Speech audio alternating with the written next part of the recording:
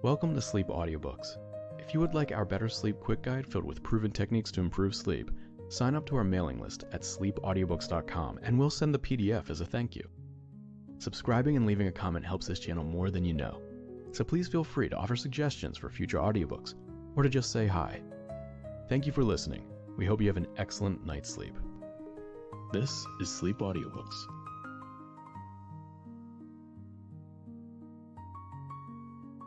Flood Tide by Sara, Ware, Bassett. Recording by Roger Melin. Chapter 1. The Weaver and His Fancies. Willie Spence was a trial. Not that his personality rasped society at large. On the contrary, his neighbors cherished toward the little old man, with his short-sighted blue eyes and his appealing smile, an affection peculiarly tender. And if they sometimes were wont to observe that although Willie possessed some common sense, he was blessed with uncommon little of it, the observation was facetiously uttered and was offered with no malicious intent. In fact, had one scoured Wilton from end to end, it would have been difficult to unearth a single individual who bore enmity toward the owner of the silver-gray cottage on the harbor road. It was impossible to talk 10 seconds with Willie Spence and not be won by his kindliness, his optimism, his sympathy, and his honesty. Willie probably could not have dissembled had he tried, and fortunately his life was of so simple and transparent a trend that little lay hidden beneath its crystalline exterior. What he was, he was.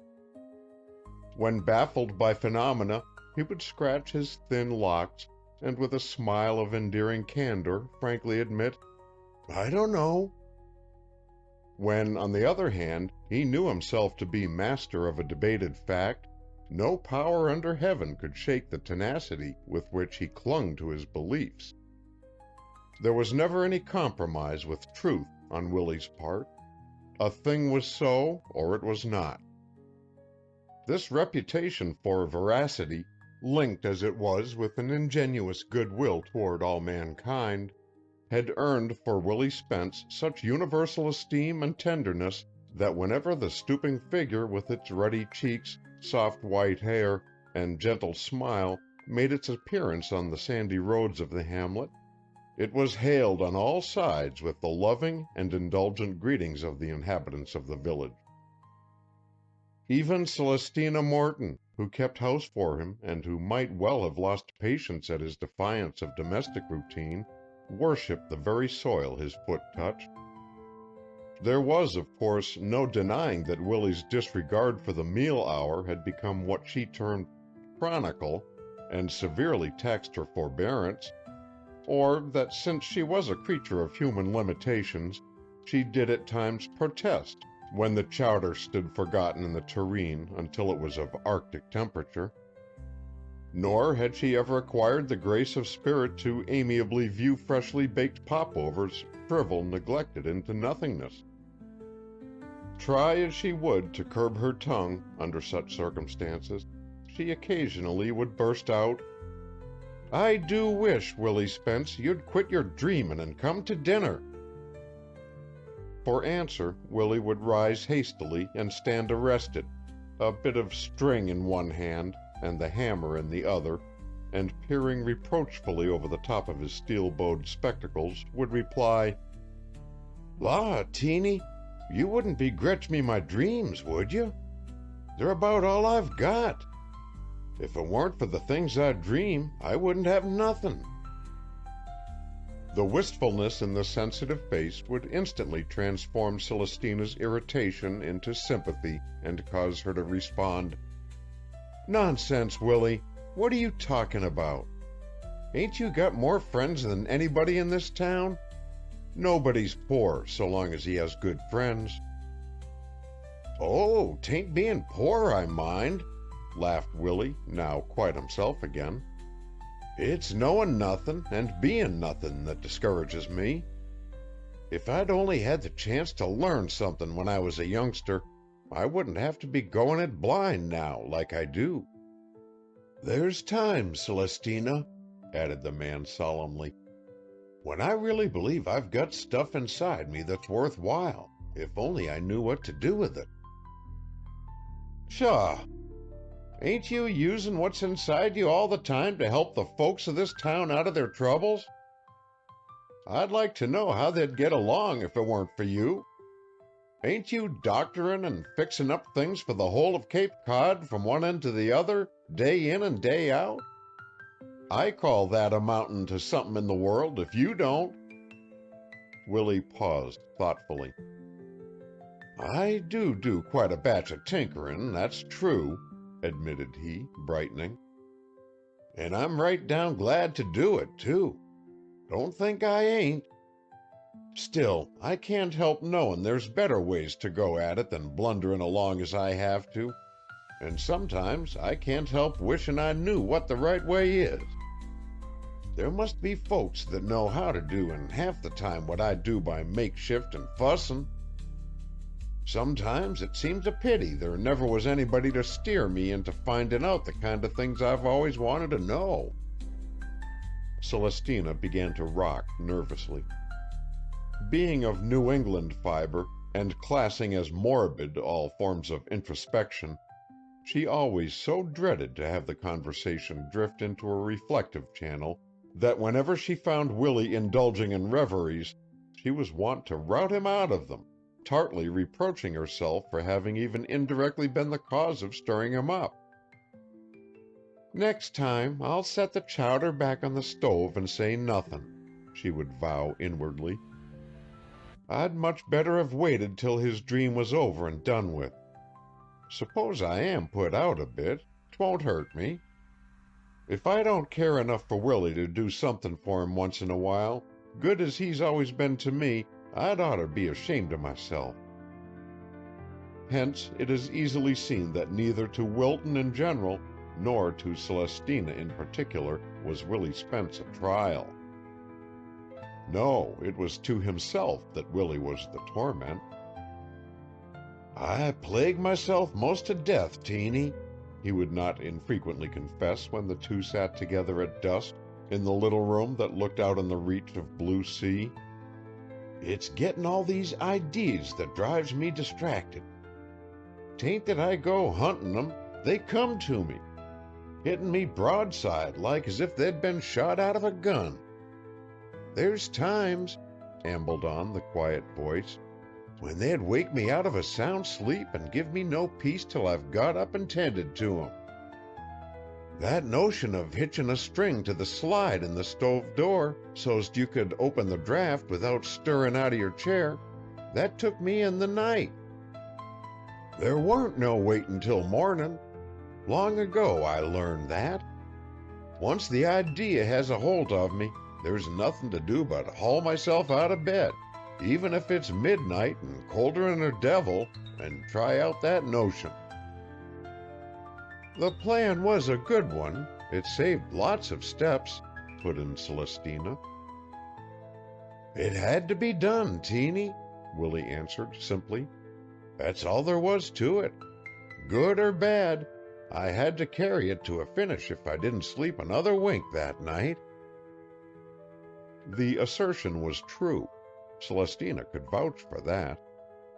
After 10 years of residence in the gray cottage, she had become too completely inured to hearing the muffled sound of saw and hammer during the wee small hours of the night to question the verity of the statement.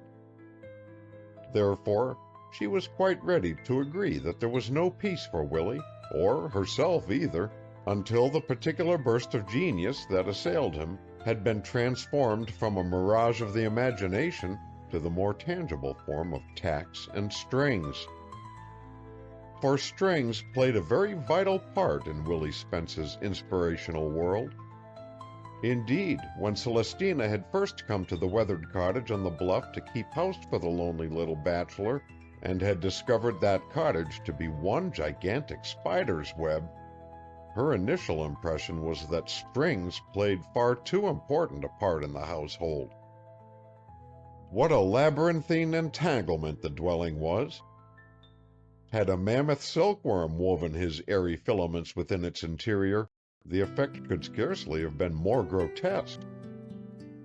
Strings stretched from the back door, across the kitchen and through the hallway, and disappeared up the stairs into Willie's bedroom, where one pull of a cord lifted the iron latch to admit Oliver Goldsmith, the Maltese cat, whenever he rattled for entrance. There was a string that hoisted and lowered the coal hod from the cellar through a square hole in the kitchen floor, thereby saving one the fatigue of tugging it up the stairs. "A coal hod is such an infernal tote to tote," Willie would explain to his listeners. Then there was a string which, in like manner, swung the wood box into place.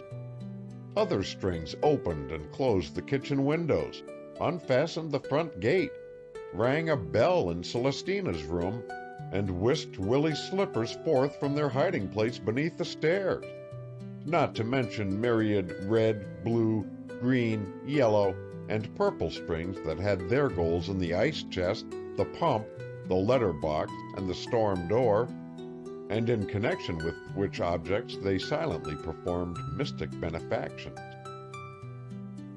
Probably, however, the most significant string of all was that of stout twine that reached from Willie's shop to the home of Genoa Eldridge, 2 fields beyond, just at the junction of the Bellport and Harbor roads.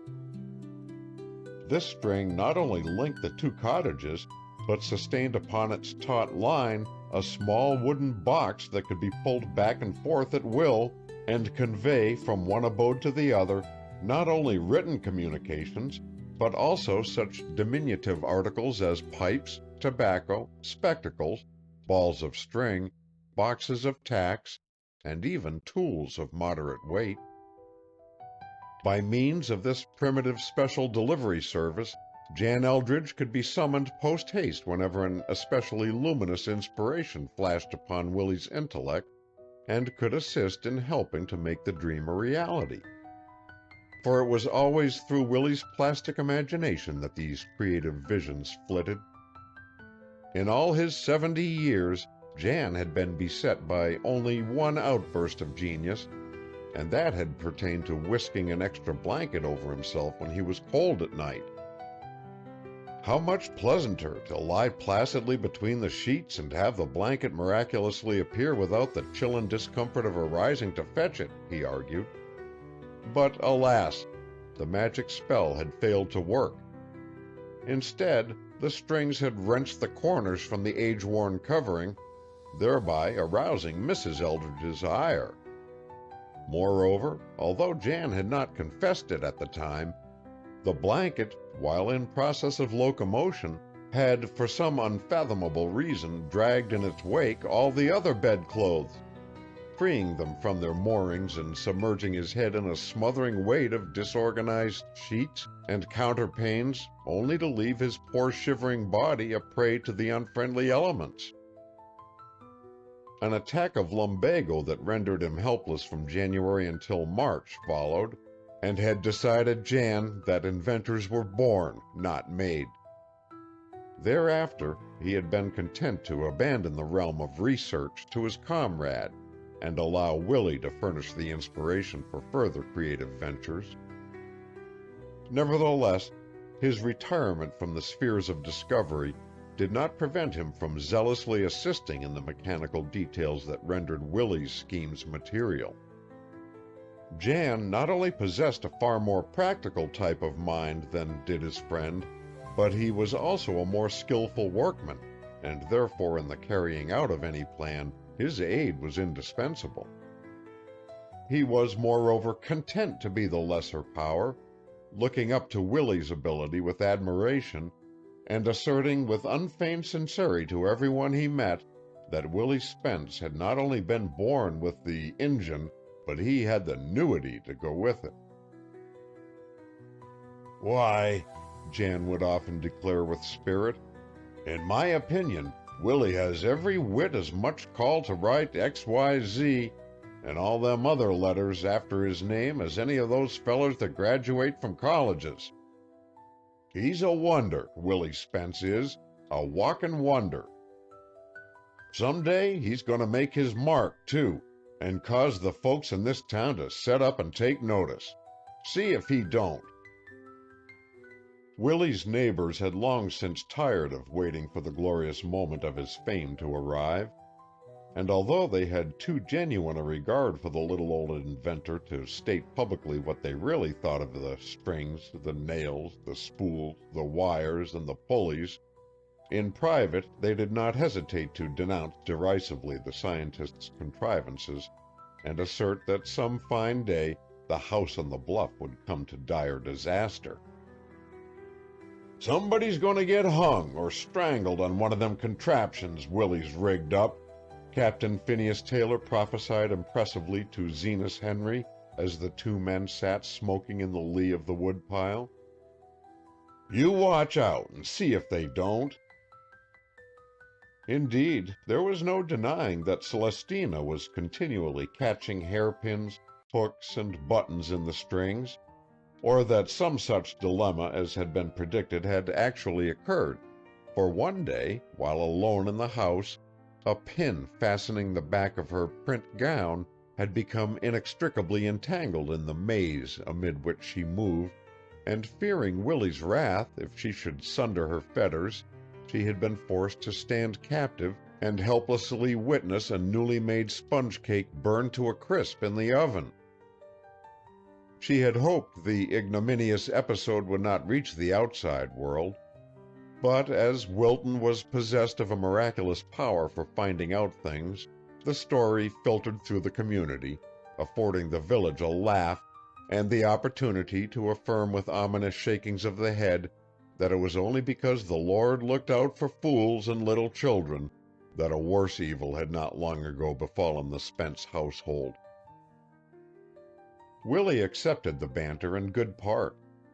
Born with a forgiving, non-combative disposition, he seldom took offense, and although Genoa Eldridge, who knew him better perhaps than anyone else on earth did, acclaimed that this tranquil exterior concealed, as did Tim Lincolnwater's, unsuspected depths of ferocity, Wilton had yet to encounter its lion-like fury.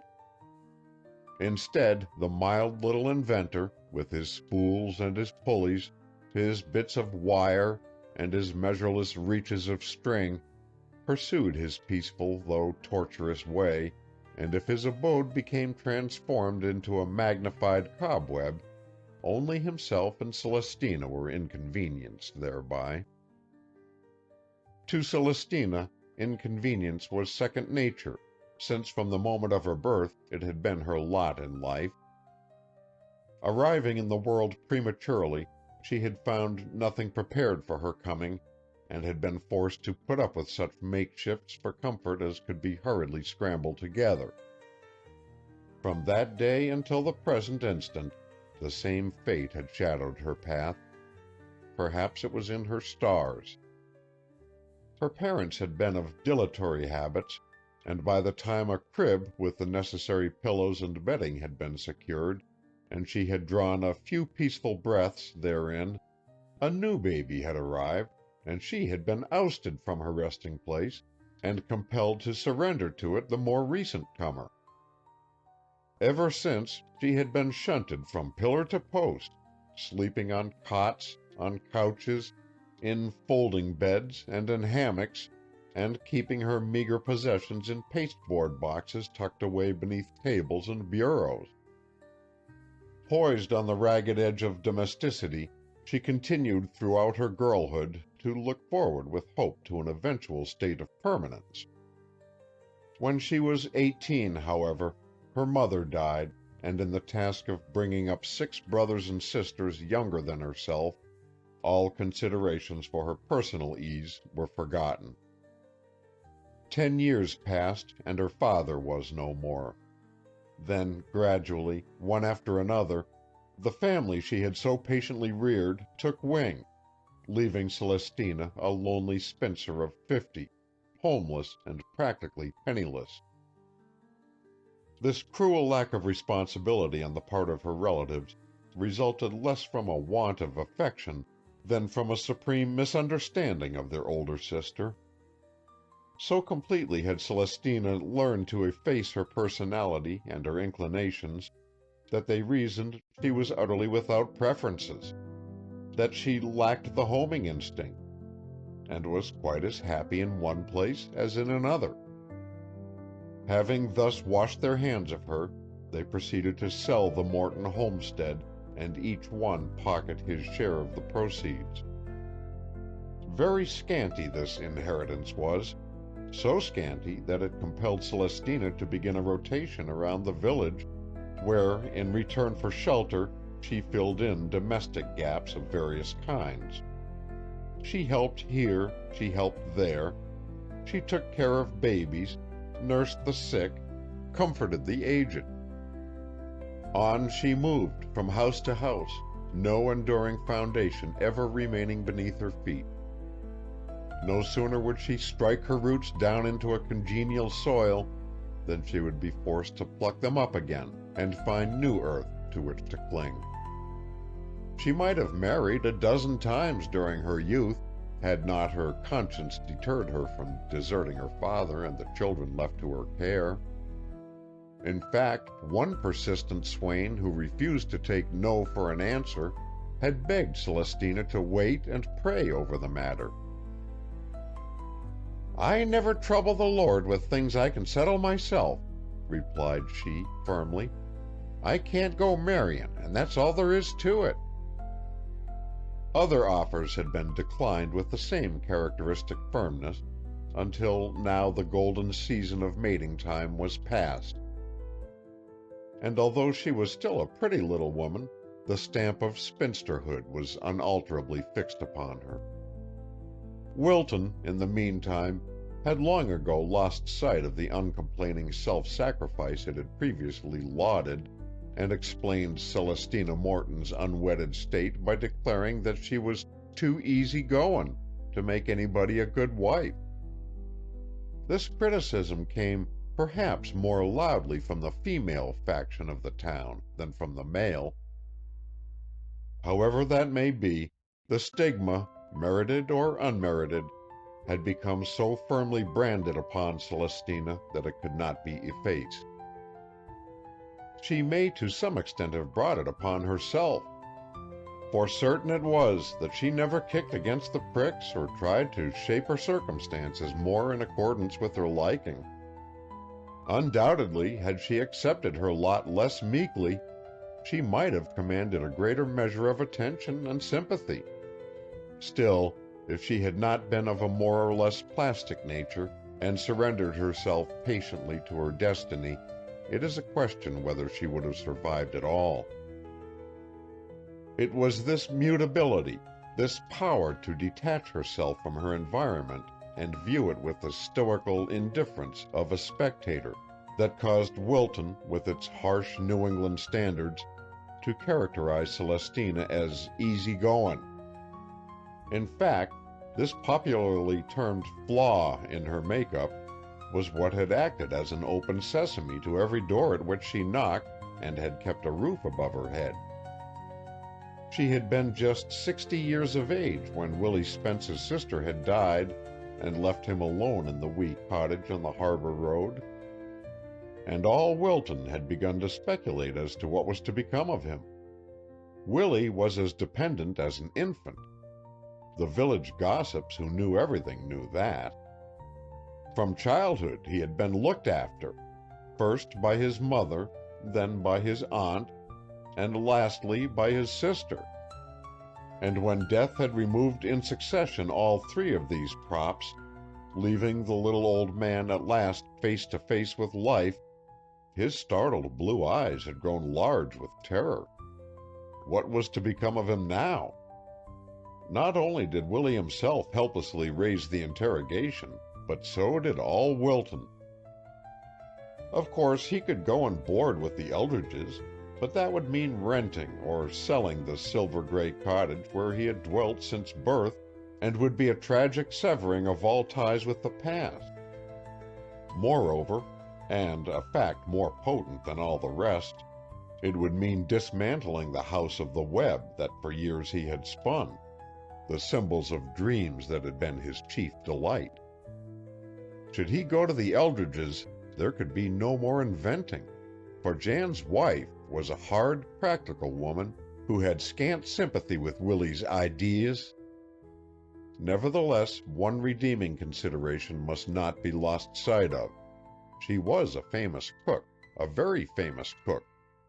And poor Willie, although he cared little what he ate, was incapable of concocting any food at all. But the strings, the strings! No, to go to live with Jan and Mrs. Eldridge was not to be thought of. It was just at this psychological juncture, when Willie was choosing twixt flesh and spirit, that he saw Celestina Morton standing like a vision in the sunshine that spangled his doorway. She said she knew how lonely he must be, and therefore she had come to make a friendly call and tidy up the house or mend for him anything that needed mending. With this simple introduction, she had taken off her hat and coat, donned an ample blue and white pinafore, and set to work. Fascinated, Willie watched her deft movements. Now and then she smiled at him, but she did not speak, and neither did he. Nor, he noticed, did she disturb his strings or comment on their inconvenience. When twilight came and the hour for her departure drew near, Willie stationed himself before the peg from which dangled her shabby wraps, and stubbornly refused to have her hat and cloak removed from the nail. There, figuratively speaking, they had hung ever since, the inventor reasoning that life without this paragon of capability was a wretched and profitless adventure. In justifying his sudden decision to Genoa Eldridge, Willie had merely explained that he had hired Celestina because she was so comfortable to have around, a recommendation at which Wilton would have jeered, but which, perhaps, in the eyes of the Lord, was quite as praiseworthy as that which her more hidebound but less accommodating sisters could have boasted. For disorder and confusion never kept Celestina awake nights, or prevented her from partaking of 3 hearty meals a day, as it would have Abby Brewster or Deborah Howland. So long as things were clean, their being an inch or 2, or even a foot out of plumb, did not worry the new inmate of the gray house an iota. And when Willie was balked in an idea that had ketched him, and left half a dozen strings and wires swinging in mid-air for weeks together, Celestina would patiently duck her head as she passed beneath them, and offer no protest more emphatic than to remark, "Them strings hanging down over the sink snare me every time I wash a dish. Ain't you calculatin' ever to take 'em down, Willie?" The reply vouchsafed would be as mild as the suggestion. "I reckon they ain't there for eternity, Teeny," the inventor would respond. "Like as not, both you and me will live to see 'em out of the way." That was all the satisfaction Celestina would get from her feeble complaints. It was all she ever got. Yet, in spite of the exasperating response, she adored Willie, who had been to her the soul of kindliness and courtesy ever since she had come to the bluff to live. He might forget to come to his meals, forget, in fact, whether he had eaten them or not. He might venture forth into the village with 1 gray sock and 1 blue one, or, when part way to the post office, become lost in reverie and return home again without ever reaching his destination. Such incidents had happened and were likely to happen again. Nevertheless, notwithstanding his absent-mindedness, he was never too much absorbed to maintain toward Celestina an old-fashioned deference very appealing to one accustomed to being ignored and slighted. The impulse, it was quite obvious, was prompted less by conventionality than by a knightliness of heart, and Celestina, who had never before been the recipient of such courtesies, found herself inexpressibly touched by the trifling attentions. Often she speculated as to whether this mental attitude toward all womanhood was one Willie himself had evolved, or whether it was the result of standards instilled into his sensitive consciousness by the women who had been his companions through life, his mother, his aunt, his sister. Whichever the case, there was no question that the old man's bearing toward her placed her on a pinnacle where gossip was silenced, and transformed her humble ministrations from those of a hireling into acts of graciousness and beauty. Moreover, to live in the same house with such an optimist was no ordinary experience. Well, Celestina remembered the day when at dinner the little old man had choked violently, turning purple in the face in his fight for breath. She had rushed to his side, terror-stricken, but between his spasms of coughing, the inventor had gasped out, "Why make so much fuss over what's going down the wrong way, Teeny? Think of the things I've swallowed all these years that have gone down right." The observation was characteristic of Willie's creed of life. He never emphasized the exceptions, but always the big, fine, elemental good in everything. Even the name by which he went had been bestowed on him by the community as a term of endearment. There were, to be sure, other men in the hamlet whose names had passed into diminutives. There was, for example, Seth Crocker, whose wife explained that she called him Sethy for short. But Sethy's name was never pronounced with the same affectionate drawl that Willie's was. No, Willie had his peculiar niche in Wilton, and a very sacred niche it was. What marvel, therefore, that Celestina reverenced the very earth which he trod, and cheerfully put up with the strings, the wires, the spools, the tacks, and the pulleys, that she shifted the meals about to suit his convenience, and that when she was awakened at midnight by a rhythmic hammering which portended that the inventor had once again got ketched with a new idea, she smiled indulgently in the darkness, and instead of cursing the echoes that disturbed her slumber, whispered to herself Jan Eldridge's oft-repeated prediction that the day would come when Willie Spence would astonish the scoffers of Wilton and would make his mark. End of Chapter 1. Chapter 2. Willie has an idea. On a day in June so clear that a seagull loomed mammoth against the sky, a day when a sail against the horizon was visible for miles, a day when the whole world seemed swept and garnished as for a festival, Zenas Henry Brewster drew rein before the Spence cottage, hitched the Admiral to the picket fence that bordered the highway, and, ascending the bank which sloped abruptly to the road, presented himself at the kitchen door from which issued the aroma of baking bread. "Mornin', Teeny," called the visitor, poking his head across the threshold.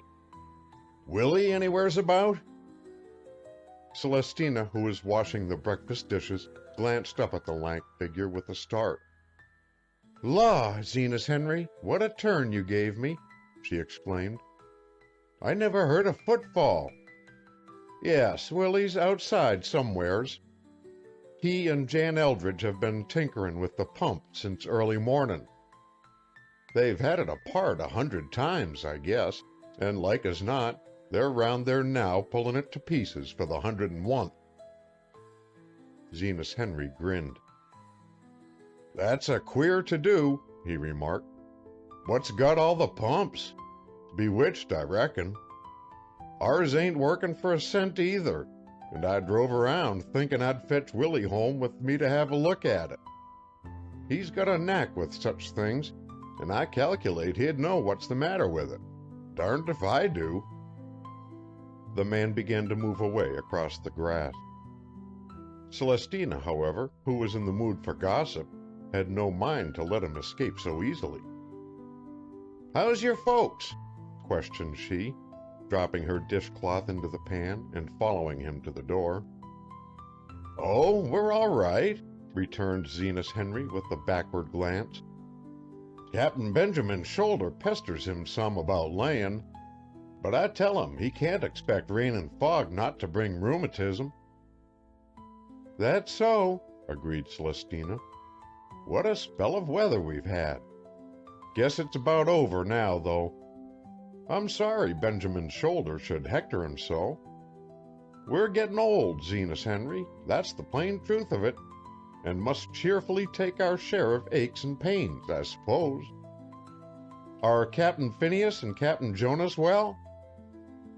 "Oh, they're nimble as crabs." "And Abby?" "Fine as a clipper in a breeze," responded the man with enthusiasm. "Best wife that ever was. The sun rises and sets in that woman, Celestina. What she can't do ain't worth doing. Turns off work like as if it was no account, and grows better looking every day a-doing it."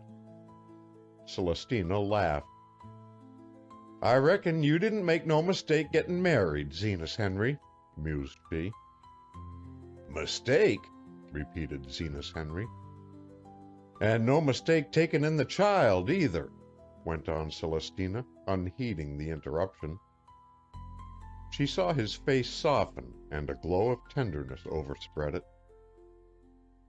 "Delight was sent us out of heaven," he declared with solemnity. "'Twas as much intended that ship should come ashore here, and the 3 captains and myself bring that little girl to land, as that the sun should rise in the morning. The child was meant for us and for nobody else on earth.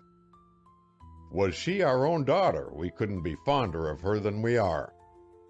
It's 10 years now since the wreck of the Micheline. Think of it. How time flies. 10 years, and the girl's most 20. I can't realize it. Why, it seems only yesterday she was clinging to my neck and I was bringing her home.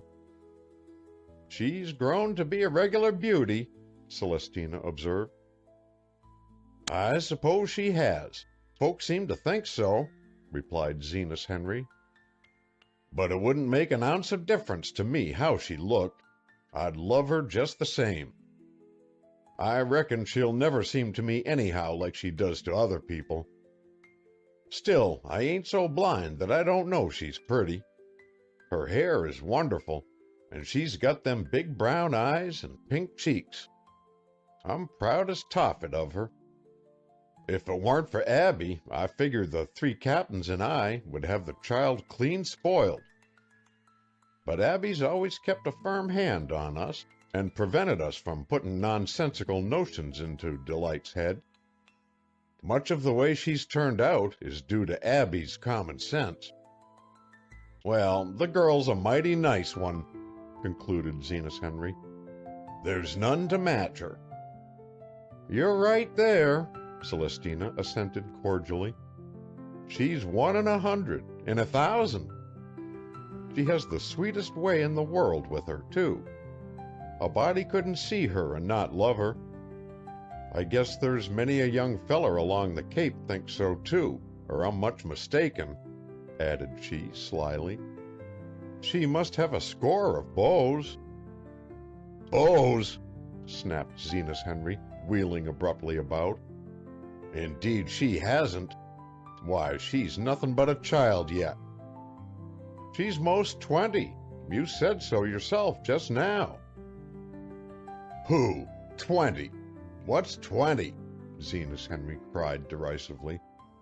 "Why, I'm 3 times that already, and more too, and I ain't old. So are you, Teeny. 20. Nonsense." "But Delight is 20, Zenas Henry," persisted Celestina. "What of it?" "Well, you mustn't forget it, that's all," continued the woman softly. "Many a girl her age is married and—" "Married!" burst out the man with indignation. "What under heaven are you talking about, Celestina? Delight marry? Not she. She's too young. Besides, she's well enough content with Abby and the 3 captains and me. Marry? Delight marry? Ridiculous."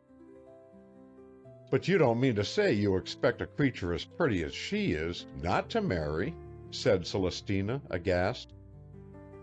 Oh, why, yes, ruminated Zenas Henry. Of course she's going to get married sometime, by and by, maybe in 10 years or so, but not now. 10 years or so? My goodness! Why, she'll be 30 or 35, and an old maid by that time. No, she won't. I was 45 before I married, and it didn't do me no hurt or spoiled my chances. You might have been living with Abby all them years, though. I know it.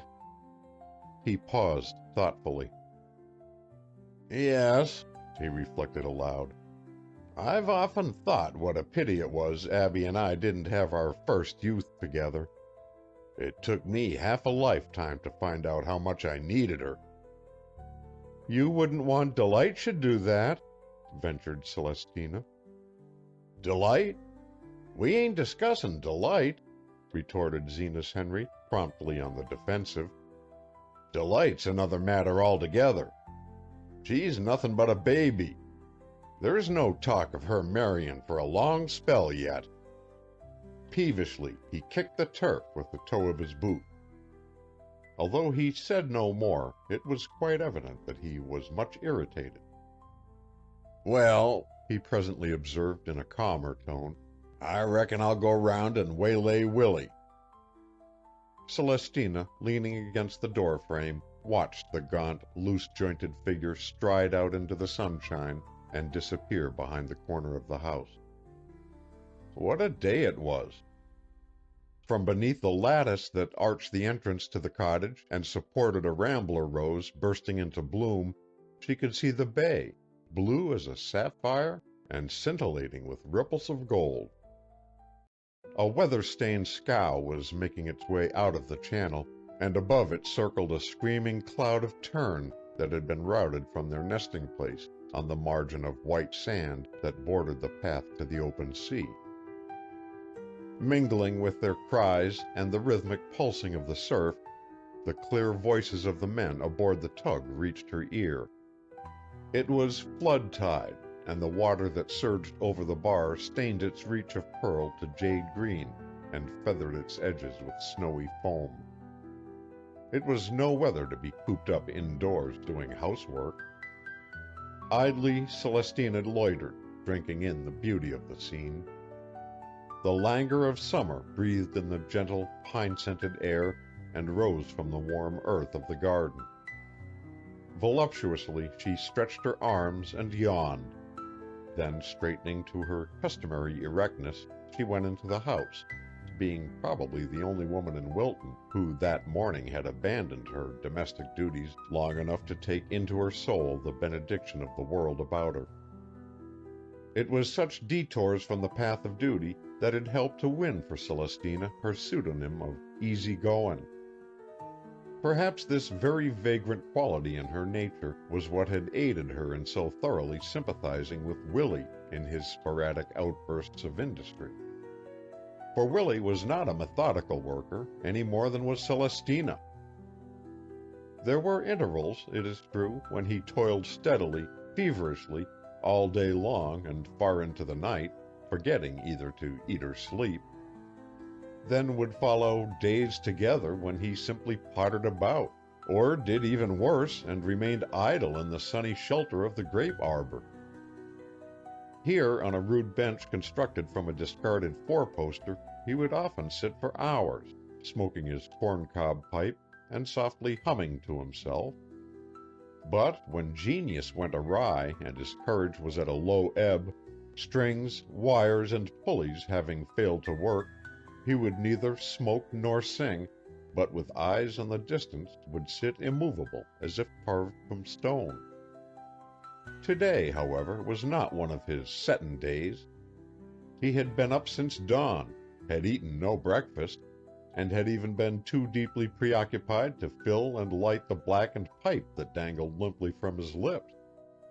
Yet, despite all his coaxings and cajolings, The iron pump opposite the shed door still refused to do anything but emit from its throat a few dry, profitless gurgles that seemed forced upward from the very caverns of the earth. Both Willie and Jan Eldridge looked tired and disheartened, and when Zenas Henry approached, stood at bay, surrounded by a litter of wrenches, hammers, and scattered fragments of metal. "What's the matter with your pump?" called Zenas Henry as he strolled toward them. Willie turned on the intruder, a smile half humorous, half contemptuous, flitting across his face. "If I could answer that question, Zenas Henry, I wouldn't be standin' here gapin' at the darn thing," was his laconic response. "It's just took a spell, that's all there is to it. It was right enough last night." "There's no accountin' for machinery," Zenas Henry remarked. The observation struck a note of pessimism that rasped Willie's patience. "There's got to be some accountin' for this claptraption," retorted he, a suggestion of crispness in his tone. "I shan't stir foot from this spot till I find out what set it to actin' up this way." Zenas Henry laughed at the declaration of war echoing in the words. "I've given up flyin' all to flinders over everything that gets out of gear," he drawled. "If I was to be goin' up higher'n a kite every time, for instance, that the seaweed catches round the propeller of my motorboat, I'd be in mid-air most of the time." Willie raised his head with the alertness of a hunter on the scent. "Seaweed?" he repeated vaguely. Zenas Henry nodded. "Ain't there no scheme for doing away with a nuisance like that?" "I ain't discovered any," came dryly from Zenas Henry. "We've all had a whack at the thing. Captain Jonas, Captain Phineas, Captain Benjamin, and me, and we're back where we were at the beginning. Nothing we've tried has worked." Ruminated Willie, stroking his chin. "I've about come to the conclusion we ain't much good as mechanics anyhow," went on Zenas Henry with a short laugh. "In fact, Abby's of the mind that we get things out of order faster'n we put 'em in." Genoa Eldridge rubbed his grimy hands and chuckled, but Willie deigned no reply. "This propeller now," he presently began, as if there had been no digression from the topic. "I suppose the kelp gets tangled round the blades?" "That's it," assented Zenas Henry. "And that holds up your engine?" "Uh-huh," Zenas Henry agreed with the same bored inflection. "And that leaves you rocking like a baby in a cradle till you can get the wheel free." "Uh-huh." There was a moment of silence. "It can't be much of a stunt tossin' round in a choppy sea like as if you was a chip on the waves," commented Jan Eldridge with a commiserating grin. "'Tain't. What do you do when you find yourself in a fix like that?" he inquired with interest. "Do?" reiterated Zenas Henry. "What a question! What would any fool do? There ain't no choice left you but to hang head downwards over the stern of the boat and claw the eelgrass off the wheel with a gaff." Genoa burst into a derisive shout. "Oh, my eye!" he exclaimed. "So that's the way you do it, eh? Don't talk to me of motor boats. A good old-fashioned skiff with a leg of mutton sail in her is good enough for me. How about you, Willie?" No reply was forthcoming. "I say, Willie," repeated Jan in a louder tone, "that these new-fangled motorboats, with their noise and their smell, ain't no match for a good clean dory." Willie came out of his trance just in time to catch the final clause of the sentence. "Who ever saw a clean dory in Wilton?" Jan faltered, abashed. "Well, anyhow," he persisted, "in my opinion, clean or not, a straight, wholesome smell of cod ain't to be mentioned in the same breath with a mix-up of stale fish and gasoline." Zenas Henry bridled. You don't buy a motorboat to smell of, he said tartly. You seem to forget it's to sail in. But if the eelgrass holds you hard and fast in one spot most of the time, I don't see's you do much sailing, taunted Jan. 'Pears to me you're just adrift and going nowheres a good part of the time. No, I ain't, snapped Zenas Henry with rising ire. It's only sometimes the thing gets spleeny. Most always.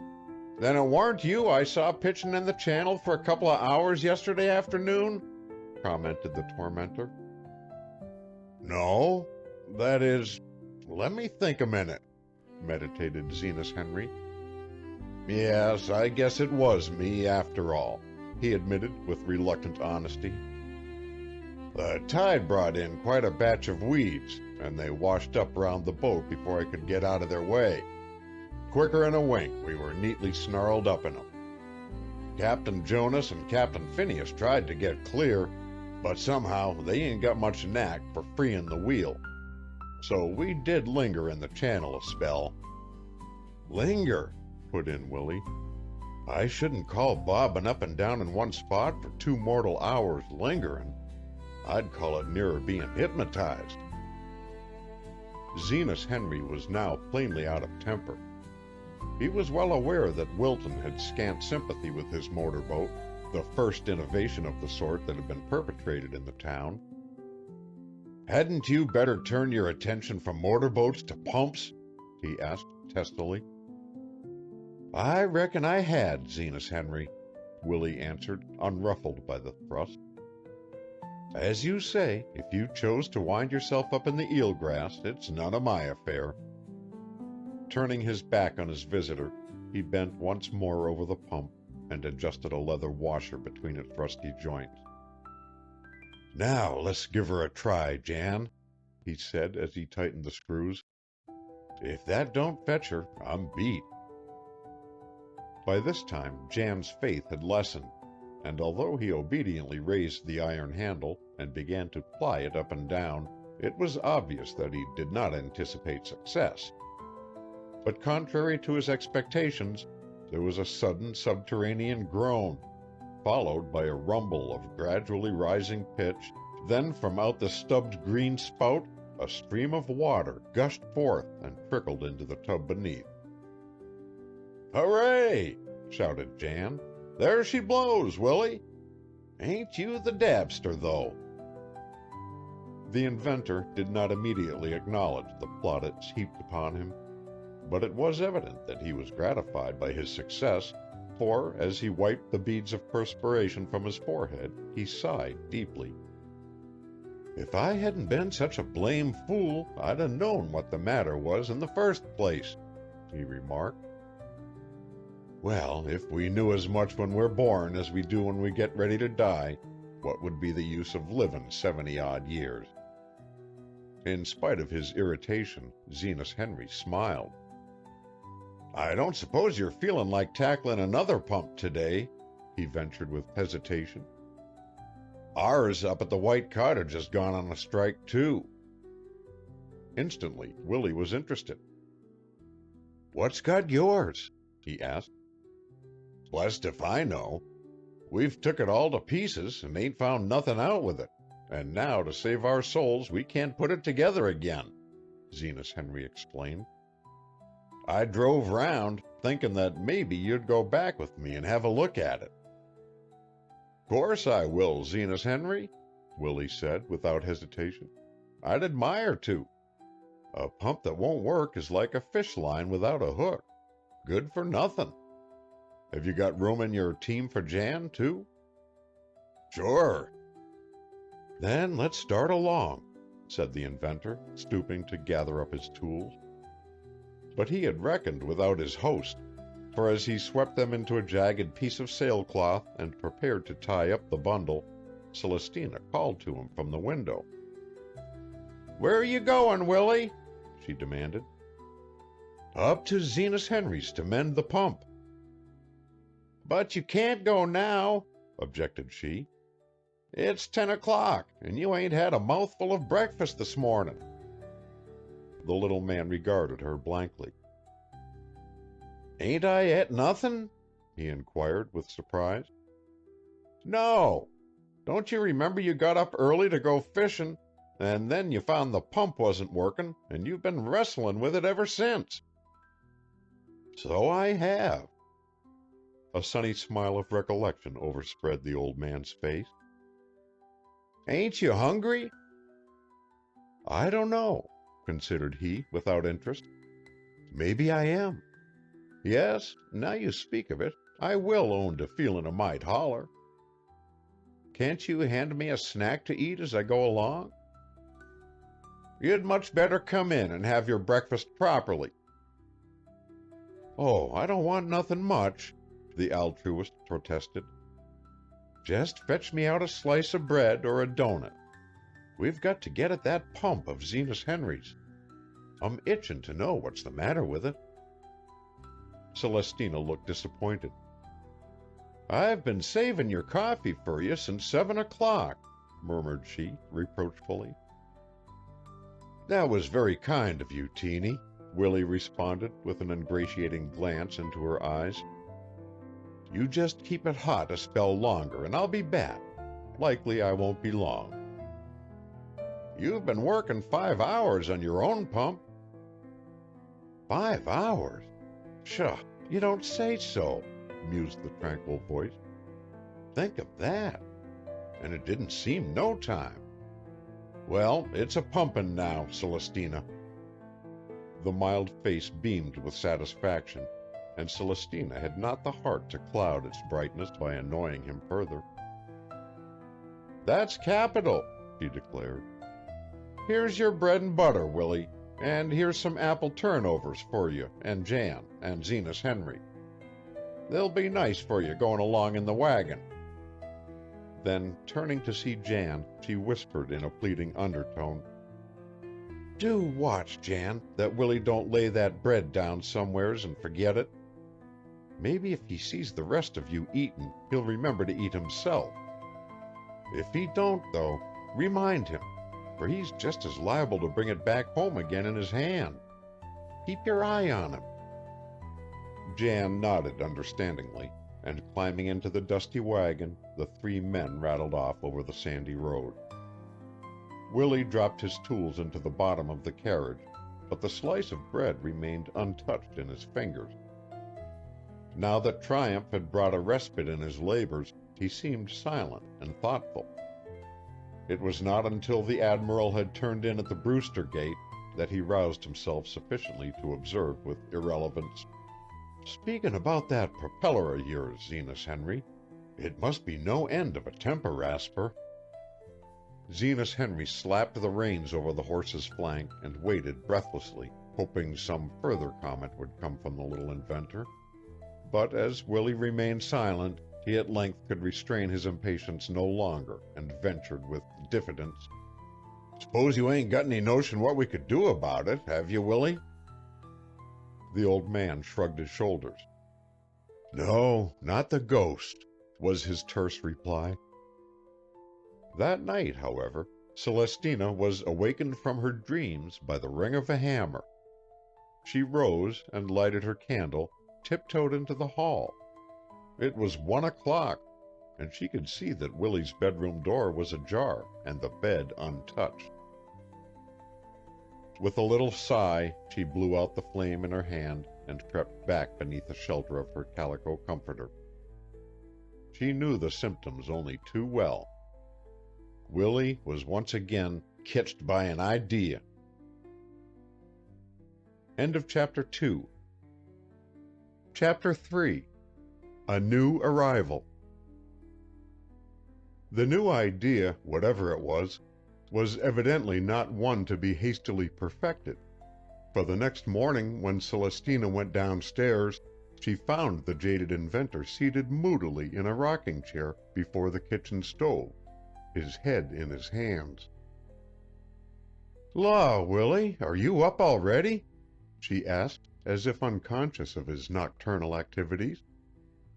The reply was a wan smile. "And you've got the fire built, too," went on Celestina cheerily. "How nice!" "Eh? repeated he, giving her a vague stare. The fire? Yes, I was saying how good it was of you to start it up. The man gazed at her blankly. I ain't touched the fire, he answered. I might have, though, as well as not, Teeny, if I'd thought of it. That's all right, Celestina declared, making haste to repair her blunder. I've plenty of time to lay it myself. 'Twas only that when I saw you settin' up before it, I thought maybe you'd built it, 'cause you were cold. I was cold, acquiesced Willie, his eyes misty with thought. But I warn't noticin' there was no heat in the stove when I drew up here. Celestina bit her lip. How characteristic the confession was. Well, there'll be a fire now very soon, said she, bustling out and returning with paper and kindlings. The kitchen will be warm as toast in no time, and I'll make you some hot coffee straight away. That'll heat you up. This northerly wind blows the cobwebs out of the sky, but it does make it chilly. Although Willie's eyes automatically followed her brisk motions and watched while she deftly started the blaze, it was easy to see that he was too deep in his own meditations to sense what she was doing. Perhaps had his mood not been such an abstract one, he would have realized that he was directly in the main thoroughfare and obstructing the path between the pantry and the oven. As it was, he failed to grasp the circumstance, and not wishing to disturb him, Celestina patiently circled before, behind, and around him in her successive pilgrimages to the stove. Such situations were exigencies to which she was quite accustomed, her easy-going disposition quickly adapting itself to emergencies of the sort. So skillful was she in effacing her presence that Willie had no knowledge he was an obstacle, until suddenly the iron door swung back of its own volition and in passing brushed his knuckles with its hot metal edge. Ouch! cried he, starting up from his chair. What's the matter? Called Celestina from the pantry. Nothin'. The oven door sprung open, that's all. It didn't burn you? No, but it made me jump, laughed Willie. Why didn't you tell me, Teeny, that I was in your way? You weren't in my way. But I must have been, the man persisted. You should have shoved me aside in the beginning. Stretching his arms upward with a comfortable yawn, he rose and sauntered toward the door. Now you're not to pull out of here, Willie Spence, Celestina objected in a peremptory tone, until you've had your breakfast. You had none yesterday, remember, thanks to that pump. And you had no dinner either, thanks to Zenas Henry's pump. You're going to start this day right. You're to have 3 square meals if I have to tag you all over Wilton with 'em. I don't know what it is you've got on your mind this time, but the world's worried along without it up to now, and I guess it can manage a little longer. Willie regarded his mentor good-humoredly. I figure it can, Celestina, he returned. In fact, I reckon it'll have to content itself for quite a spell without the notion I've run afoul of now. Celestina offered no interrogation. Instead, she said, Well, don't let it harry you up. That's all I ask. If it's going to be a long, drawn-out piece of tinkerin', why, there's all the more reason you should eat your 3 good meals like other Christians. Next you know, you'll be getting run down, and I'll be having to brew some dandelion bitters for you. She came to an abrupt stop, halfway between the oven and the kitchen table, a bowl and spoon poised in her hand. I ain't sure but it's time to brew you something anyway, she announced. You ain't had a tonic for quite a spell, and maybe 'twould do you good. A helpless protest trembled on Willie's lips. I don't need any bitters, Celestina, he at last observed mildly. You don't know whether you do or not. Celestina replied with as near an approach to sharpness as she was capable of. However, there's no call to discuss that now. The chief thing this minute is for you to sit up to the table and eat your victuals. Docilely the man obeyed. He was hungry, it proved, very hungry indeed. With satisfaction, Celestina watched every spoonful of food he put to his lips, inwardly gloating as one muffin after another disappeared. And when at last he could eat no more and took his blackened cob pipe from his pocket, she drew a sigh of satisfaction. "There now, if you want to go back to your inventin', you can," she remarked, as she began to clear away the dishes. "You've took aboard enough rations to do you quite a while." Notwithstanding the permission, Willie did not immediately avail himself of it, but instead lingered uneasily as if something troubled his conscience. "Say, Teeny," he blurted out at length, "if you happen around by the front door and miss the screen, don't be scared and think it's stole. I had to use it for something last night." "The screen door?" gasped Celestina. "Yes." But Willie, the door was new this spring. There wasn't a brack in it." "I know it," was the calm answer. "That's why I took it." "But you could have got nettin' over at the store today." "I couldn't wait." Celestina did not reply at once, but when she did, she had herself well in hand, and every trace of irritation had vanished from her tone.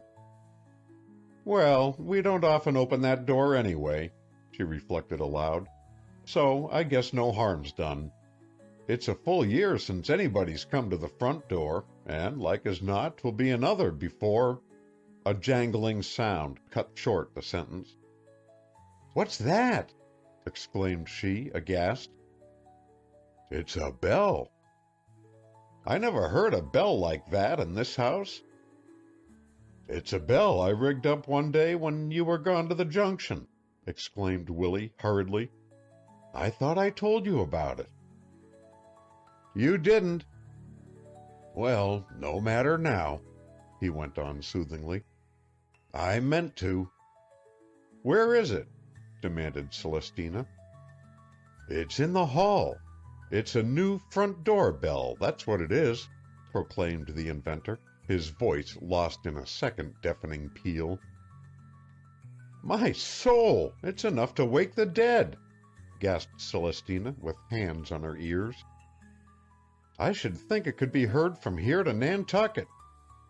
What set you gettin' a bell that size, Willie? 'Twould scare any caller who dared to come this way out of a year's growth. I'll have to go and see who's there, if he ain't been struck dumb on the door-sill. Whoever can it be, comin' to the front door?" With perturbed expectancy, she hurried through the passageway, Willie tagging at her heels. The infrequently patronized portal of the Spence mansion, it proved, was so securely barred and bolted that to unfasten it necessitated no little time and patience. Even after locks and fastenings had been withdrawn and the door was at liberty to move, not knowing what to do with its unaccustomed freedom, it refused to stir, stubbornly resisting every attempt to wrench its hinges asunder.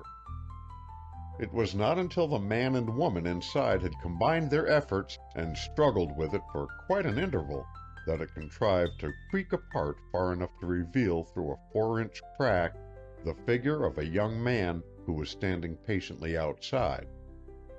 One could not have asked for a franker, merrier face than that which peered at Celestina through the narrow chink of sunshine. To judge at random, the visitor had come into his manhood recently, for the brown eyes were alight with youthful humor and the shoulders unbowed by the burdens of the world. He had a mass of wavy dark hair, a thoughtful brow, ruddy color, a pleasant mouth and fine teeth, and a tall, erect figure which he bore with easy grace. "Is Miss Morton at home?" he asked, smiling at Celestina through the shaft of golden light. Celestina hesitated. So seldom was she addressed by this formal pseudonym that for the instant she was compelled to stop and consider whether the individual designated was on the premises or not. Yes, she at last admitted feebly. I wonder if I might speak with her, the stranger asked. Why don't you tell him you're Miss Morton? Coached Willie in a loud whisper. But the man on the steps had heard. You're not Miss Morton, are you? He essayed. Miss Celestina Morton? I expect I am, owned Celestina nervously. I'm your brother, Elnathan's boy, Bob. Celestina crumpled weakly against the doorframe. Nate's boy, she repeated. Bless my soul. Bless my soul and body. The man outside laughed a delighted laugh so infectious that before Celestina or Willie were conscious of it, they had joined in its mellow ripple. After that, everything was easy. We can't open the door to let you in, explained Willie, peering out through the rift, 'cause this blasted door ain't moved for so long that its hinges have growed together. But if you'll come round to the back of the house, you'll find a warmer welcome. The guest nodded and disappeared. Land alive, Willie! Ejaculated Celestina while they struggled to replace the dislocated bars and bolts. To think of Nate's boy appearing here! I can't get over it. Nate's boy! Nate was my favorite brother, you know. The littlest one that I brought up from babyhood. This lad is so completely the living image of him that when I clapped eyes on him, it took the gimp clear out of me. It was like having Nate himself come back again. With fluttering eagerness, she sped through the hall. Robert Morton was standing in the kitchen when she arrived, his head towering into the tangle of strings that crossed and recrossed the small interior. Whatever his impression of the extraordinary spectacle, he evinced no curiosity, but remained as imperturbable amid the network that ensnared him as if such astounding phenomena were everyday happenings. Nevertheless, a close observer might have detected in his hazel eyes a dancing gleam that defied control. Apparently, it did not occur either to Willie or to Celestina to explain the mystery which had long since become to them so familiar a sight. Therefore, amid the barrage of red, green, purple, pink, yellow, and white strings, they greeted their guest, throwing into their welcome all the homely cordiality they could command. From the first moment of their meeting, it was noticeable that Willie was strongly attracted by Robert Morton's sensitive and intelligent face, and had he not been, for Celestina's sake, he would have made an effort to like the newcomer. Fortunately, however, effort was unnecessary, for Bob won his way quite as uncontestedly with the little inventor as with Celestina. There was no question that his aunt was delighted with him. One could read it in her affectionate touch on his arm, in her soft, nervous laughter, in the tremulous inflection of her many questions. Your father couldn't have done a kinder thing than to have sent you to Wilton, Robert, she declared at last when quite out of breath with her rejoicings. My, if you're not the mortal image of him as he used to be at your age, I can scarcely believe it isn't Nate. His forehead was high like yours, and the hair waved back from it the same way. He had your eyes, too, full of fun and yet earnest and thoughtful. I ain't sure but you're a mite taller than he was, though. I topped Dad by 6 inches, Aunt Teeny, smiled the young man. I guessed likely you did, murmured Celestina, with her eyes still on his face. Now, you must sit right down and tell me all about yourself and your folks. I want to know everything. Where you come from, when you got here, how long you can stay, and all. The last question is the only really important one, interrupted Willie, approaching the guest and laying a friendly hand on his shoulder. "The doin's of your family will keep, and where you come from ain't no great matter neither. What counts is how long you can spare to visit in Wilton and your aunt. We ain't much on talk here on the Cape, but I just want you should know that there's an empty room upstairs with a good bed in it that's yours long's as you can make out to use it. Your aunt is a prime cook, too, and though there's no danger of your mixing up this place with Broadway or Palm Beach, I believe you might manage to keep contented here." "I'm sure I could," Bob Morton answered. "And you're certainly kind to give me such a cordial invitation. I wasn't expecting to remain for any length of time, however. I came down from Boston, where I happened to be staying yesterday afternoon and had planned to go back tonight. I've been doing some postgraduate work in naval engineering at Tech and have just finished my course there. So, you see, I'm really on my way home to Indiana. But Dad wrote that before I returned, he wanted me to take a run down here and see Aunt Teeny and the old town where he was born, so here I am." Willie scanned the stranger's face meditatively. "Then you're clear of work and starting off on your summer vacation." "That's about it," confessed Bob. "Anything to take you west right away?" "No, nothing, except that the family have not seen me for some time. I've accepted a business position with a New York firm, but I don't start in there until October." "You're your own master for 4 months, huh?" "Yes, sir." "Well, I ain't a-going to urge you to put in your time here, but I will say again, in case you've forgotten it, that so long as you're content to remain with us, we'd admire to have you. 'Twould give your aunt no end of pleasure, I'll be bound, and I'd enjoy it as well as she would." "You're certainly not considering going back to Boston today," chimed in Celestina.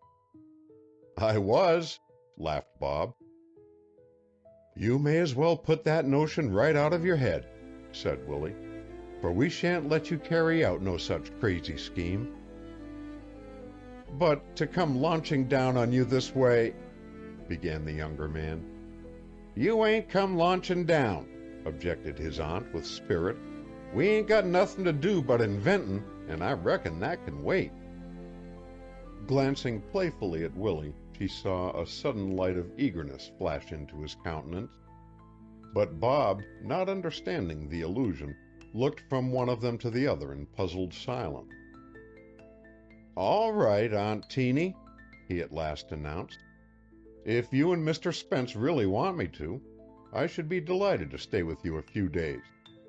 The fact is," he added with boyish frankness, "my suitcase is down behind the rose bushes this minute. Having sent most of my luggage home, and not knowing what I should do, I brought it along with me." "You go straight out, young man, and fetch it in," commanded Willie, giving him a jocose slap on the back. Nevertheless, in spite of the mandate, Robert Morton lingered. "Do you know, Aunt Teeny, I'm almost ashamed to accept your hospitality," he observed with winning sincerity. "We've all been so rotten to you, never coming to see you or anything. Dad's terribly cut up that he hasn't made a single trip east since leaving Wilton." The honest confession instantly quenched the last smoldering embers of Celestina's resentment toward her kin. "Don't think no more of it," she returned hurriedly.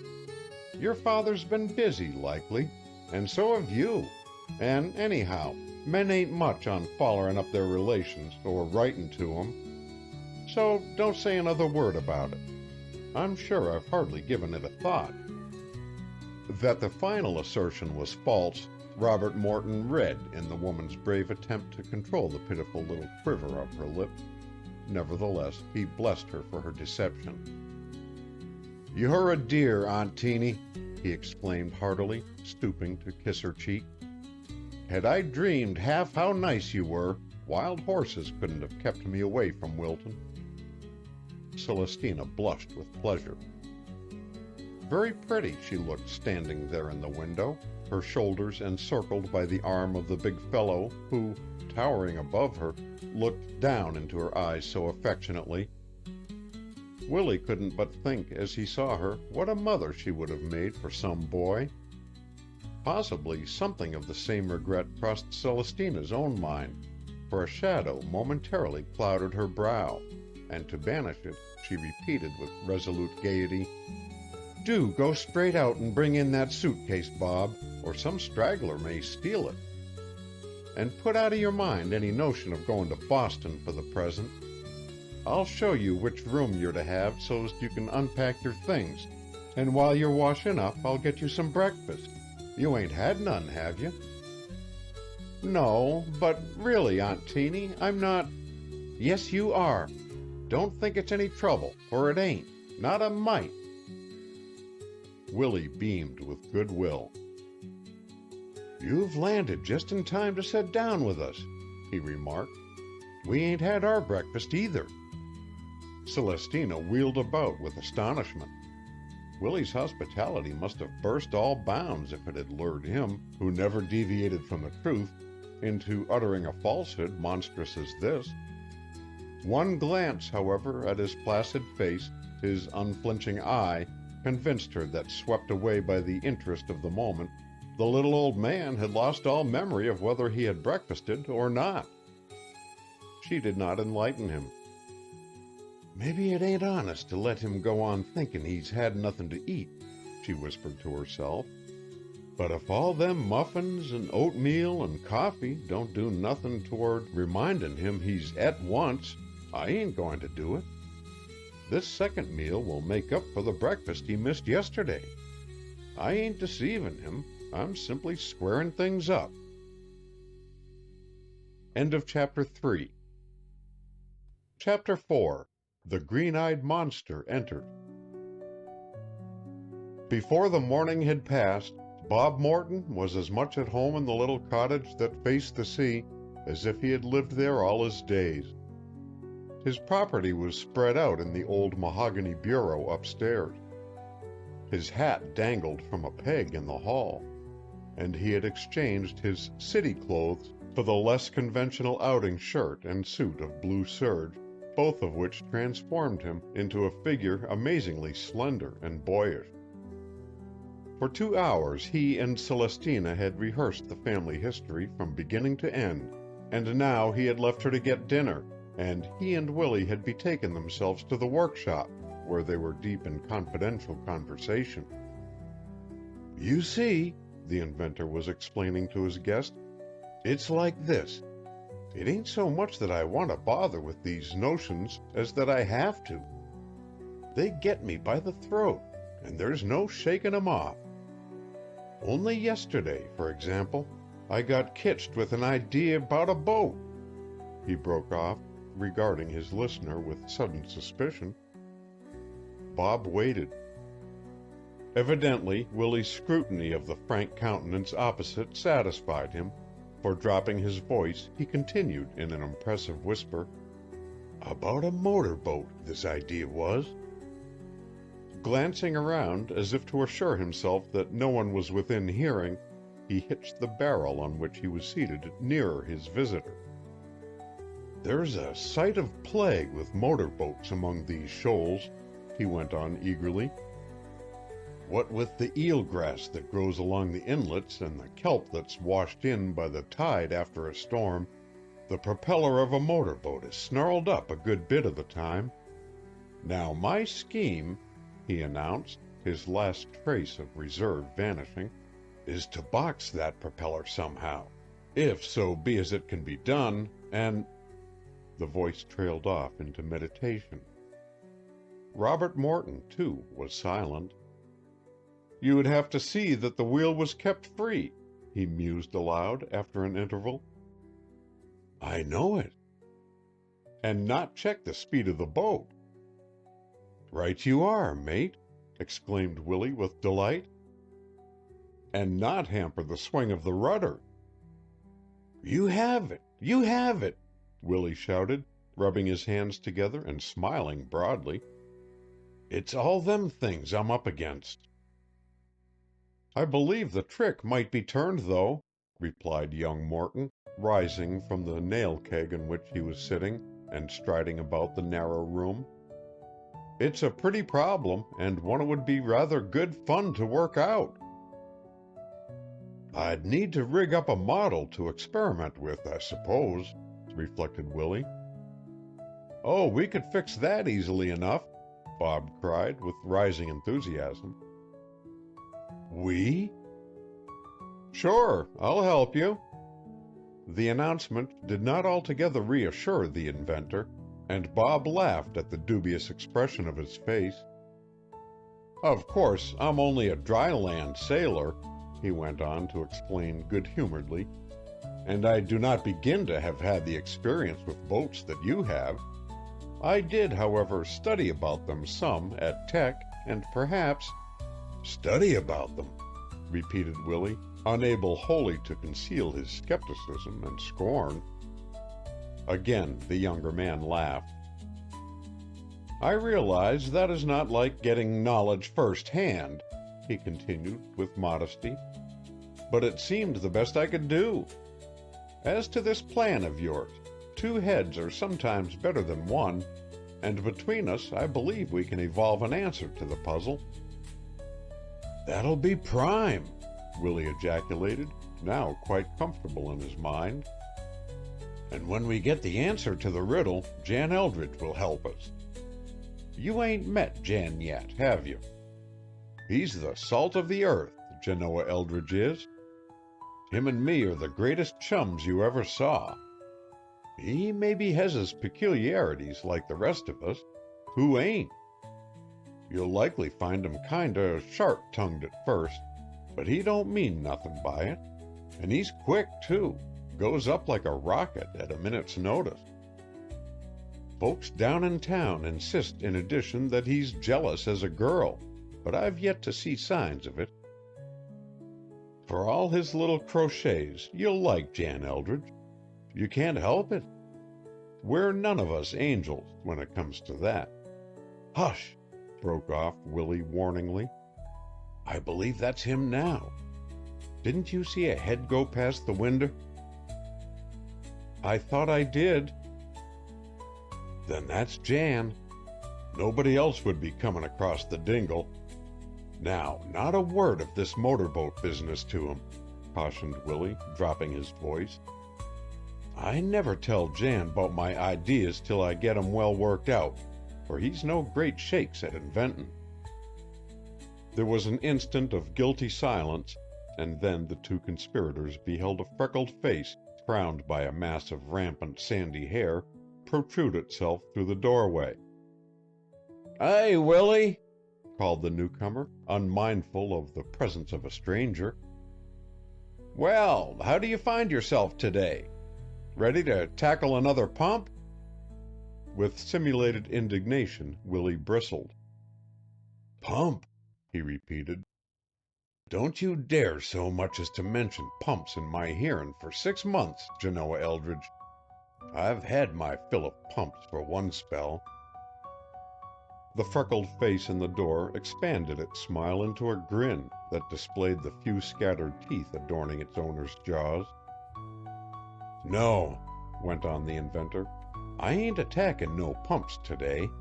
I'm sorta taking a vacation. You see, we've got company. Teeny's nephew, Bob Morton, from Indiana, has come to stay with us. This is him on the nail keg. Shuffling further into the room, Jan peered inquisitively at the guest.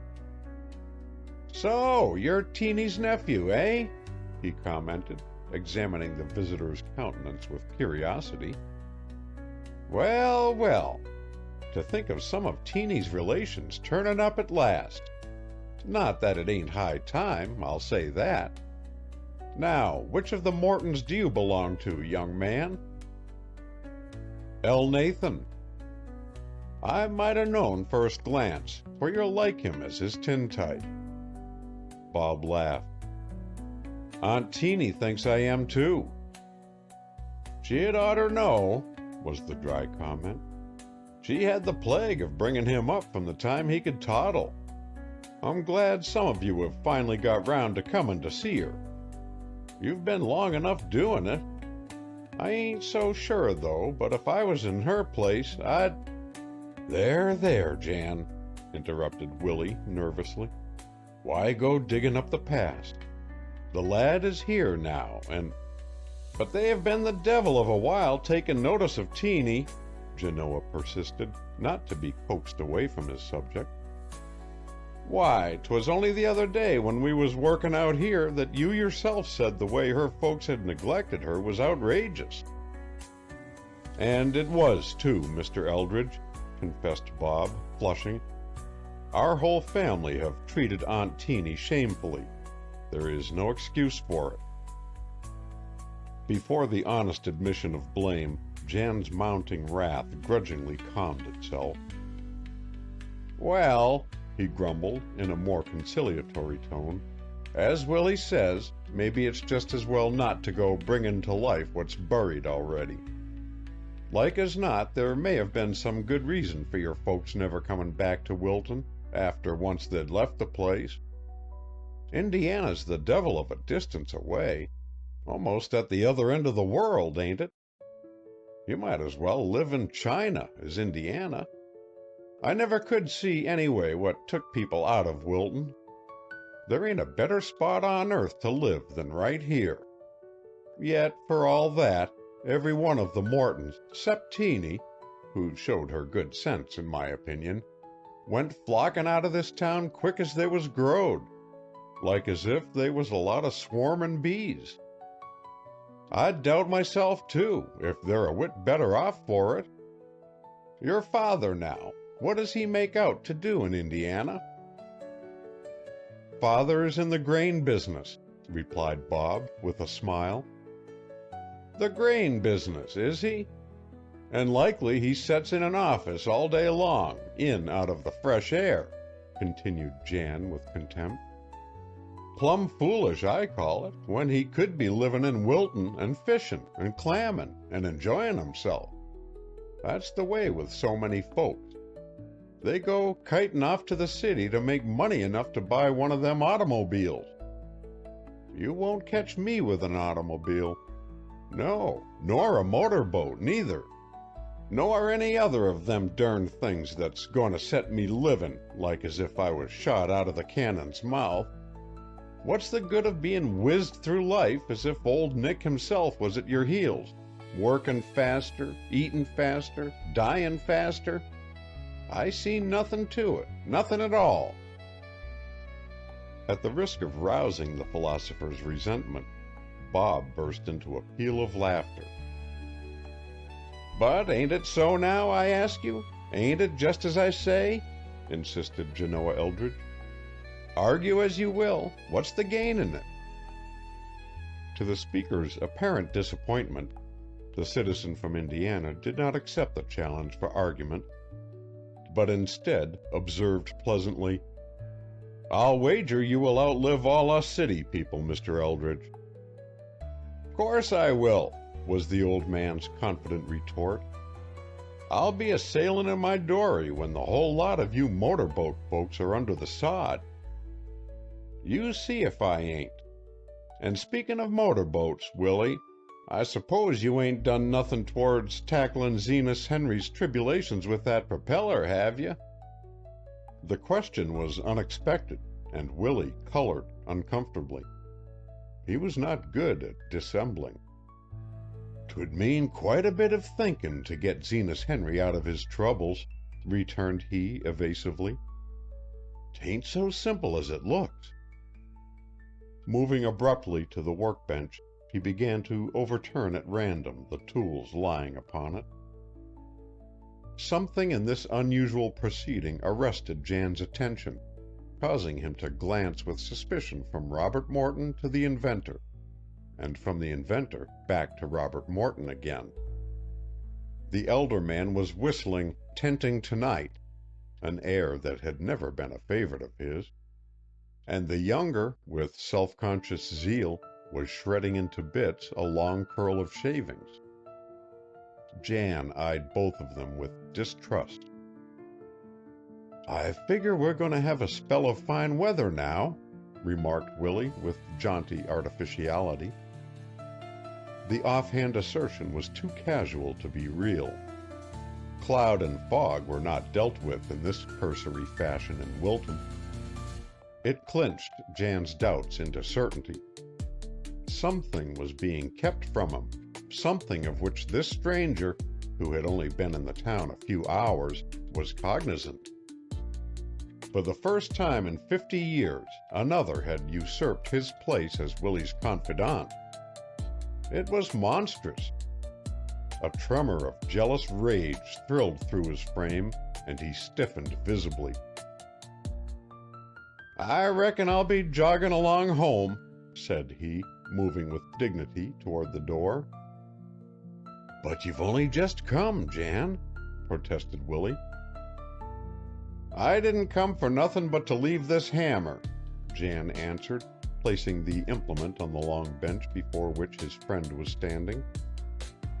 "Maybe there was something you wanted to see Mr. Spence about," ventured Bob. "If there was, I will—" "No, there warn't," snapped Genoa. "Mr. Spence ain't got nothin' confidential to say to me, whatever he may have to say to other folks." And with this parting thrust, he shot out of the door. Bob gave a low whistle. "What's the matter with the man?" he asked in amazement. Willie flushed apologetically. Nothing in the world," he answered. "Jan gets like that sometimes. Don't you remember I told you he was kind of quick? It's just possible it may have bothered him to see me talking to you. Don't mind him." "Do you think he suspected anything?" "Mercy, no, not he," responded Willie comfortably. "He's liable to fly off the handle like that a score of times a day.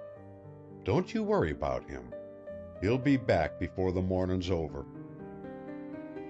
Nevertheless, sanguine as this prediction was, the hours wore on, and Genoa Eldred failed to make his appearance. In the meantime, Bob and Willie became so deeply engrossed in their new undertaking that they were oblivious to his absence. They worked feverishly until noon, devoured a hurried meal, and returned to the shop again, there to resume their labors. By supper time they had made quite an encouraging start on the model they required, their combined efforts having accomplished in a single day what it would have taken Willie many an hour to perfect. The inventor was jubilant. "Little I dreamed when you came to the front door, Bob, what I was nettin'," he exclaimed, clapping his hand vigorously on the young man's shoulder. "You're a regular boat builder, you are. The moon might 'a' pogeed and perigeed before I'd 'a' got as fur along as we have today. How you've learned all you have about boats without ever going near the water beats me. Now you ain't a-going to think of quittin' Wilton and leavin' me high and dry with this propeller idee, are you? 'Twould be a downright shabby trick." Bob smiled into the old man's anxious face. "I can't promise to see you to the finish, for I must be back home before many days, or I'll have my whole family down on me. Besides, I have some business in New York to attend to," he said kindly. "But I will arrange to stick around until the job is so well underway that you won't need me. I am quite as interested in making the scheme a success as you are. All is, you mustn't let me wear out my welcome and be a burden to Aunt Teeny." "Law, Teeny'll admire to have you stay long as you can, if only because you drag me into the house at mealtime," chuckled Willie. "At least I can do that," Bob returned. "You can do that and a dern sight more, youngster," the inventor declared with earnestness. "I ain't had the pleasure I've had today in all my life put together. To work with somebody as has learned the right way to go ahead, it's wonderful. When me and Jan tackle a job, we generally begin at the wrong end of it and blunder along, wasting time and string without limit. If we hit it right, it's more luck than anything else." Robert Morton, watching the mobile face, saw a pitiful sadness steal into the blue eyes. A sudden shame surged over him. "I ought to be able to do far more with my training than I have done," he answered humbly. "Dad has given me every chance." "Think of it," murmured Willie, scrutinizing him with hungering gaze. "Think of having every chance to learn." For an interval he smoked in silence. "Well," he asserted at length, "you've sure proved today that brains with trainin' are better'n brains without. Now, if Jan and me—" He broke off abruptly. "There, I wonder what in tunket's become of Jan," he speculated. "We've been so busy that he went clean out of my mind. It's queer he didn't show up again. He ain't stayed away for a whole day in all history. Maybe he's took sick. I believe I'll trudge over there and find out what's got him. I mustn't go to neglectin' Jan, inventin' or no inventin'." He rose from his chair wearily. "I reckon a note would do as well, though, as goin' over," he presently remarked, as an afterthought. "I could send one in the box and ask him to drop round and set a spell before bedtime." He caught up a piece of brown paper from the workbench, tore a ragged corner from it, and hastily scrawled a message. Bob watched the process with amusement. "There," announced the scribe when the epistle was finished. "I reckon that'll fetch him. We'll put it in the box and shoot it across to him." Notwithstanding the dash implied in the term, it took no small length of time for the diminutive receptacle to hitch its way through the fields. The two men watched it jiggle along above the bushes of wild roses, through verdant clumps of fragrant bayberry, and disappear into the woods. Then they sat down to await Jan's appearance. The twilight was rarely beautiful. In a sky of palest turquoise, a crescent moon hung low, its arc of silver poised above the tips of the stunted pines, whose feathery outlines loomed black in the dusk. From out of the dimness the note of a vesper sparrow sounded, and mingled its sweetness with the faintly breathing ocean. The men on the doorstep smoked silently, each absorbed in his own reveries. How peaceful it was there in the stillness, with the hush of evening descending like a benediction on the darkening earth. Bob sighed with contentment. His year of hard study was over, and now that his well-earned rest had come, he was surprised to discover how tired he was. Already the peace of Wilton was stealing over him, its dreamy atmosphere almost too beautiful to be real.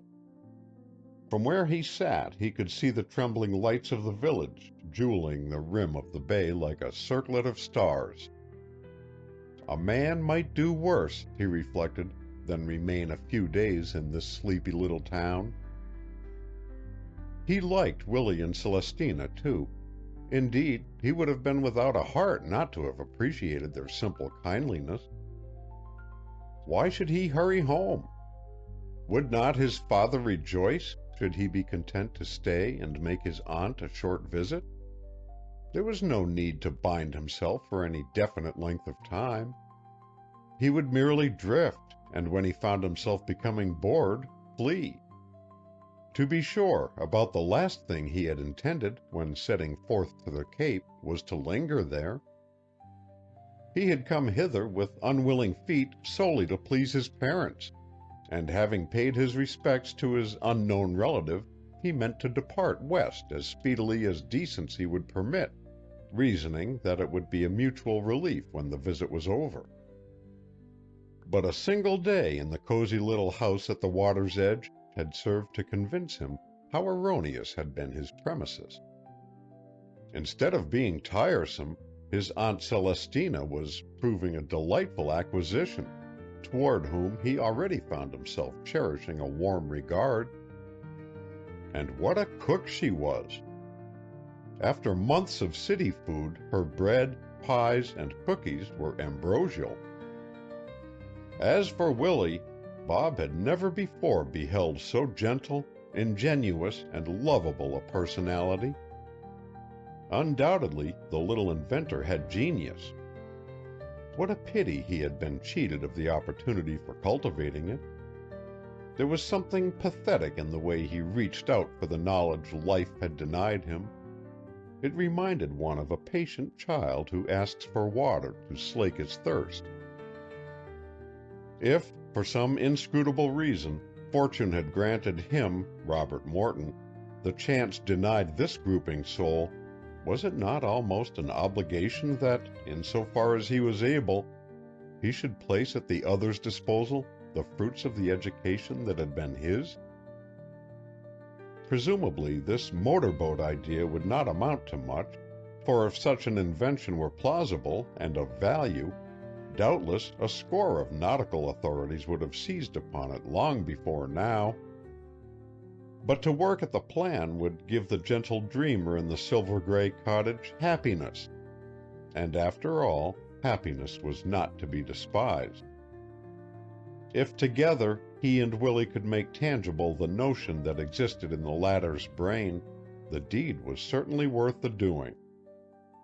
Moreover, the process would be an entertaining one, and after its completion, he might go away with a sense of having brightened at least one horizon by his coming.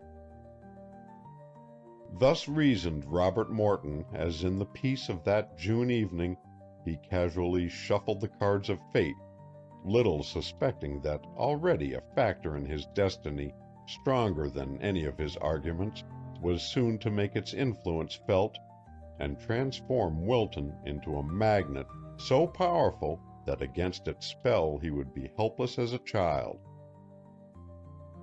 He was aroused from his meditations by the voice of Willie. "Didn't you hear a little bell?" demanded the inventor. "A sort of tinkling noise?" "I thought I did." "It's the box comin' from Jan's," explained he. "Can you catch a sight of it?" "I see it now." Rising, the old man tugged at the string, urging the reluctant messenger through the tangle of roses. "By his writin' a note, I figure he ain't comin' over," he remarked as the object drew nearer. "I wonder what's stuck in his crop. Maybe Miss Eldridge won't let him out. She's something of a tartar, Arabella is. Jan has to walk the plank, I can tell you." By this time, the cigar box swaying on the taut twine was within easy reach. Willie raised its cover and took from its interior a crumpled fragment of paper. "Ugh, he's mighty savin'," he commented as he turned the missive over. "He's writ on the other side of my letter. Let's see what he has to say. Can't come. Busy." "Well, did you ever?" gasped he blankly. "Busy? Good Lord! Jan's never been known to be busy in all his life. He don't even know the feelin'. If Genoa Eldridge is busy, all I've got to say is the world's going to be swallowed up by another deluge." "Maybe, as you suggested, Mrs. Eldridge—" "Oh, if it had been Miss Eldridge, he wouldn't have took the trouble to send no such message as that," broke in Willie. "He'd simply a writ Arabella. There wouldn't have been a need for more. No, sir. Something stepped on Jan's shadder, and tomorrow I'll have to go straight over there and find out what it is." End of Chapter 4. Chapter 5. An Apparition. The next morning, after loitering uneasily about the workshop a sufficiently long time for Genoa Eldridge to make his appearance, and finding that his crony did not make his appearance, Willie reluctantly took his worn visor cap down from the peg and drew it over his brows, with the remark, "Looks like Jan ain't headed this way today, either." He cast a troubled glance through the dusty, multi-paned window of the shed. "Much as I'm longing to go ahead with this model, Bob, before I go farther, I've simply got to step over to the Eldridges and straighten him out. There's no help for it." "All right, go ahead, sir," reassuringly returned Bob. "I'll work while you're gone. Things won't be at a complete standstill." "I know that," Willie replied with a pleasant smile. "'Tain't that's fretting me. It's just that I don't relish the notion of shoving my job onto your shoulders. 'Tain't as if you'd come to Wilton to spend your time working.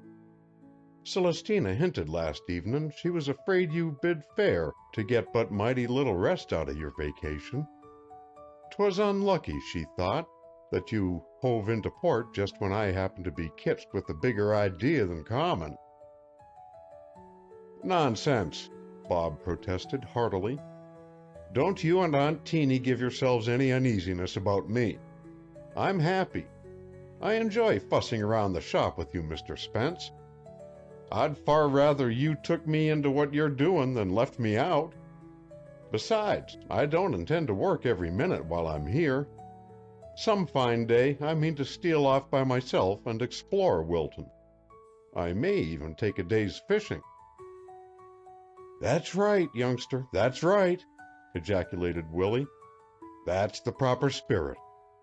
If you'll just feel free to pull out when you please, it'll take a load off my mind, and I shall turn to tinkering with a clear conscience." "I will, I promise you." "Then that's settled," sighed the inventor with relief. "I must say you're about the best feller ever was to come a-visitin', Bob. You ain't a mite of trouble to anybody." With eyes still fastened on the bench with its chaos of tools, the old man moved unwillingly toward the door, but on the threshold he paused. "I'll be back quick as I can," he called. "Likely I'll bring Jan in tow. I'd full as lief not tell him what we're doing till next week if I had my choice. Still, things being as they are, maybe it's as well not to shut him out any longer. He gets miffed easy, and I wouldn't have his feelings hurt for a pot of lobsters." With a gentle smile he waved his hand and was gone. Left alone in the long, low-studded room, Bob rolled up his sleeves and to a brisk whistle began to plane down some pieces of thin board. The bench at which he worked stood opposite a broad window from which, framed in a wreath of grapevine, he could see the bay and the shelving dunes beyond it. A catboat, with sails close hauled, was making her way out of the channel, a wake of snowy foam churning behind her in the blue water. Through the door of the shed swept a breeze that rustled the shavings on the floor and blended the fragrance of newly cut wood with the warm perfume of sweet fern from the adjoining meadow. For all its untidiness and confusion, its litter of boards, tools, and battered paint pots, the shop was unquestionably one of the most homey corners of the Spence cottage. Its rough, unsheathed walls, mellowed to a dull buff tone, were here and there adorned with prints culled by Willie from magazines and newspaper. Likenesses of Lincoln and Roosevelt flanked the windows with an American flag above them, and a series of battleships and army scenes beneath. The inventor's taste, however, had not run entirely to patriotic subjects, for scattered along the walls, where shelves sagged with their burden of oil cans, putty, nails, and fishing tackle, were a variety of nautical reproductions in color: a prize yacht heeling in the wind, a reach of rough sea whose giant combers swirled about a wreck, glimpses of marsh and dune typical of the land of the Cape dweller. An airtight stove, the solitary defense against cold and storm, stood in the corner, and before its rusty hearth a rickety chair and an overturned soap-box were suggestively placed. But perhaps what told an observer more about Willie Spence than did anything else was a bunch of rarely beautiful sabbatia blooming in a pickle bottle, and a wee black kitten who disported herself unmolested among the tools cluttering the deeply scarred workbench. She was a mischievous kitten, a spoiled kitten, one who vented her caprice on everything that had motion. Did a curl of shavings drop to the ground, instantly Jezebel was at hand to catch it up in her diminutive paws.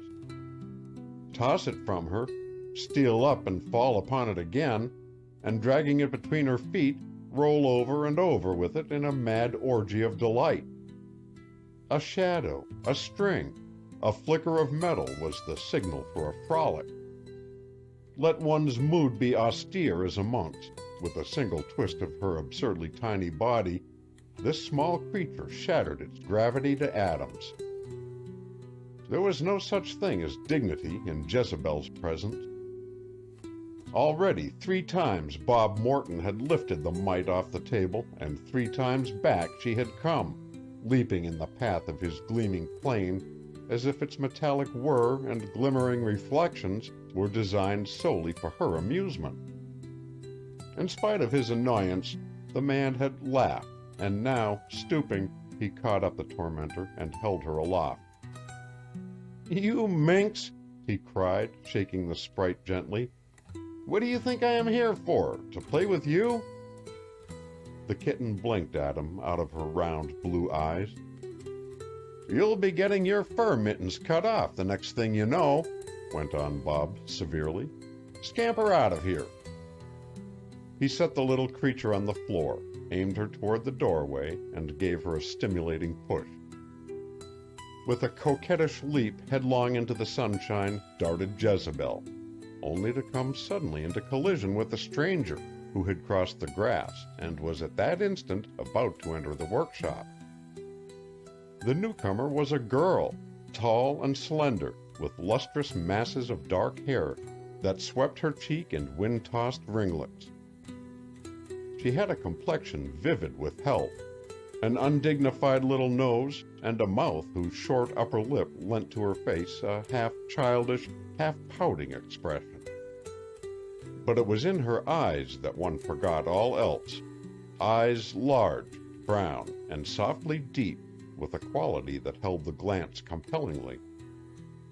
Her gown of thin pink material dampened by the sea air clung to her figure in folds that accentuated her lithe youthfulness, and as she stumbled over the kitten in full flight, she broke into a delicious laugh that showed 2 rows of pretty, white teeth and lured from hiding an alluring dimple. "You ridiculous little thing!" she exclaimed, snatching up the fleeing culprit before she could make her escape and placing her in the warm curve of her neck. "Do you know you almost tripped me up? Where are your manners?" Jezebel merely stared. So did Robert Morton. The girl and the kitten were too disconcerting a spectacle. By herself, Jezebel was tantalizing enough, but in combination with the creature who stood laughing on the threshold, the sight was so bewildering that it not only overwhelmed but intoxicated. It was evident the visitor was unconscious of his presence, for instead of addressing him, she continued to toy with the wisp of animation snuggled against her cheek. "I do believe, Willie," she observed, without glancing up, "that Jezebel grows more fascinating every time I see her." Bob did not answer. He was in no mood to discuss Jezebel. If he thought of her at all, it was to contrast her inky fur with the white throat against which she nestled, and speculate as to whether she sensed what a thrice-blessed kitten she was. It did flash through his mind as he stood there that the two possessed a bewitching, irresistible something in common, a something he was at a loss to characterize. It did not matter, however, for he could not have defined even the simplest thing at the moment, and this attribute of the kittens and the girls was very complex. Perhaps it was the silence that at last caused the visitor to raise her eyes and look at him inquiringly. Then he saw a tremor of surprise sweep over her and a wave of crimson surge into her face. "I beg your pardon," she gasped. "I thought Willie was here."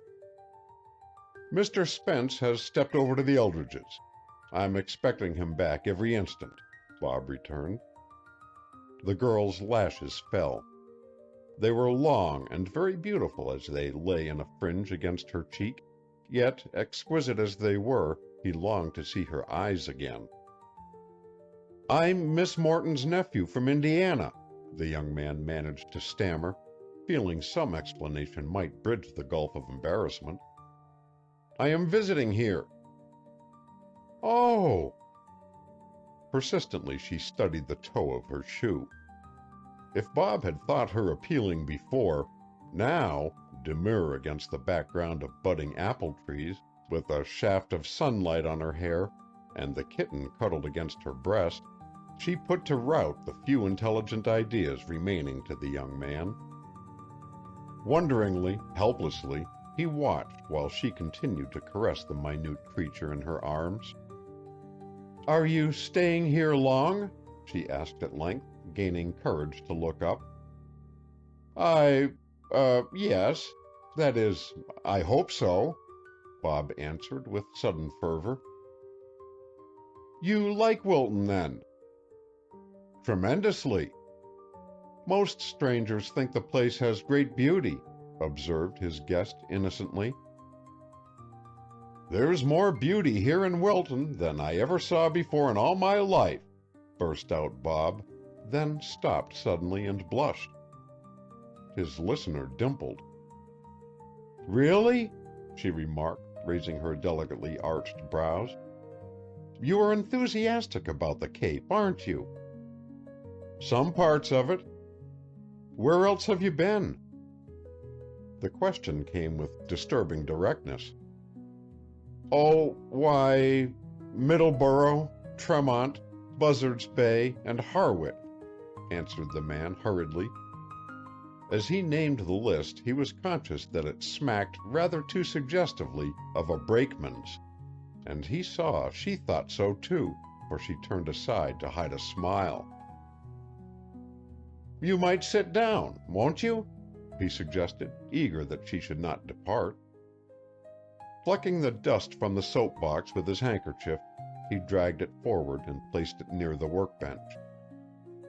As she bent her head to accept the crude throne with a queen's graciousness, Jezebel, roused into playful humor, thrust forth her claws and, encountering Bob as he rose from his stooping posture, fixed them with random firmness in his necktie. Now it chanced that the tie was a 4-in-hand of raw silk, very choice in color, but of a fatally loose oriental weave, and once entangled in its meshes, the task of extricating its delicate threads from the clutch that gripped them seemed hopeless. It apparently failed to dawn on either of the young persons brought into such embarrassingly close contact by the dilemma that the kitten could be handed over to Bob, or that the tie might be removed. Instead, they drew together, trying vainly to liberate the struggling Jezebel from her imprisonment.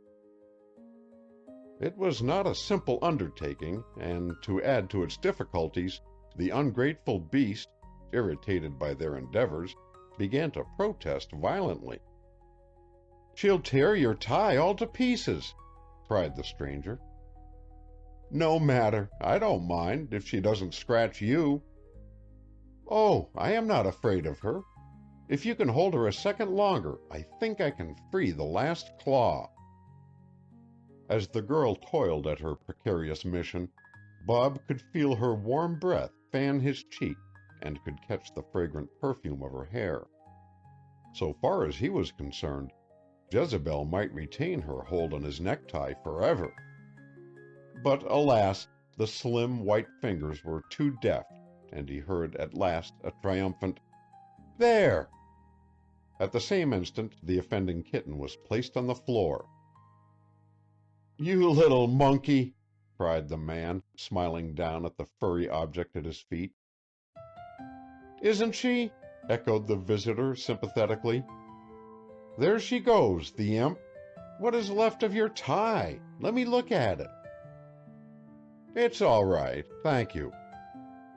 There is just one thread roughed up. I could fix it if I had a pin." From her gown she produced one, but as she did so, a spray of wild roses slipped to the ground. "You've dropped your flowers," said Bob, picking them up. "Have I? Thank you. They are withered anyway, I'm afraid." Tossing the rosebuds on the bench, she began to draw into smoothness the silken loop that defaced the tie. "There!" she exclaimed, glancing up into his eyes, and tilting her head critically to one side. "That is ever so much better. You would hardly notice it. Now I really must go. I have bothered you quite enough." "You have not bothered me at all," contradicted Bob emphatically. "But I know I must have," she protested. "I've certainly delayed you. Besides, it doesn't look as if Willie was coming back." "Isn't there something I can do for you?" "No, thank you. It was nothing important. In fact, it doesn't matter at all. I just came to see if he could fix the clasp of my belt buckle. It is broken, and he is so clever at mending things that I thought perhaps he could mend this." "Let me see it." "Oh, I couldn't think of troubling you." "But I should be glad to fix it, if I could. If not, I could at least hand it over to Willie's superior skill." She laughed. "I'm not certain whether Willie's skill is superior," was her arch retort. "Why not make a test case and find out?" Still she hesitated. "You're afraid to trust your property to me," Bob said, piqued by her indecision. "No, I'm not," was the quick response. "See, here is the belt." She drew from her pocket a narrow strip of white leather to which a handsome silver buckle was attached, and placed it in his hand. He took it, inspected its fastening, and looked with beating pulse at the girdle's slender span. "Do you think it can be mended?" he inquired anxiously. "Of course it can." "Oh, I'm so glad." "Give me a few days, and you shall have it back as good as new." "That will be splendid." Her eyes shone with starry brightness. "You see," she went on, "it was given me on my birthday by by someone I care a great deal for, by my—" She stopped, embarrassed. Robert Morton was too well-mannered to put into words the interrogation that trembled on his lips, but he might as well have done so, so transparent was the questioning glance that traveled to her left hand in search of the telltale solitaire. Even though his search was not rewarded, he felt certain that the hand concealed in the folds of her dress wore the fatal ring. Of course, mused he, with a shrug, he might have guessed it. No such beauty as this was wandering unclaimed about the world. Well, her fiancé, whoever he might be, was a lucky devil. Without doubt, confound his impudence, his arm had traveled the pathway of that band of leather scores of times. One couldn't blame the dog. For want of a better vent for his irritation, Bob took up the belt and again examined it. He had been quite safe in boasting that the bauble should be returned to its owner as good as new, for although he did not confess it, on its silver clasp he had discovered the manufacturer's name. If the buckle could not be repaired, another of similar pattern should replace it. Unquestionably he was a fool to go to this trouble and expense for nothing. Yet was it quite for nothing? Was it not worth while to win even a smile from this creature whose approval gave one the sense of being knighted? True, titles meant but little in these days of democracy, but when bestowed by such royalty— She broke in on his reverie by extending her hand. "Goodbye," she said. "You have been very kind, Mr. My name is Morton, Bob Morton." "Why, then you must be the son of Aunt Teeny's brother." "Aunt Teeny!" As she laughed, he saw again the ravishing dimple and her even white teeth. "Oh, she isn't my real aunt," he explained. "I just call her that because I am so fond of her. I adore both her and Willie." "Who has taken my name in vain?" called a cheery voice as the little inventor rounded the corner of the shed and entered the room. "Delight, as I live! I might have known it was you. Well, well, dear child, if I'm not glad to see you." He placed his hands on her shoulders and beamed into her blushing face while she bent and spread the loops of his soft tie out beneath his chin. "How nice of you, Willie dear, to come back before I had gone," she said, arranging the bow with exaggerated care. "Bless your heart, I'd have come back sooner had I known you were here," declared he affectionately. "What brings you, little lady?" She pointed to the trinket dangling from Robert Morton's grasp. "I snapped the clasp of my belt buckle, Willie. That lovely silver buckle Zenas Henry gave me," she confessed with contrition. "How do you suppose I could have been so careless? I have been heartbroken ever since." "Nonsense, nonsense!" cried the old man, patting her head. "Don't go grievin' over a little thing like that. 'Tain't worth it. Break all the buckles ever was made, but not your precious heart, my dear. Like as not, the thing can be mended." "Mr. Morton says it can." "If Bob says so, it's as good as done already," replied Willie reassuringly. "He's a great one with tools. Why, if he was to stay in Wilton, he'd be cutting me all out. So you and he have been getting acquainted, eh, while I was gone? That's right. I want he should know what nice folks we've got in Wilton, 'cause it's his first visit to the Cape, and if he don't like us, maybe he'll never come again." "I thought Mr. Morton had visited other places on Cape Cod," observed Delight, darting a mischievous glance at the abashed young man opposite. "No, indeed," blundered Willie. "He ain't been nowheres. Somebody's got to show him all the sights. Maybe if you get time you'll take a hand in helping educate him." "I should be glad to." Notwithstanding the prim response and her unsmiling lips, the young man had a discomfited presentiment that she was laughing at him, and even the farewell she flashed to him over her shoulder had a hectoring quality in it that did not altogether restore his self-esteem. "Who is she?" he gasped when he had watched her out of sight. "That girl? Do you mean to say you don't know? And you a-talking to her half the mornin'?" demanded the old man with amazement. "Why, it never dawned on me to introduce you to her. I thought, of course, you knew already who she was. Everybody in town knows Delight Hathaway, and loves her, too," he added softly. "She's Zenas Henry's daughter, the one he brought ashore from the Micheline and adopted." "Oh!" A light began to break in on Bob's understanding. "It's Zenas Henry's motorboat we're tinkerin' with now," went on Willie. "I see." He waited eagerly for further information, but evidently his host considered he had furnished all the data necessary, for instead of enlarging on the subject, he approached the bench and began to inspect the model. "I suppose with her being here, you didn't get ahead much while I was gone," he ventured, an inflection of disappointment in his tone. "No, I didn't." "I didn't accomplish nothin' neither," the little old man went on. "Jan weren't to home. He'd gone fishin'." His companion did not reply at once. "I don't quite get my soundin's on Jan," he at length ruminated aloud. "Something's wrong with him. I feel it in my bones." "Perhaps not."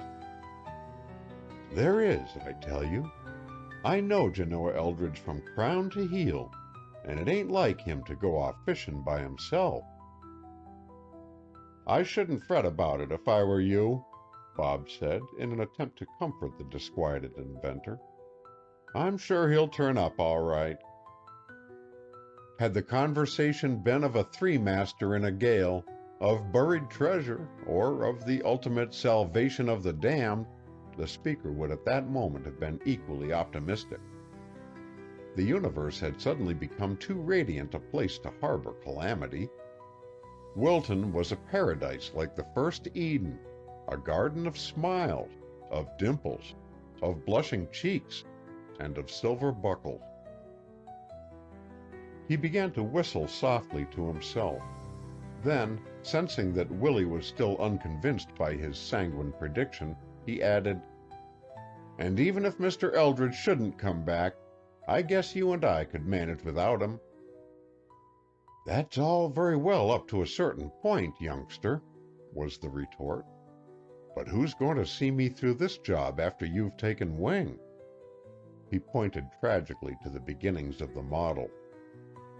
"Maybe I shan't take wing," announced Bob, looking absently at the cluster of withered roses in his hand. You see," he went on, endeavoring to speak in offhand fashion, "I've been thinking things over and I've about come to the conclusion—" "Yes?" interrupted Willie eagerly. "That it is perhaps better for me to stay here until we get the invention completed." "You don't mean until the thing's done?" "If it doesn't take too long, yes." "Hooray!" shouted his host. "That's prime." He rubbed his hands together. "Under those conditions, we'll pitch right in and scurry the work along fast as ever we can." Robert Morton looked chagrined. "I don't know that we need break our necks to rush the thing through at a pace like that," he said, fumbling awkwardly with the flowers. "A few weeks more or less wouldn't make any great difference." "But I thought you said it was absolutely necessary for you to go home, that you had important business in New York, that—" The old man broke off, dumbfounded. Bob shook his head. "Oh, no, I think my affairs can be arranged," was the sanguine response. "A piece of work like this would give me lots of valuable experience, and I'm not sure but it is my duty to—" The little old inventor scanned the speaker's flushed cheeks, his averted eye, and the drooping blossoms in his hand. Then his brow cleared, and he smiled broadly. "Duty ain't to be shunned," announced he with solemnity. "And as for experience, take it by and large, I ain't sure but what you'll get a heap of it by lingerin' on here. More, maybe, than you realize." End of Chapter 5. Chapter 6. Marrying and Giving in Marriage. That afternoon, after making this elaborate but by no means misleading explanation to Willie, Bob sent off to a Boston jeweler a registered package, and while impatiently awaiting its return, set to work with redoubled zest at the new invention. What an amazingly different aspect the motorboat enterprise had assumed since yesterday.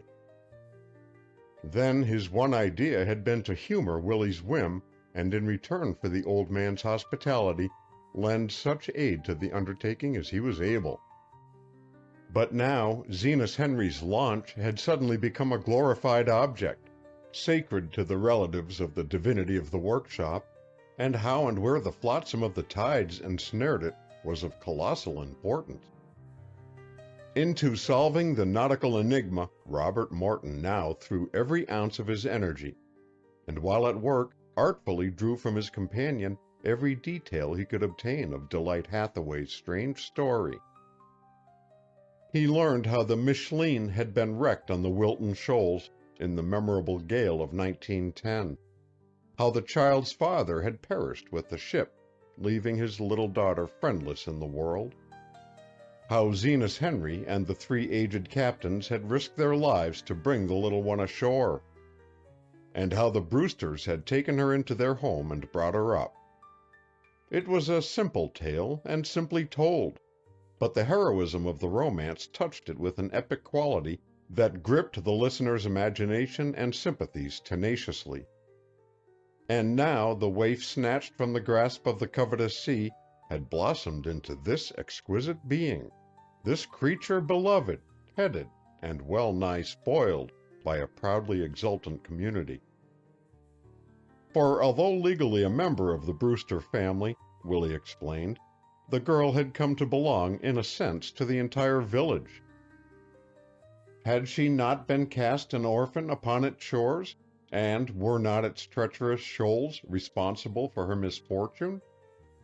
Wilton, to be sure, was not actually answerable for the crimes those hidden sandbars perpetrated, but nevertheless the fisherfolk could not quite shake themselves free of the shadow cast upon them by the tragedies ever occurring at their gateway. Too many of their people had gone down to the sea in ships never to return, for them to become callous to the disasters they were continually forced to witness. The wreck of the Micheline had been one of the most pathetic of these horrors, and the welfare of the child, who in consequence of it had come into the hamlet's midst, had become a matter of universal concern. "'Tain't to be wondered at the girl is loved," continued Willie. "At first people took an interest in her, or tried to, from a sense of duty, for you couldn't help being sorry for the little thing. But 'twarn't long before folks found out 'twarn't no hardship to be fond of Delight Hathaway.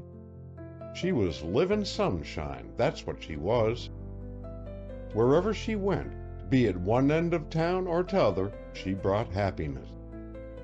In time, it got so that if you was to drop in where there was sickness or trouble and spied a nosegay of flowers, you could be pretty sure Delight had been there.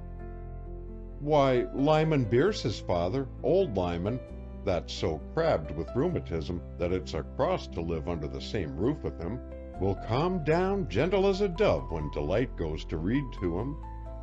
As for Miss Ferber, I reckon she'd never get to the junction to do a mite of shopping or marketing, but for Delight staying with the babies while she was gone. I couldn't tell you half what that girl does. She's here, there, and everywhere. Now she's getting up a party for the school children, now making a birthday cake for somebody, now trimming a bonnet for Teeny or helping her plan out a dress. Willie stopped to rummage on a distant shelf for a level. Once, he went on, Sara Libby Lewis asked me what Delight was going to be. I told her there weren't no going to be about it. Delight was being it right now. She didn't need to go sounding for a mission in life.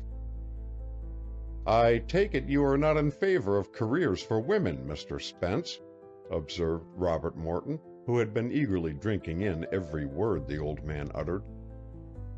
Yes, I am, contradicted the inventor.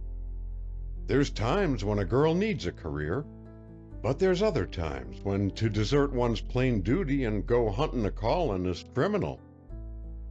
Queer how people will look right over the top of what they don't want to see, ain't it? I suppose it's human nature, though, he mused. A soft breeze stirred the shavings on the floor. Teeny thinks, resumed the quiet voice, that I mix myself up too much with other folks' concerns anyhow. Leastways, she says I let their troubles weigh on me more'n I'd ought. But to save my life, I can't seem to help it. Don't you believe those on the outside of a tangle sometimes see it straighter than them that is snarled up in the mess? Robert Morton nodded. That's the way I figure it, rambled on the old man. Maybe that's the reason I can't keep my fingers out of the pie. You'd be surprised enough if you was to know the things I've been dragged into in my lifetime. Family quarrels, will-makings, business matters that I didn't know no more about than the man in the moon. Why, I've even taken a hand in love affairs." He broke into a peal of hearty laughter. "That's the beatery," he declared, slapping his thigh. "'Magine me up to my ears in a love affair. But I have been, scores of 'em, enough, I reckon, put 'em all together, to marry off the whole of Cape Cod." "You must be quite an authority on the heart by this time," Robert Morton ventured. "I ain't," the other declared soberly. "You see, none of the snarls was ever the same, so you kinder had to feel your way along every time, like as if you was navigating a new channel. Women may be all alike, take 'em in the main, but they're almighty different when you get them to the fine point, and that's what raises the devil with making any general rule for managing 'em." The philosopher held the piece of wood he had been planing to the light and examined it critically. "Once," he resumed, taking up his work again, "when Dave Ferber was courting Katie Beers, I drove over to Sawyer's Falls with him to get Katie a birthday present, and among other things we thought we'd buy some candy. We went into a store, I recollect, where there was all kinds spread out in trays, and Dave and me started to pick out what we'd have. As I stood there attempting to decide, I couldn't help thinking that selecting that candy was a good deal like choosing a wife. You couldn't have all the different kinds, and making up your mind which you preferred was a 7 days conundrum."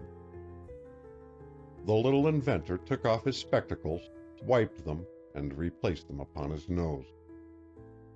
"Luckily, as we was fixed, there was a chance in the box for quite a few sorts, so that saved the day. But suppose, I got to thinking, you could only have one variety out of the lot. Which would you take? That's the sticker you face when choosing a wife.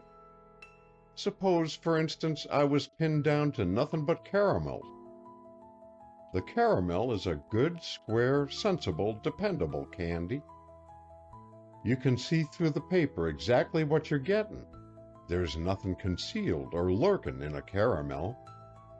Moreover, it lasts a long time, and you don't get tired of it. It's just like some women. Not much to look at, but wholesome and with good wearing qualities. Should you choose the caramel, you'd feel sure you was doing the wise thing, wouldn't you?" Robert Morton smiled into the half-closed blue eyes that met his so whimsically. "But along in the next tray to the caramel," Willie went on, "was bonbon. Every color of the rainbow they were, and pretty as could be. And they held all sorts of surprises inside 'em, too. They was temptin', but the minute you put your mind on it, you knew they'd turn out sweet and sickish, and that after gettin' 'em you'd wished you'd hadn't.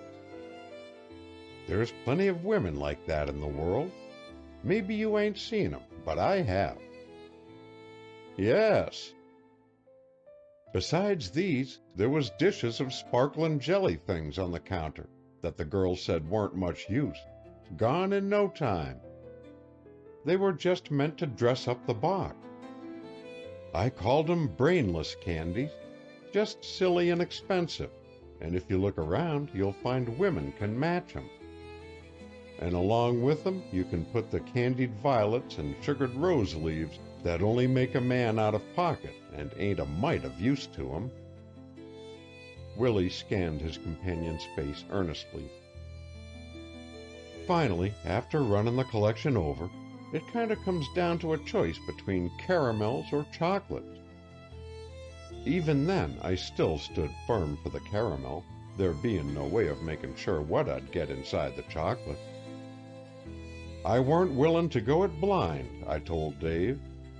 A chocolate's a sort of unknowable thing, ain't it? There's no fathoming it at sight. After you've got it, you may be pleased to death with what's inside it, and then again you may not.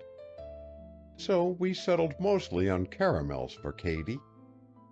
I said to Dave comin' home, it was lucky men weren't held down to one sort of candy like they are to one sort of wife, and he most laughed his head off.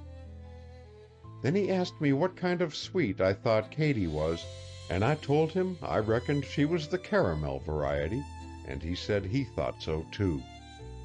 We weren't far wrong neither, for she's turned out about as we figured. Maybe she ain't got the looks or the sparkle or the bonbons or jelly things, but she's worn almighty well and made Dave a splendid wife. With all your excellent theories about women, I wonder you never picked out a wife for yourself, Mr. Spence, Robert Morton remarked mischievously. Me get married? Questioned Willie, staring at the speaker open-eyed over the top of his spectacles. Why not? Why, bless your heart, I never thought of it, answered the little man naively. It's taken about all my time to get other folks spliced together. Besides, he added, I've had my inventin'. He glanced out of the window at a moving figure, then shot abruptly to the door and called to someone who was passing. Hi, Jack! A man in Coast Guard uniform waved his hand. How are you, Willie? He shouted. All right, was the reply. How are you and Sara Libby making out? Same as ever. You ain't said nothing to her yet. Robert Morton saw the burly fellow in the road sheepishly dig his heel into the sand. No, not yet. And never will, ejaculated the inventor, returning wrathfully to the shop. That feller, he explained as he resumed his seat, has been upwards of 20 years trying to tell Sara Libby Lewis he's in love with her. He knows it, and so does she, but somehow he just can't put the fact into words. I'm clean out of patience with him. Why, one day he actually had the face to come in here and ask me to tell her. Me! What do you think of that? Robert Morton chuckled at his companion's rage. Did you? Did I? Repeated Willie with scorn. Can you see me doing it? No, sirree. I just up and told Jack Nickerson if he weren't man enough to do his own courtin', he weren't man enough for any self-respectin' woman to marry. And furthermore, I said he needn't step foot over the sill of this shop till he'd took some action in the matter. That hit him pretty hard, I can tell you, 'cause he used to admire to come in here and set round whenever he warn't on duty. But he saw I meant it, and he ain't been since. The old man paused. I kinda bit off my own nose when I took that stand, he admitted, an intonation of regret in his tone. 'Cause Jack's mighty good company. Still, there was nothin' for it but firm handlin'. How long ago did you cast him out? Bob asked with a chuckle. Oh, something over a week or 10 days ago, was the reply. I thought he might have made some progress by now, but I ain't given up hope of him yet. He's been sort of quiet the last 2 times I've seen him, and I figure he's mullin' things over and maybe screwing up his courage. The room was still, save for the purr of the plane. I suppose you'll be marrying Miss Hathaway off some day, observed Bob a trifle self-consciously, without raising his eyes from his work. You bet I won't, came emphatically from the old inventor. I've got some courage, but not enough for that. You see, the man that marries her has got to have the nerve to face the whole village. Brave Zenas Henry, the 3 captains, and Abby Brewster, besides winning the girl herself. There'll be some contract. No, you can be mortal sure I shan't go meddlin' in no such love affair as that. Anyhow, I won't be needed, for any man that Delight Hathaway would look at twice will be perfectly capable of meetin' all comers. Don't you worry." With this dubious comfort, Willie stamped with spirit out of the shop. End of Chapter 6. Chapter 7. A second spirit appears. Days came and went, days golden and blue, until a week had passed, and although Robert Morton haunted the post office, nothing was heard from the jeweler to whom he had sent the silver buckle. Neither did the eager young man catch even a fleeting glimpse of its owner. It was, he told himself, unlikely that she would come to the Spence house again. When her property was repaired, she probably would expect someone either to let her know or bring it to her. It was to the latter alternative that Bob was pinning his hopes. The errand would prove a perfectly natural excuse for him to go to the Brewster home, and once there he would meet the girl's family and perhaps be asked to come again. Until the trinket came back from Boston, therefore, he must bide his time with patience. Nevertheless, the logic of these arguments did not prevent him from turning sharply toward the door of the workshop whenever there was a footfall in the grass. Any day, any hour, any moment, the lady of his dreams might appear once more. Had not Willie said that she sometimes trimmed bonnets for Teeny?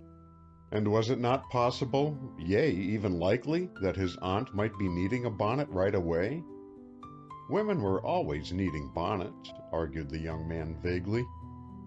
At least, both his mother and sister were, and he had not yet lived long enough in his aunt's household to realize that with Teeny Morton the purchase of a bonnet was not an equally casual enterprise. He even had the temerity to ask Celestina, when he saw her arrayed for the Grange one afternoon, why she did not have a hat with pink in it, and was chagrined to receive the reply that she did not like pink, and that anyway her hat was well enough as it was, and she couldn't have another for a good couple of years. "I don't go throwing money away on new hats like you city folks do," she said, somewhat tartly. "A hat has to do me 3 seasons for best, and a 4th for common. I've too much to do to go chasing after the fashions. I leave that to Bart Coffin's wife." "Who is Bart Coffin?" inquired Bob, amused by her show of spirit. "You ain't met Bart?" "Not yet." "Well, you will. He's the one who always used to stow all his catch of fish in the bow of the boat, 'cause he said it was easier to row downhill. He ain't no heavyweight for brains, as you can see, and years ago he married a wife feather-headed as himself. He did it out of whole cloth, too, so he's got no one to blame if you don't like his bargain. At the time of the weddin' he was terrible stuck up about his bride, and he gave her a black satin dress that outdid anything the town had ever laid eyes on. It was loaded down with ruffles and jet and lace, and fitted her like as if she was poured into it. Folks said it was made in Brockton, but whether it was or not there's no way of knowing. Anyhow, back she pranced to Wilton in that gown, and for a year or more, whenever there was a church fair, or a meetin' of the Eastern Star, or a funeral, you'd be certain of seeing Minnie Coffin there in her black satin. There wasn't a layout in town could touch it, and by it got so that it set the mark of every gathering that was held, those where Minnie's satin didn't appear being rated as of no account." Celestina paused, and her mouth took an upward curve, as if some pleasant reverie engrossed her. "But after a while," she presently went on, "there came an upheaval in the styles. Sleeves got smaller, and skirts began to be nipped in. Minnie's dress warn't wore a particle, but it looked as out of date as Joseph's coat would look on Willie. The women sort o' nudged one another and said that now Miss Bartley Coffin would have to step down a peg and stop being leader of the fashions. Celestina ceased rocking and leaned forward impressively. "But did she?" declaimed she with oratorical eloquence. "Did she? Not a bit of it.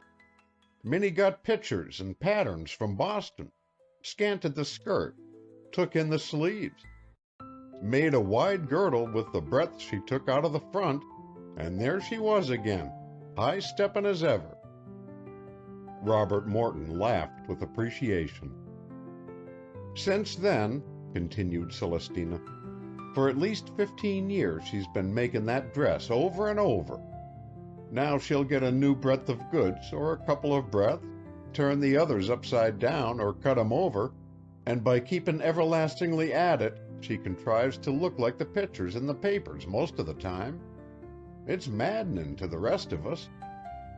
Abby Brewster knows Minnie well, and somewhere in a book she's got set down the gyrations of that dress. I wouldn't be bothered recording it, but Abby always was a methodical soul. She could give you the date of every inch of satin in the whole thing.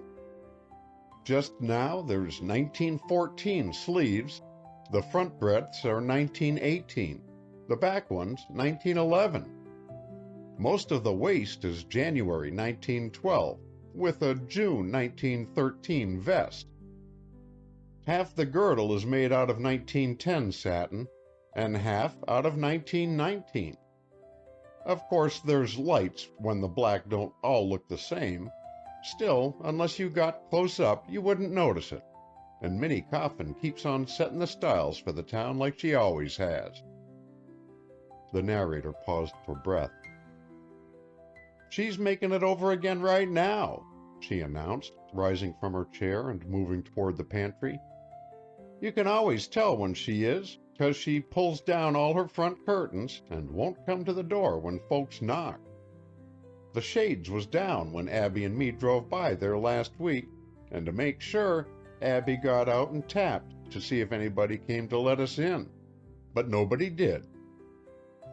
We said then, 'Minnie's resurrecting the black satin. You mark my words, she'll be in church in it Sunday.' It generally takes her about 10 days to get it done. I was expecting she'd give it another overhauling, for she ain't done nothing to it for 3 months at least, and the styles have changed quite a little in that time. Sometimes I tell Willie I believe we'll live to see her laid out in that dress yet."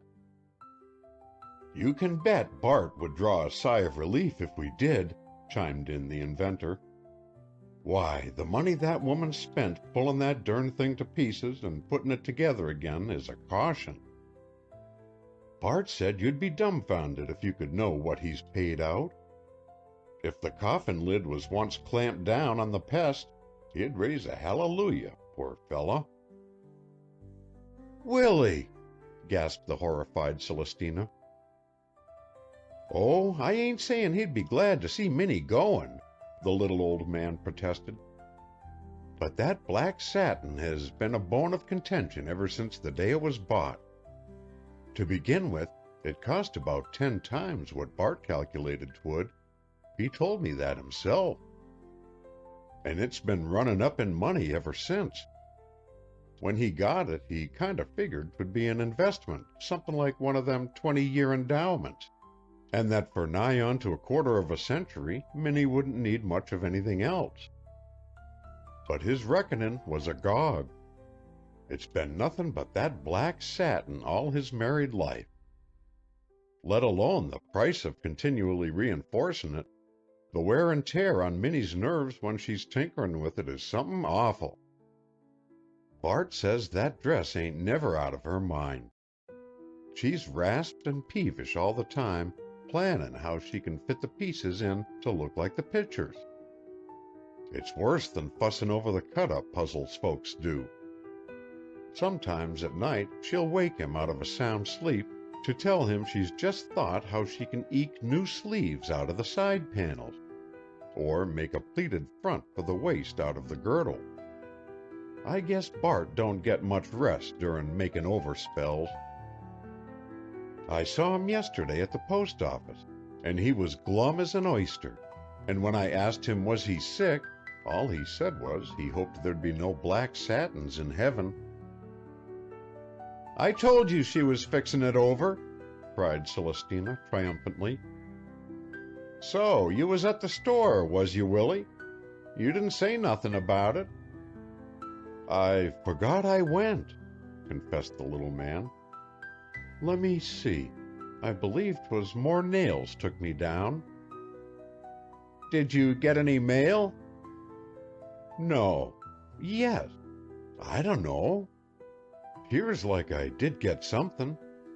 If I did, it's in the pocket of my other coat." Going into the hall, he returned with a small white package, which he gave to Celestina. "It ain't for me," said she, after she had examined the address. "It's Bob's." "Bob's, eh?" queried the inventor. "I didn't notice, not havin' on my readin' glasses. So it's Bob's, is it?" "Yes," answered Celestina, eyeing the neat parcel curiously. "Whoever's sendin' you a bundle all tied up with white paper and pink string, Bob? It looks like it was jewelry." Quickly, Willie sprang to the rescue.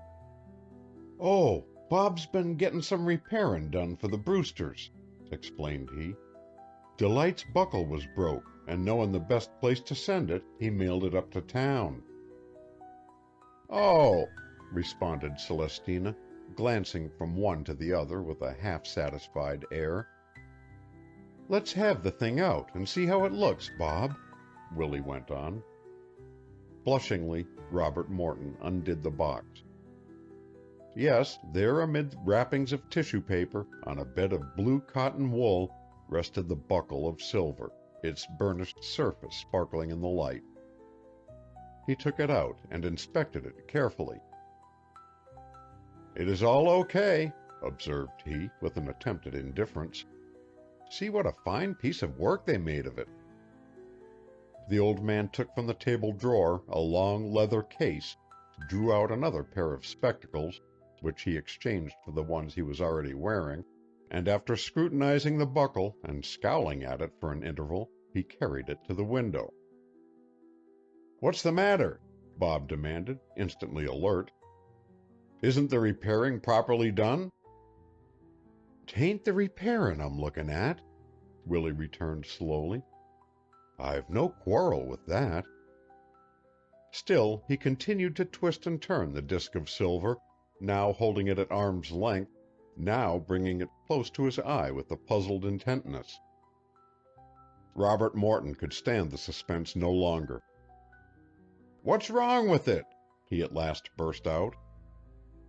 Willie did not look up, but evidently he caught the note of impatience in the younger man's tone, for he drawled quizzically, "Don't it strike you as a mite peculiar that a buckle should go to Boston with D.L.H. on it and come home marked with C.L.G.? "What?" "That's what's on it. C.L.G. See for yourself." "It can't be." "Come and have a look." The inventor placed the trinket in Robert Morton's hand. "C.L.G.," repeated he, as he deciphered the intertwined letters of the monogram. "You are right, sure as fate. Jove!" "They've sent you the wrong girl," remarked Willie. "It's clear as a bell on a still night. There must have been two girls and two buckles, and the jewelers mixed 'em up. You've got the other ladies."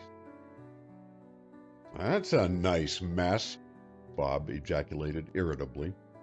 "Why, I'd rather have given $100 than have this happen. I'll wring that man's neck." "Easy, youngster, easy," cautioned Willie. "Don't go heaving all your cargo overboard till you find you're really sinking. 'Tain't likely Miss C.L.G. will care a row of pins for Miss D.L.H.'s buckle. She'll be sending out an S.O.S. for her own, and will be ready to join you in flayin' the jeweler. Give the poor varmint time, and he'll shift things around all right." "But Miss Hathaway—" Delight's lived the best part of 2 weeks without that buckle, and she don't look none the worst for not having it. I saw her in the post office only yesterday, and—" "Did you?" cried Bob eagerly, then stopped short, flushed, and bit his lip. "Yes, she was there," Willie returned serenely, without appearing to have noticed his guest's agitation. "Young Farwell from Cambridge, the one that has all the money, was talking to her, and she had that Harvard professor who boards at the Brewsters along, too. Carlton, his name is, Jasper Carlton. He's a mighty good-looking chap." He stole a glance at the face that glowered out of the window. "Had you chose to stroll down to the store with me like I asked you to, you might have seen her yourself." "Oh, I didn't need to see her," stammered Bob. "Maybe not," was the tranquil answer. "And she didn't need to see you, neither, judgin' from the way she was talkin' and laughin' with them other fellers. Still, a young man is never the worse for chattin' with a nice girl. Now, son, if I was you, I wouldn't get stirred up over this jewelry business. We'll get a rise out of Miss C.L.G. pretty soon, and when she comes to the surface—" "Who's that at the gate, Willie?" called Celestina from the kitchen. "What?" "There's somebody at the gate in a big red automobile. She's coming in. You go and see what she wants, 'cause my apron ain't fresh. Likely she's lost her way, or else is hunting board." Although Willie shuffled obediently into the hall, he was not in time to prevent the sonorous peal of the bell. "Yes, he's here," they heard him say. "Of course you can speak to him. He's just inside. Won't you step in?" Then, without further ado, and with utter disregard of Celestina's rumpled apron, the door opened and the little inventor ushered into the string-entangled sitting-room a dainty, city-bred girl in a sports suit of white serge. She was not only pretty, but she was perfectly groomed and was possessed of a fascinating vivacity and charm. Everything about her was vivid. The gloss of her brown hair, the sparkle of her eyes, her color, her smile, her immaculate clothes, all were dazzling. She carried her splendor with an air of complete sureness, as if she was accustomed to the supremacy it won for her and expected it. Yet the audacity of her pose had in it a certain fitness and was piquant rather than offensive. The instant she crossed the threshold, Robert Morton leaped to meet her with outstretched hands. "Cynthia Galbraith!" he cried. "However came you here?" A ripple of teasing laughter came from the girl. "You are surprised, then. I thought you would be." "Surprised? I can't believe it." "If you'd written as you should have done, you wouldn't have been at all amazed to see me," answered the newcomer severely. "I meant to write," the culprit asserted uneasily.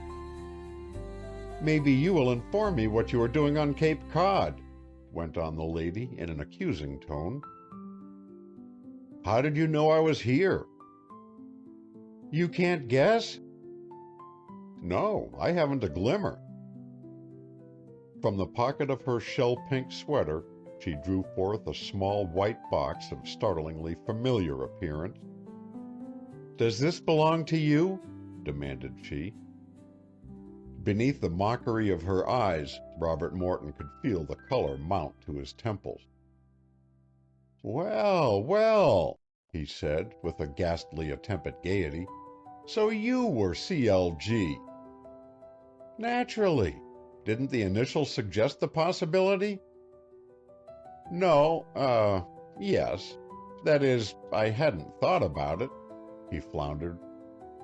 "It's funny how things come about sometimes, isn't it? I want you to meet my aunt, Miss Morton, and my friend, Mr. Spence. I am visiting here." Immediately the dainty Miss Cynthia was all smiles. "So it is relatives that bring you to the Cape. said she. Robert Morton nodded. She seemed mollified. "Didn't Roger write you that we had taken a house at Bellport for the season?" she asked. "No," replied Bob. "I haven't heard from him for weeks." "He's a brute. Yes, we came down in May, just after I got back from California. We are crazy over the place. The family will be wild when I tell them you are here. My brother," she went on, turning with a pretty graciousness toward Celestina, "was Bob's roommate at Harvard. In that way we came to know him very well and have always kept up the acquaintance." "Do you come from the West, same as my nephew does?" questioned Celestina when there was a pause.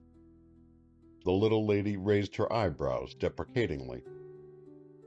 "No, indeed. The East is quite good enough for us. We are from New York. The boys, however, were always visiting back and forth," she added with haste. "So we have quite an affection for Indiana, even if we don't live there." She sought a conciliatory smile in Robert Morton's direction. "Couldn't you go back with me in the car, Bob?" she asked, turning toward him, "and spring a surprise on the household? Dad's down, Mother's here, and also Grandmother Lee, and the mighty and illustrious Roger, fresh from his law office on Fifth Avenue, is expected Friday. Do come." "I am afraid I can't today," Bob answered. "Why, Bob, there ain't the least reason in the world you shouldn't go," put in Celestina. The young man fingered the package in his hand, nervously. "I really couldn't, Cynthia," he repeated, ignoring the interruption. "I'd like immensely to come another day, though. But today Mr. Spence and I have a piece of work on hand." He paused, discomfited at meeting the astonished gaze of Willie's mild blue eyes.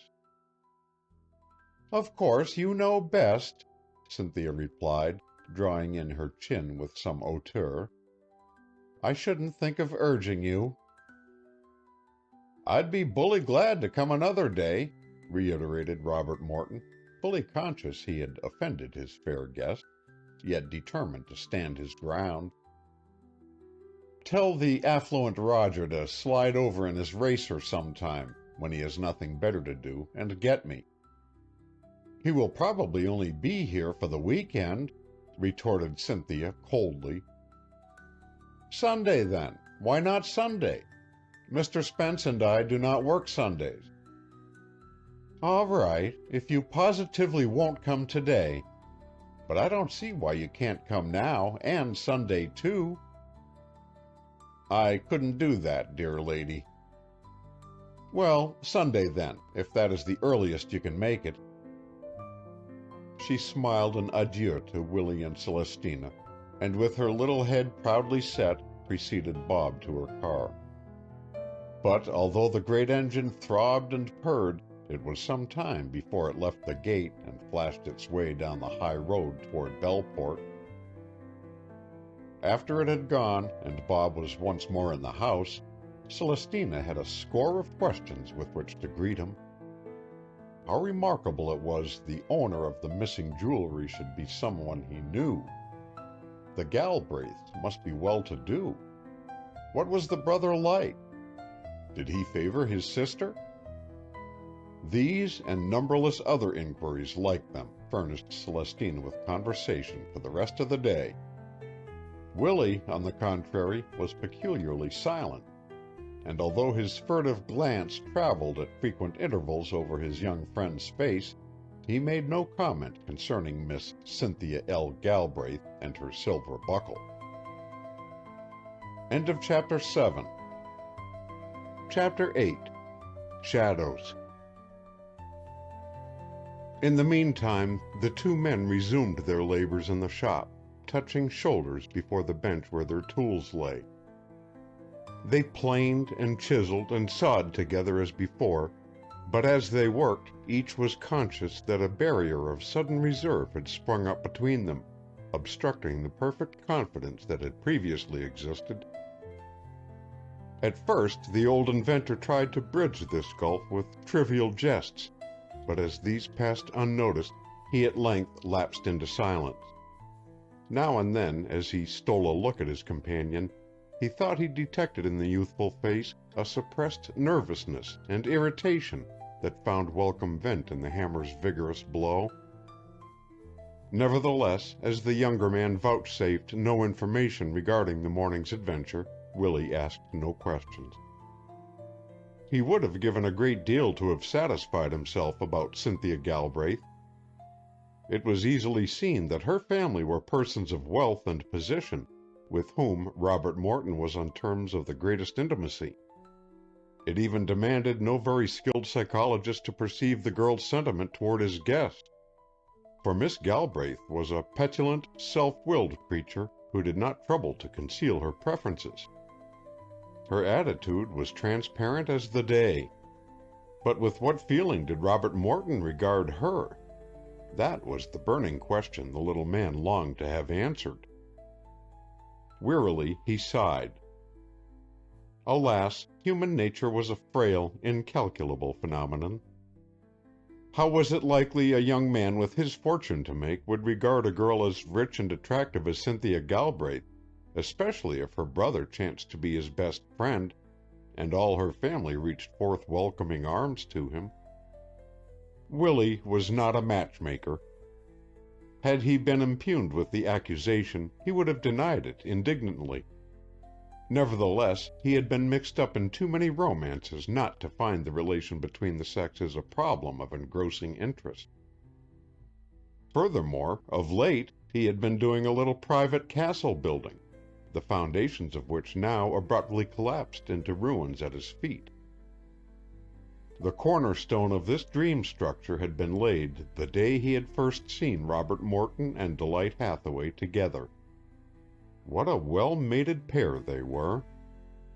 For years it had been his unwhispered ambition to see his favorite happily married to a man who was worthy of the priceless treasure. The Brewster household was aging fast. Captain Jonas, Captain Benjamin, and Captain Phineas were now old men.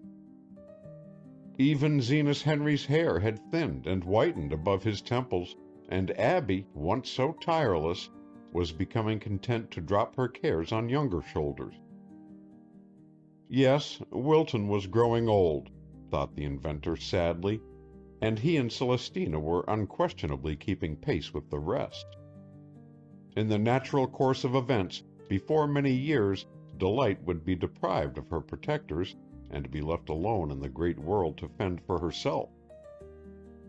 She was well able to do so, for she was resourceful and capable, and would never be forced to marry for a home as was many a lonely woman. Nor would she ever come to want. The village would see to that. Notwithstanding this certainty, however, he could not bear to think of a time when there would be no one to stand between her and the harsher side of life, no man who would count the championship a privilege, an honor, his dearest duty. Wilton had never offered a husband of the type pictured in Willie's mind. The hamlet could boast of but few young men, and the greater part of those who lingered within its borders had done so because they lacked the ambition and initiative to hew out for themselves elsewhere broader fields of activity. Those of ability had gravitated to the colleges, the business schools, or gone to test their strength in the city's marts of commerce. Who could blame them for not resting content with baiting lobster pots and dredging for scallops? Were he a young man with his path untrodden before him, he would have been one of the first to do the same, Willie confessed. Did he not constantly covet their youth and opportunity?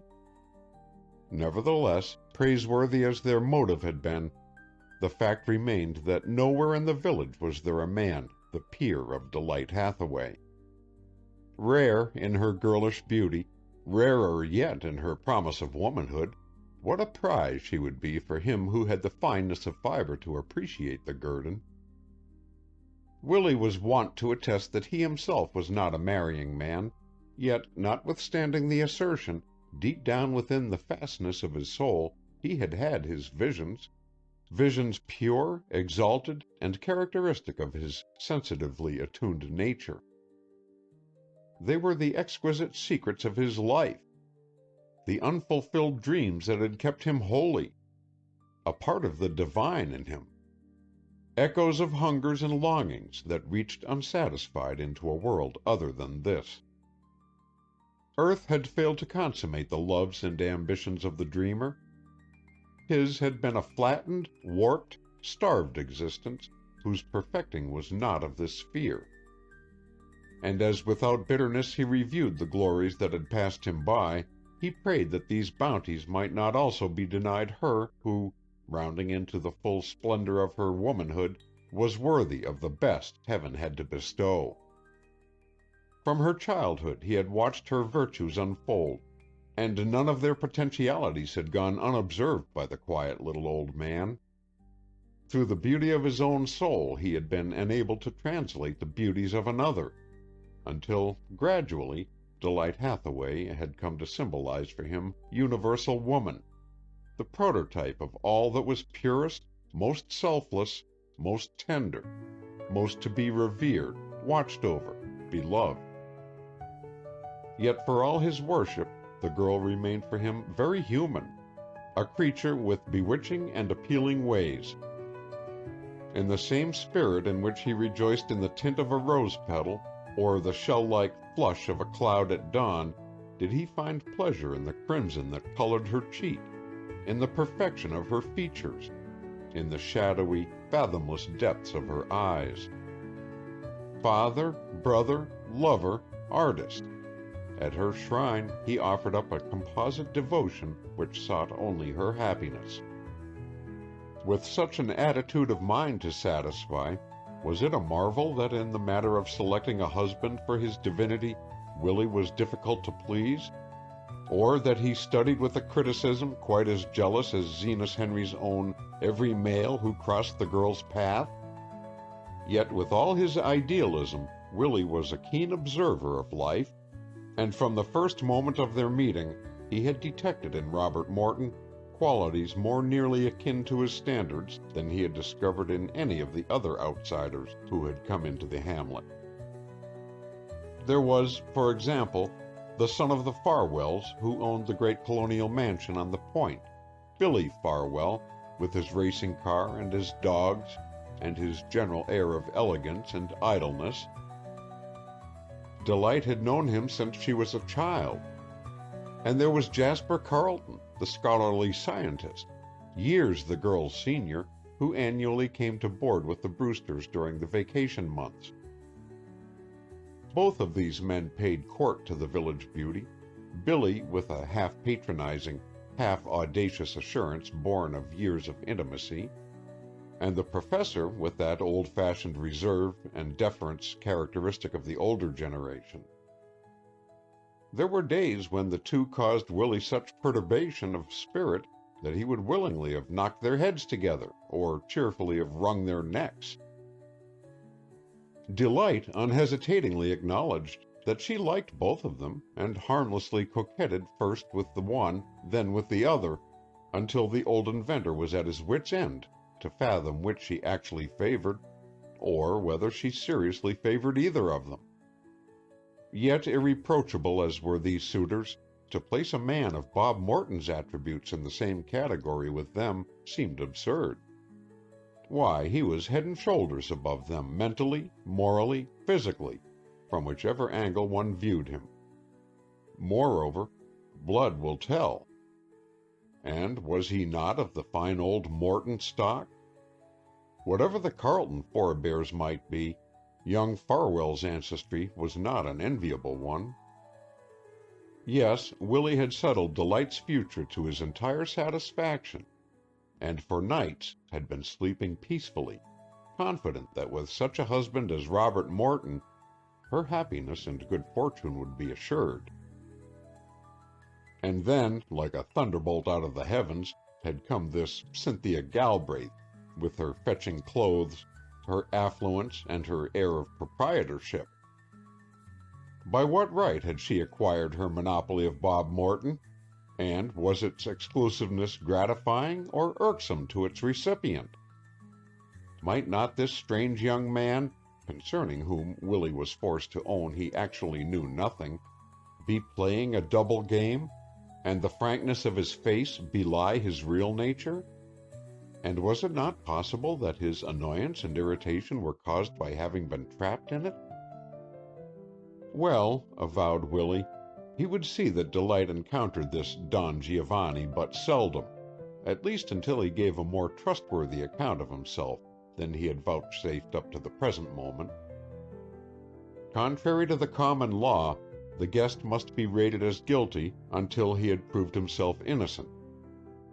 Yet, as he darted a glance at the earnest young face bending over the workbench, Willie's conscience smote him, and he questioned whether he might not be doing his comrade a dire injustice.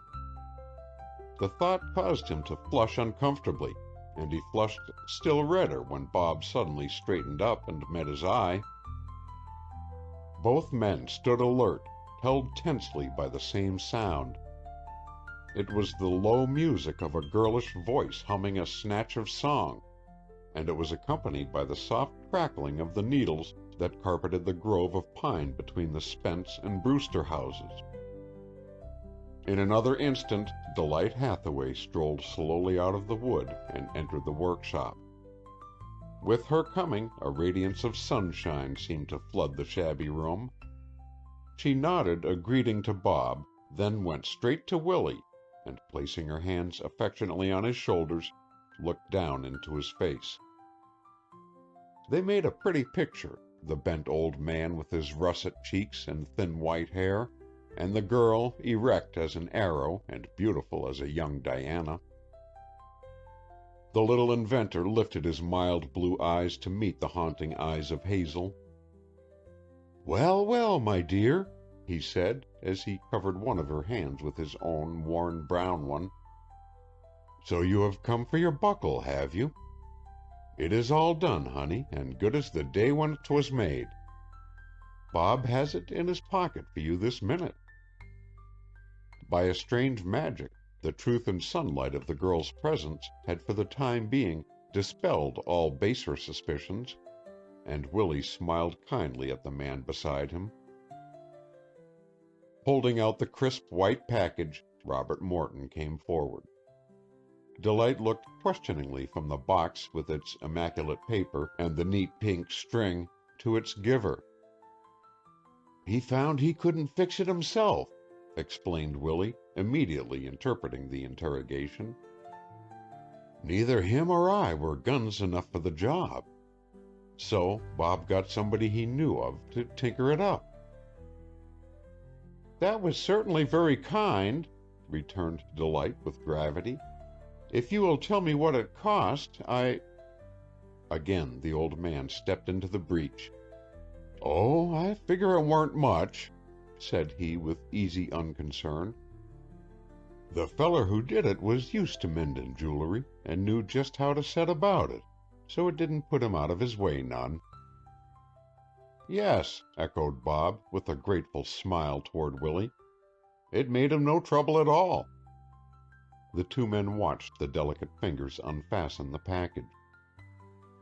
"See how nice it is," Willie went on. "You'd never know there was a thing the matter with it." "It's wonderful!" she cried.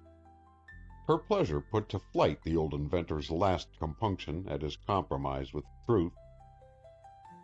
"I am so pleased, Mr. Morton," she went on. "You are quite sure there was no expense?" "Nothing to speak of. I'm glad you like it," murmured the young man. "Indeed I do." She stretched the band of white leather round her waist, and Bob noticed how easily its clasp met. "There!" exclaimed she, raising her hand in mocking imitation of a military salute. "Isn't that fine?" Willie laughed with involuntary admiration at the gesture, and as for Robert Morton, he could have gone down on his knees before her and kissed her diminutive white shoe. The girl did not prolong the tableau. All too soon, she relaxed from rigidity into gaiety and came flitting to the workbench. "What are you doing, Willie dear?" she asked. "You know you never have secrets from me. What is this marvelous thing you are busy with?" Before answering, Willie glanced mysteriously about. "It's because I know you can keep secrets that I ain't afraid to trust you with them," said he. "Bob and I are working on the quiet at an idea I was ketched with a day or two ago. It's a bigger scheme than most of the ones I've tackled, and it may not turn out to be anything at all. Still, Bob has studied boats and knows a heap about 'em, and he believes something can be made of it. But till our fish is hooked, we ain't shouting that we've caught one. If the contrivance works," went on the little old man eagerly, "it will be a bonanza for Zenas Henry. He lowered his voice almost to a whisper. "It's an idea to keep motorboats from getting snagged." The words were scarcely out of his mouth before his listeners saw him start and look apprehensively toward the door. They were no longer alone. On the threshold of the workshop stood Genoa Eldridge. End of Chapter 8. Chapter 9. A Widening of the Breach. "So," piped Genoa, "that's what you're doing, is it, Willie Spence? Well, you needn't have been so all-fired still about it. I guessed as much all the time." There was an acid flavor in the words. "Yes, I knowed it from the beginning, well as if I'd been here, even if you did shut me out and take this city feller in to help you in place of me. Maybe he has studied about boats, but how do you know what he's up to? How do you know anyhow who he is or where he came from? He says, of course, that he's Teeny's nephew, and he may be, for all I can tell. But what proof have you he ain't somebody else who's come here to steal your ideas and get money for 'em?" There was a moment of stunned silence as the barbs from his tongue pierced the stillness. Then Delight stepped in front of the interloper. "How dare you, Genoa Eldridge?" she cried. "How dare you insult Willie's friend and mine? You've no right to speak so about Mr. Morton." Before her indignation, Genoa quailed. In all his life he had never before seen Delight Hathaway angry, and something in her flashing eyes and flaming cheek startled him. I weren't meanin' to say 'twas actually so," mumbled he apologetically. "Like as not, the young man's exactly what he claims to be. Still, Willie's awful gullible, and there's times when a word of warnin' ain't such a bad thing. I'm sorry if you didn't like it." "I didn't like it, not at all," the girl returned, only slightly mollified by his conciliatory tone. "If you are anything of a gentleman, you will apologize to Mr. Morton immediately." "Ain't I just said I was sorry?" hedged the sheepish Genoa. "Indeed, there is no need for anything further," Robert Morton protested. "Perhaps, knowing me so little, it was only natural that he should distrust me." "It was neither natural nor courteous," came hotly from Delight. "And I, for one, am mortified that any visitor to the village should receive such treatment." Then, as if clearing her skirts of the offending Mr. Eldridge, she drew herself to her full height and swept magnificently out the door. An awkward silence followed her departure. Robert Morton hesitated, glancing uneasily from Willie to Genoa, scented a storm, and, slipping softly from the shop, went in pursuit of the retreating figure. "For goodness' sake, Genoa, whatever set you making a speech like that?" Willie demanded when the two were alone. "Have you gone plumb crazy? The very notion of your lightin' into that innocent young feller. What are you thinking of?" Maybe he ain't so innocent as he seems, the accuser sneered. The little old man faced him sharply.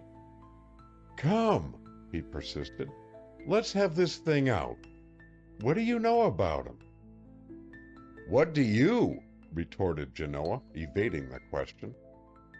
The inventor paused, chagrined. You don't know nothing, and I don't know nothing, continued Genoa, seizing the advantage he had gained. Each of us is welcome to his opinion, ain't he? It's a free country. You're all for believing the chap's an angel out of heaven. You've swallowed down every word he's uttered, like as if it was gospel truth, and took him into your own house same as if he was a relation. There's fish that gobble down bait just that way. I ain't that kind. Young men don't bury themselves up in a quiet spot like Wilton without they've got something up their sleeve. Staring intently at his friend, he noted with satisfaction that Willie's brow had clouded into a frown. Is it to be expected, I ask you now, is it to be expected that a spirited young sprig of a college feller such as him relishes spending his time working away in this shop day in and day out? What's he doing it for? Tell me that. This world ain't a benevolent institution, and the folks in it don't go to throwing their elbow grease away unless they look to get something out of it. This Morton boy has boned down here like a slave. What's in it for him? Why, it's his vacation, and... Vacation?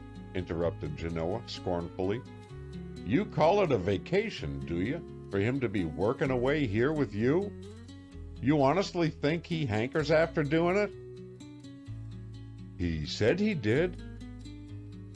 And you believed it, I suppose, same's you credited the rest of his talk, jeered Mr. Eldridge. Look out the winder, Willie Spence, and tell me, if you was 20 instead of most 70, if you'd be staying indoors a carpentin' these summer days when you could be outside. He swept a hand dramatically toward the casement, and in spite of himself, the old man obeyed his injunction and looked. A dome, blue as larkspur, arched the sky, and to its farther bound the sea, reflecting its azure tints, flashed and sparkled as if set with stars of gold. Along the shore, where glittered reaches of hard white sand and a gentle breeze tossed into billows the salt grass edging the margin of the little creeks, fishermen launching their dories called to one another, their voices floating upward on the still air with musical clearness. Would you be putting in your vacation a-working all summer, Willie, if you was the age of that young man? Repeated Genoa. He ain't here for all summer, protested the unhappy inventor, catching at a straw. He's only going to stay a little while. He was here for overnight at first, weren't he? Inquired the tormentor. Then it lengthened into a week, and the Lord only knows how much longer he's planning to hang around the place. Besides, if he's only making a short visit, it's less likely than ever he'd want to put in the whole of it tinkering with you. He'd be going about seeing Wilton, sailing, fishing, swimming, or clamming, like other folks do that come here for the summer, if he was a normal human being. But has he been anywheres yet? No, sir. I've had my weather eye out, and I can answer for it that the feller ain't once poked his head out of this shop. What's made him so keen for staying in Wilton and working? Willie did not answer, but he took a great bandana with a flaming border of scarlet from his pocket and mopped his forehead nervously. That young chap, resumed Genoa, holding up a grimy finger which he shook impressively at the wretched figure opposite, is here for one of two reasons. You can like 'em or not, but they're true.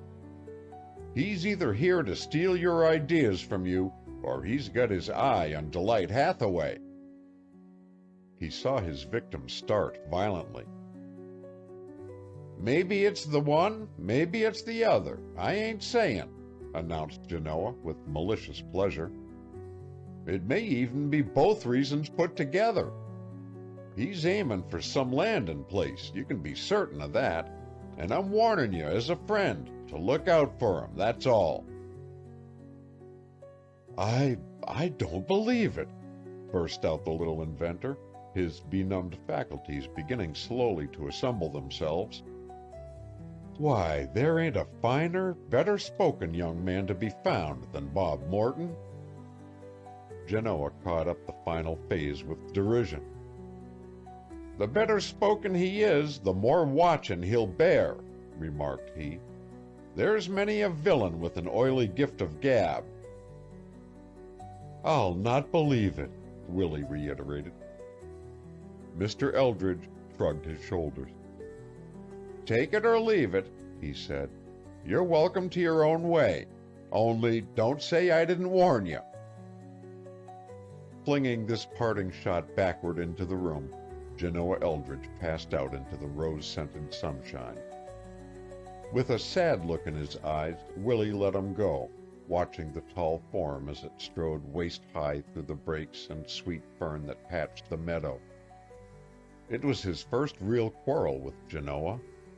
Since boyhood they had been friends, the gentleness of the little inventor bridging the many disagreements that had arisen between them.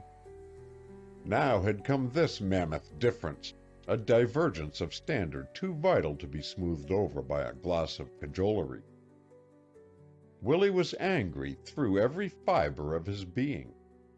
Slowly it steeped into his consciousness that Genoa's fundamental philosophy and his own were at odds, their attitude of mind as antagonistic as the poles. Against trust loomed suspicion, against generosity narrowness, against optimism pessimism. Genoa believed the worst of the individual, while he, Willie, reason as he might, inherently believed the best. One creed was the fruit of a jealous and envious personality that rejoiced rather than grieved over the limitations of our human clay. The other was a result of that charity that beareth all things, believeth all things, hopeth all things, because of a divine faith in the God in man. For a long time Willie stood there thinking, his gaze fixed upon the gently swaying plumage of the pines. The shock of his discovery left him suddenly feeling very sad and very much alone. It was as if he had buried the friend of half a century. Yet even to bring Genoa back, he could not retract the words he had uttered or exchange the light he followed for Genoa's sinister beckonings. In spite of a certain reasonableness in the pessimist's logic, in spite of circumstances he was incapable of explaining, in spite even of Cynthia Galbraith, a latent belief in Robert Morton's integrity crystallized into certainty, and he rose to his feet, freed of the doubts that had previously assailed him. At the instant of this emancipation, the young man himself entered. What had passed during the interval since he had gone out of the workshop, Willie could only surmise, but it had evidently been of sufficiently inspiring a character to bring into his countenance a radiance almost supernatural in its splendor. Nevertheless, he did not speak, but stood immovable before the little old inventor as if awaiting a judge's decree, the glory fading from his eyes and a half-veiled anxiety stealing into them. Willie smiled, and, reaching up, placed his hands on the broad shoulders that towered opposite. "I'm sorry, Bob," he affirmed, with a sweetness as winning as a woman's. "You mustn't mind what Jan said. He's gettin' old and a mite crabbed, and he's kind of foolish about me, maybe. I wouldn't have had him hurt your feelin's." Robert Morton caught the expression of pain in the troubled face and cut the apology short. "It's all right, Mr. Spence," he cried. "Don't give it another thought. So long as you remain my friend, I don't care what Mr. Eldridge thinks. We'll pass it off as jealousy and let it go at that." The old man tried to smile, but the corners of his mouth drooped, and he sighed instead.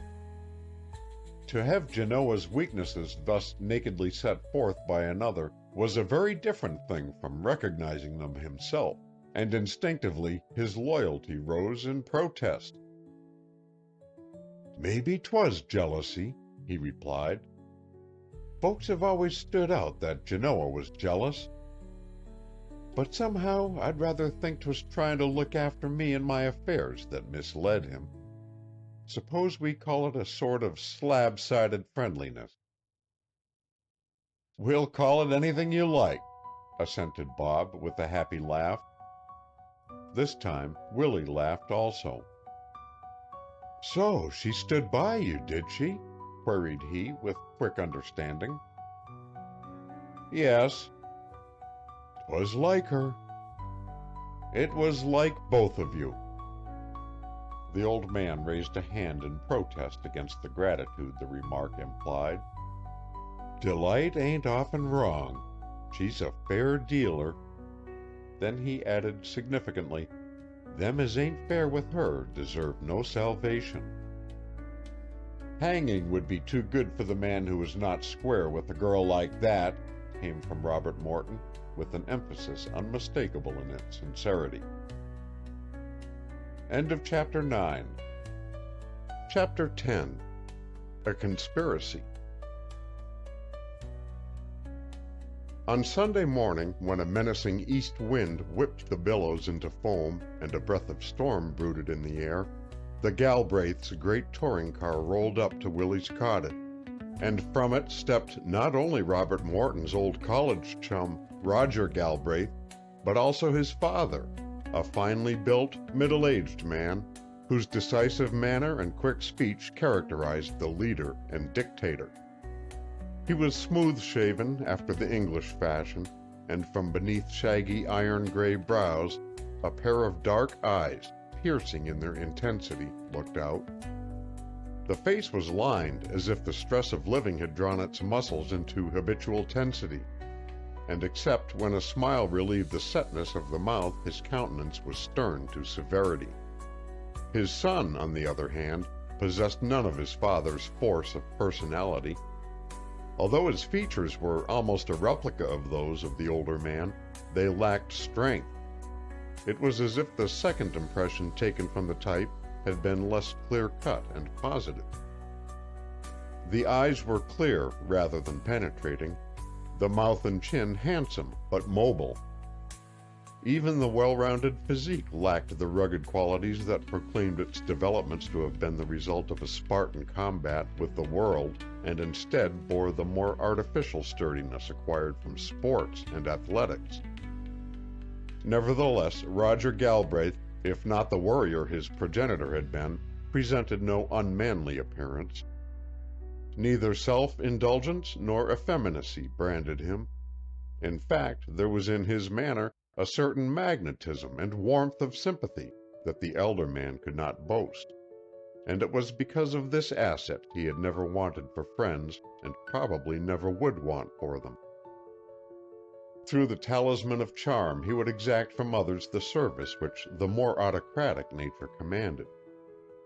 Yet in spite of the opposition of their personalities, Robert Morton cherished toward both father and son a sincere affection which differed only in the quality of the response the two men called forth.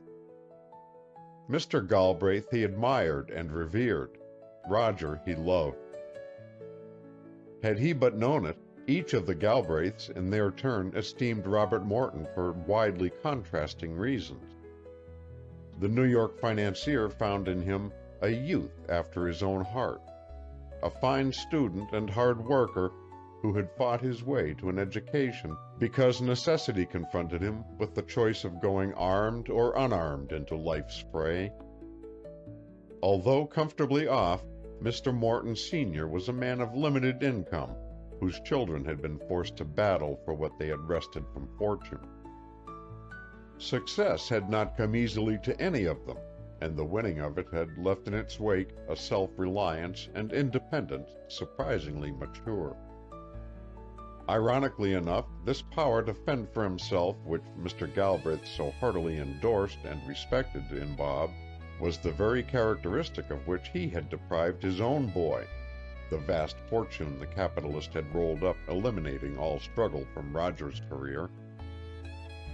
Every barrier had been removed, every thwarting force had been brought into abeyance, and afterward, with an inconsistency typical of human nature, the leveler of the road fretted at his son's lack of aggressiveness, his eyes, ordinarily so hawk-like in their vision, blinded to the fact that what his son was, he had to a great extent made him, and if the product caused secret disappointment, he had no one to thank for it but himself. Instead, his reasoning took the bias that the younger man, having been given every opportunity, should logically have increased the Galbraith force of character rather than have diminished it, and very impatient was he that such had not proved to be the case.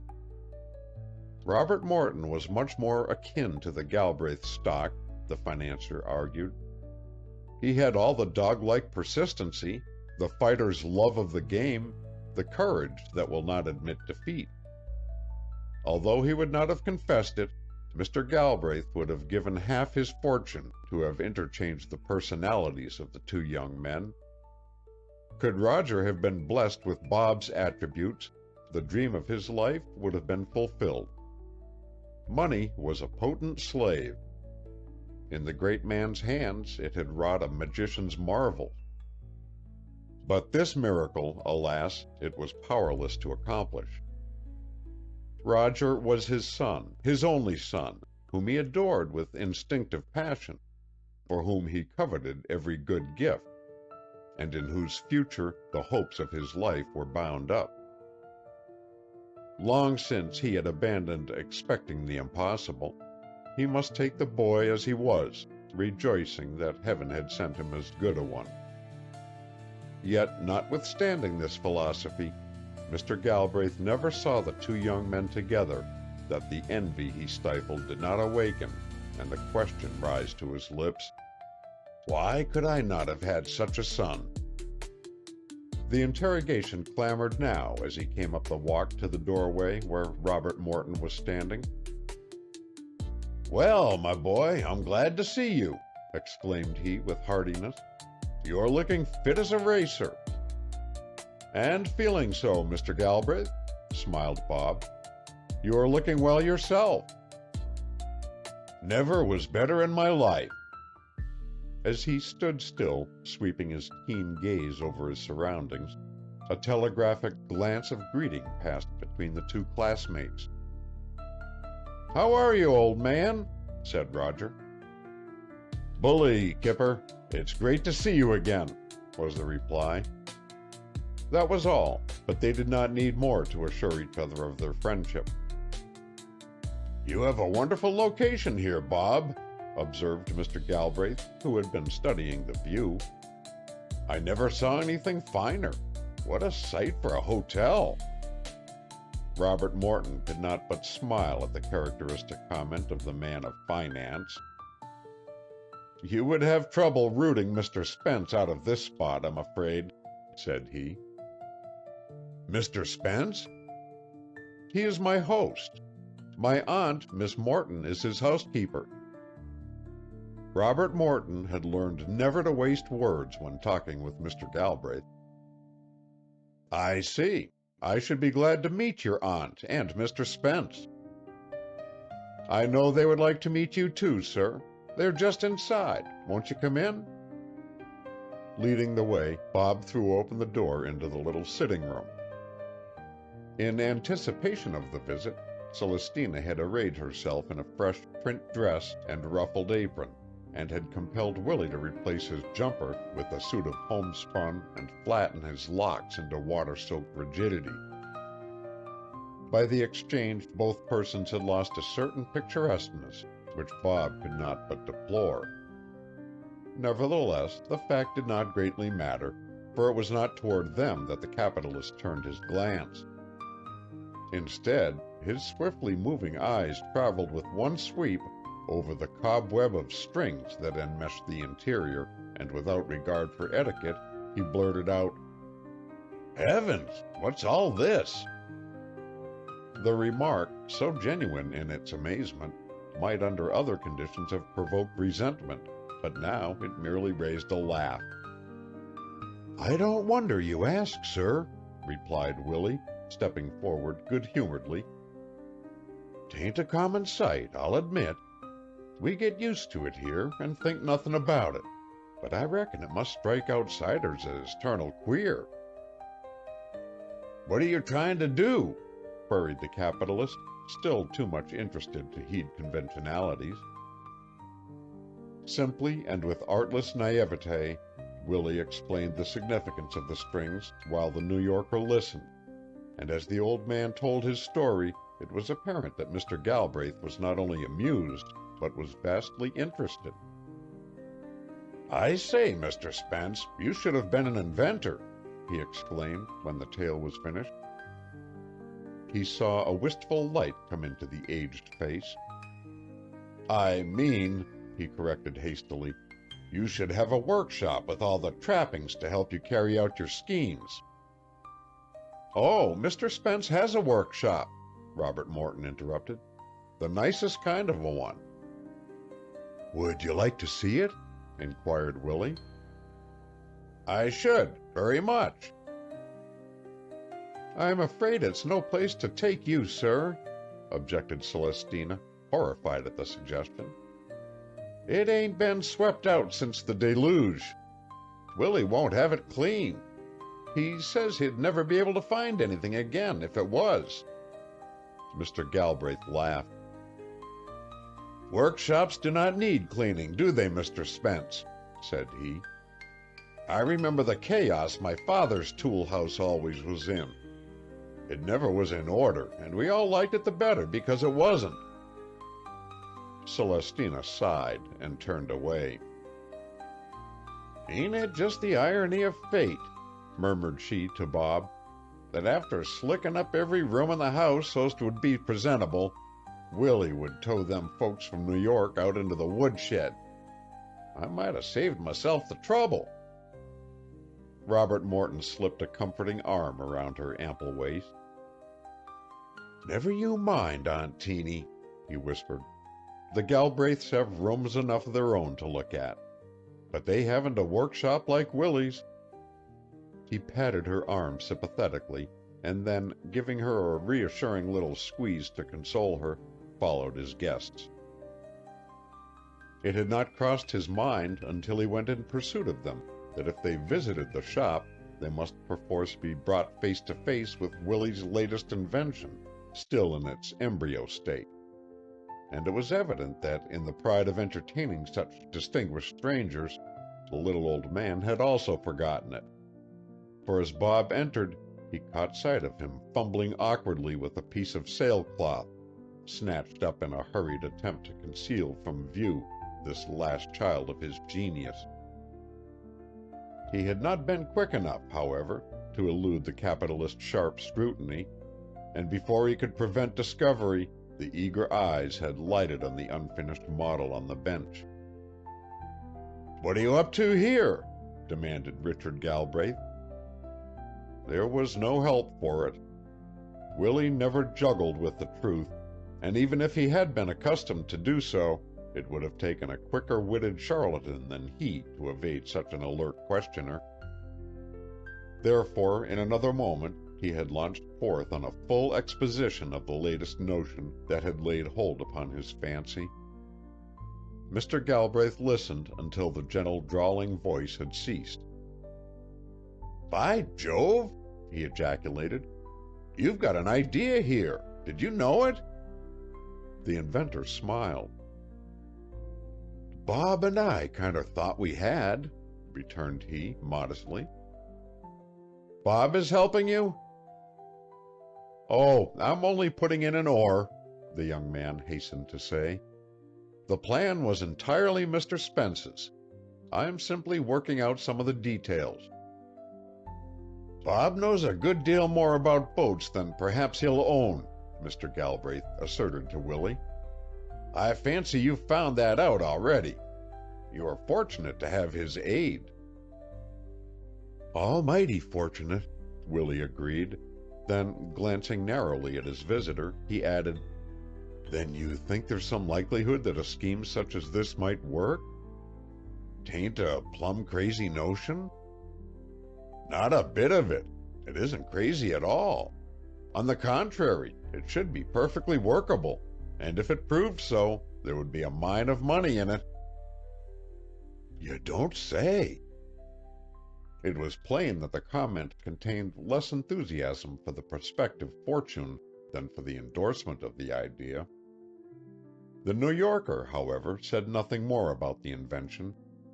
He browsed about the shop with unfeigned pleasure, poking in among the cans of paint, oil, and varnish, rattling the nails in the dingy cigar boxes, and examining the tools and myriad primitive devices Willie had contrived to aid him in his work. "I was brought up in a shop like this," he at length exclaimed, "and I haven't been inside such a place since. It carries me back to my boyhood." A strangely softened mood possessed him, and when at last he stepped out on the grass, he lingered a moment beneath the arch of grapevine and looked back into the low, sun-flecked interior of the shop as if loath to leave it. "I'm glad to have seen you, Mr. Spence," he said, "and Miss Morton, too. Bob couldn't be in a pleasanter spot than this. I hope sometime you will let me come over again and visit you while we are in Belport." Certain, sir," cried Willie with delight. "Teeny and me would admire to have you come whenever the craving strikes you. We're all mighty fond of Bob, and any friends of his will always be welcome." The little old man went with them to the car and loitered to watch them roll away. "You'll see me back tonight," called Bob from the front seat. "Not tonight, tomorrow," Roger corrected, laughingly. "Well, tomorrow then," smiled the young man. The engine pulsed, there was a quick throb of energy, and off they sped. Almost without a sound, the motor shot along the sand of the harbor road and whirled into the pine-shaded thoroughfare that led toward Belport. "A fine old fellow, that," mused Mr. Galbraith aloud. "What a pity he could not have had his chance in life." Bob nodded. "I suppose he hasn't a cent to carry out any of these schemes of his?" "No, I'm afraid he hasn't." The financier lit a cigar and puffed at it in thoughtful silence. "That motorboat idea of his now, why, if it could be perfected and boomed properly, it would make his fortune." "Do you think so?" "I know it." Again, the humming of the engine was the only sound. "Do you know, Bob, I've half a mind to get Snelling down here and set him to work at that job. What should you say?" "Snelling? You mean the expert from your shipbuilding plant?" "Yes. Wouldn't it be a good plan?" Robert Morton hesitated. "There is no question that a man of Mr. Snelling's ability would be a tremendous asset in handling such a proposition," he agreed cautiously. "Snelling could drop in as if to see you," went on the capitalist. "You could fix up all that so that there would not be any need of the old fellow suspecting who he was. Once there, he could pitch in and help the scheme along. It is going to be quite an undertaking before you get through with it, and the more hands there are to carry it out, the better, in my opinion." "Yes, it is going to be much more of a job than I realized at first," Bob admitted. "It certainly would be a great help to have Mr. Snelling's aid. But could you spare him? And would he want to come and duff in on this sort of an enterprise?" "If I telegraphed Snelling to come, he would come. And when here, he would do whatever he was told," replied Mr. Galbraith, bringing his lips sharply together. "That's very kind of you." "Pooh, the idea amuses me. I'll provide any materials you may need, too. Snelling shall have an order to that effect, so that he can call on the Long Island plant for anything he wants." "That will be splendid, Mr. Galbraith. But where do you come in?" "I'll have my fun, never you fear," returned the capitalist. "In the first place, I'd like nothing better than to do that little old fellow a good turn. There is something pathetic about him. Sometimes it is hard to believe that life gives everybody a square deal, isn't it? That man, for instance. He has the brain and the creative impulse, but he has been cheated of his opportunity. I should enjoy giving him a boost. Occasionally I fling away a small sum on a whim that catches my fancy. Now it's German marks, now an abandoned farm. This time it shall be Mr. Willie Spence and his motorboat idea." He laughed. "I appreciate it tremendously," Bob said. "There, there, we won't speak of it any more," the elder man protested, cutting him short. "I will telegraph Snelling, and you may arrange the rest. The old inventor isn't to suspect a thing, remember." "No, sir." "That is all, then." With a finality Robert Morton dared not transgress, the older man lapsed into silence, and Bob had no choice but to suppress his gratitude and resign himself to listening to the rhythmic beat of the automobile's great engine. End of Chapter 10. Chapter 11. The Galbraith Household. The estate the Galbraiths had leased stood boldly upon a rise overlooking the sea in the midst of the fashionable colony adjacent to Wilton, and was one of those blots which the city luxury lover affixes to a community whose keynote is simplicity. Its expanse of veranda, its fluttering green and white awnings, its giant tubs of blossoming hydrangeas, to say nothing of its Italian garden with rose-laden pergolas, were as out of place as if St. Peter's itself had been dropped down into a tiny New England fishing hamlet. The house, it is true, did not lack beauty, for it was well proportioned and gracefully planned, and there was no denying that one found, perhaps, more comfort on its screened and shaded piazzas than was to be enjoyed on Willie Spence's unprotected doorstep. Nevertheless, there was too much of everything about it. Too many rambler roses, too many rustic baskets and mighty palms, too many urns and stone benches and sundials and fountains. Still, as the car stopped at the door, the great wicker chairs with their scarlet cushions presented a gay picture, and so too did Mrs. Galbraith and Cynthia, who immediately rose from a breezy corner and came forward. The older woman was tall and handsome, and in her youth must have possessed great beauty. Even now she carried with a spoiled air, almost girlish, the costly gowns and jewels that her husband, proud of her looks, lavished upon her. She had a languid grace, very fascinating in its indifference, and spoke with a pretty little accent that echoed of the South. For all her attractiveness, Cynthia could not compare in charm with her mother, whose femininity lured all men toward her as does a magnet steel. Bob leaped from the car almost before it had come to a stop and went to her side, bending low over her heavily ringed hand. "We're so glad to see you, Bobby," she smiled. "The very nicest thing that could have happened was to find you here." "It is indeed a delightful surprise for me," Robert Morton answered. "How are you, Cynthia?"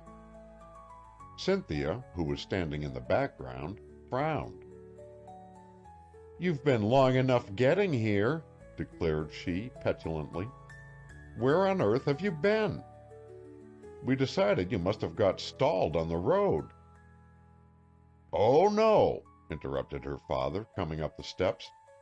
We made the run over and back without a particle of trouble. What delayed us was that we stopped to visit with Bob's aunt and the old gentleman with whom he is staying. Such a quaint character, Maida. You should really see him.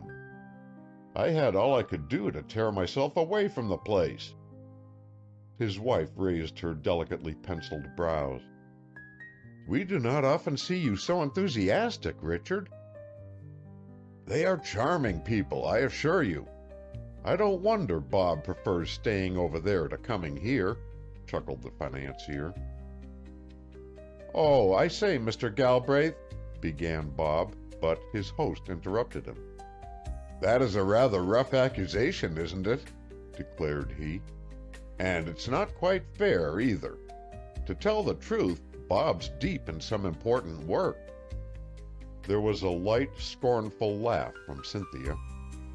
"He is, my lady. You needn't be so incredulous," her brother put in. "Bob is busy with a boat-building project. Dad's got interested in it, too." Cynthia pursed her lips with a little grimace. "Ask him if you don't believe it," persisted Roger. "Yes," went on Mr. Galbraith, "that old chap over at Wilton has an idea that may make all our fortunes, Bob's included." There was a general laugh. "Well," pouted Cynthia, glancing down at the toe of her immaculate buckskin shoe, "I call it very tiresome for Bob to have to work all his vacation." "I don't have to," Robert Morton objected. "I am simply doing it for fun. Can't you understand the sport of—" "No, she can't," her brother asserted. "Cynthia never sees any fun in working." "Roger," Mrs. Galbraith drawled gently. "Well, I don't like to work," owned the girl with delicious audacity. "I detest it. Why should I pretend to like it when I don't?" "Cynthia is one of the lilies of the field. She's just made for ornament," called Roger over his shoulder as he passed into the house. "There is something in being ornamental, isn't there, daughter?" said Mr. Galbraith, dropping into a chair and lighting a fresh cigar. She was decorative, there was no mistake about that. The skirt of heavy white satin clung to her slight figure in faultless lines, and her sweater of a rose shade was no more lovely in tint than was the faint flush in her cheeks. Every hair of the elaborate coiffure had been coaxed skillfully into place by a hand that understood the cunning, and wherever nature had been guilty of an oversight, art had supplied the defect. Yes, Cynthia Galbraith was quite a perfect product, thought Bob, as he surveyed her there beneath the awning. "I thought Madam Lee was here," the young man presently remarked as he glanced about. Mrs. Galbraith's face clouded. "Mother is not well today," she answered. "Careful as we are of her, she has in some way taken cold. She is not really ill, but we thought it wise for her to keep her room.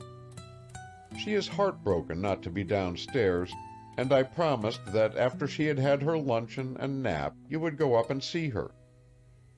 "Surely," Robert Morton cried emphatically. "Mother is so devoted to you, Bobby," went on Mrs. Galbraith. "Sometimes I think she cares much more for you than she does for her own grandchildren." "Nonsense! Of course she doesn't." "I'm not so certain," laughed the elder woman lightly. "You know she is tremendously strong in her likes and dislikes. All the Lees are. We're a headstrong family where our affections are concerned. You, Bob, are the apple of her eye." "She has always been mighty kind to me," the young man affirmed soberly. "I never saw my own grandmothers. Both of them died before I came into the world. So, you see, if it were not for borrowing Roger's and Cynthia's, I should be quite bereft." The party rose and moved through the cool hall into the dining room. A delicious luncheon, perfectly served by a velvet-footed maid and the old colored butler, followed, and there was a great deal of conversation, a great deal of reminiscing, and a great deal of laughter.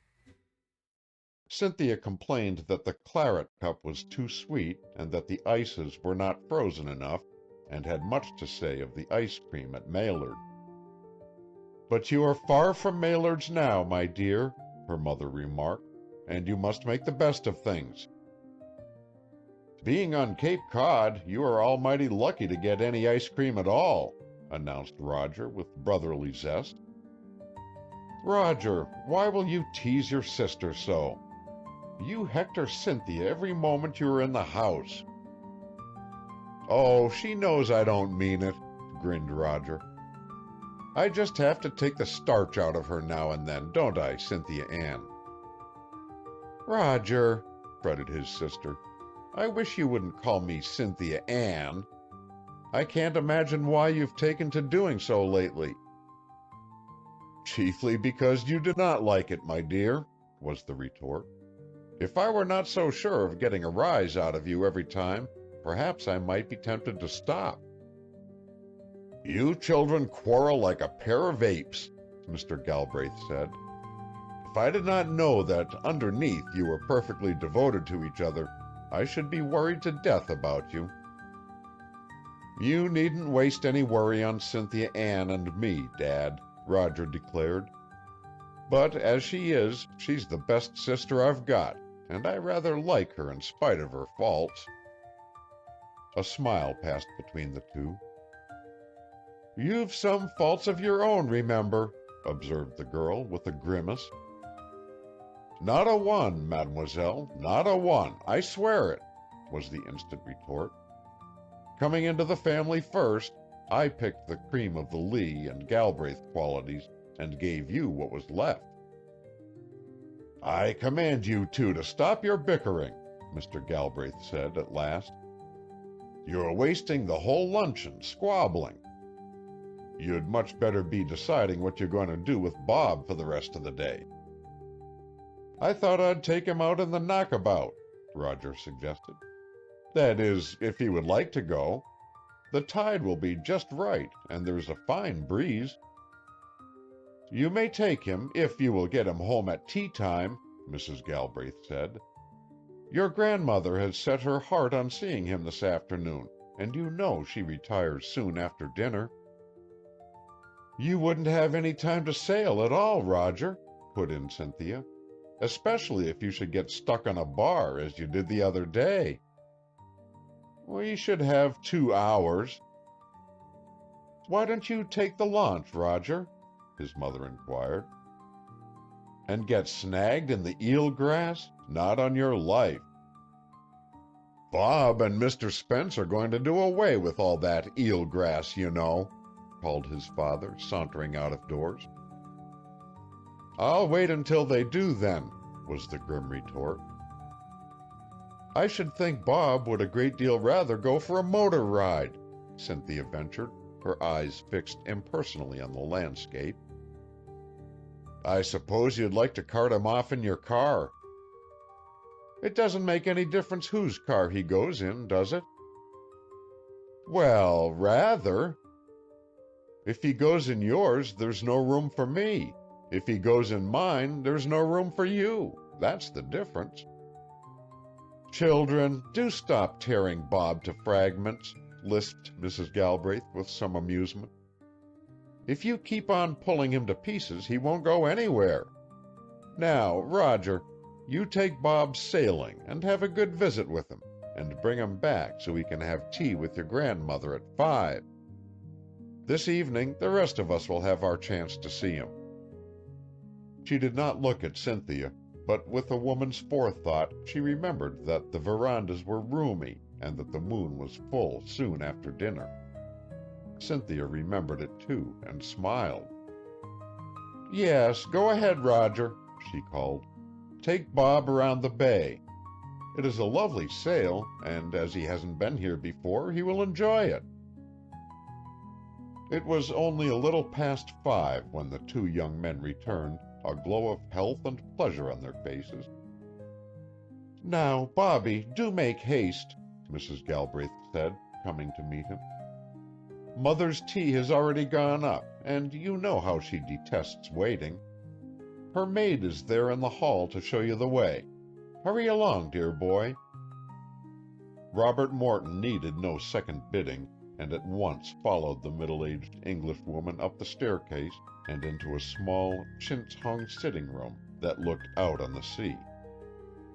At the farther end of it, seated before a low tea-table, was a stately, white-haired lady, very erect, very handsome, and very elegantly dressed in a gown of soft, black material. At the neck, which was turned away, she wore a fichu of filmy lace, tinted by time to a creamy tone and held in place by an old-fashioned medallion of seed pearls. White ruffles at the wrists drooped over her delicately veined hands and showed only the occasional flash of a ring and her perfectly manicured fingertips. Summer or winter, fair weather or foul, Madam Lee never varied this costume, and it seemed to possess some measure of its owner's eternal youth, for it was always fresh and its lustrous folds always swept the ground in the same dignified fashion.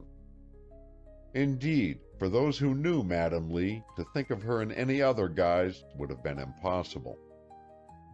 Her silvered hair was parted and rippled over her forehead to her ears, where it was slightly puffed and caught back with combs of shell, and from beneath it 2 little black eyes peered out with a bird's alertness of gaze.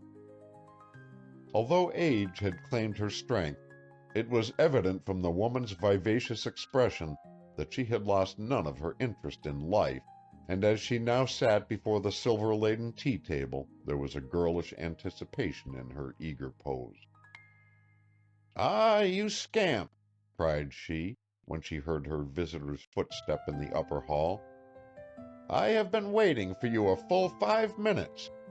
I don't wait for everyone, I would have you know. Come here and give an account of yourself." The young man bent and softly touched her cheek with his lips.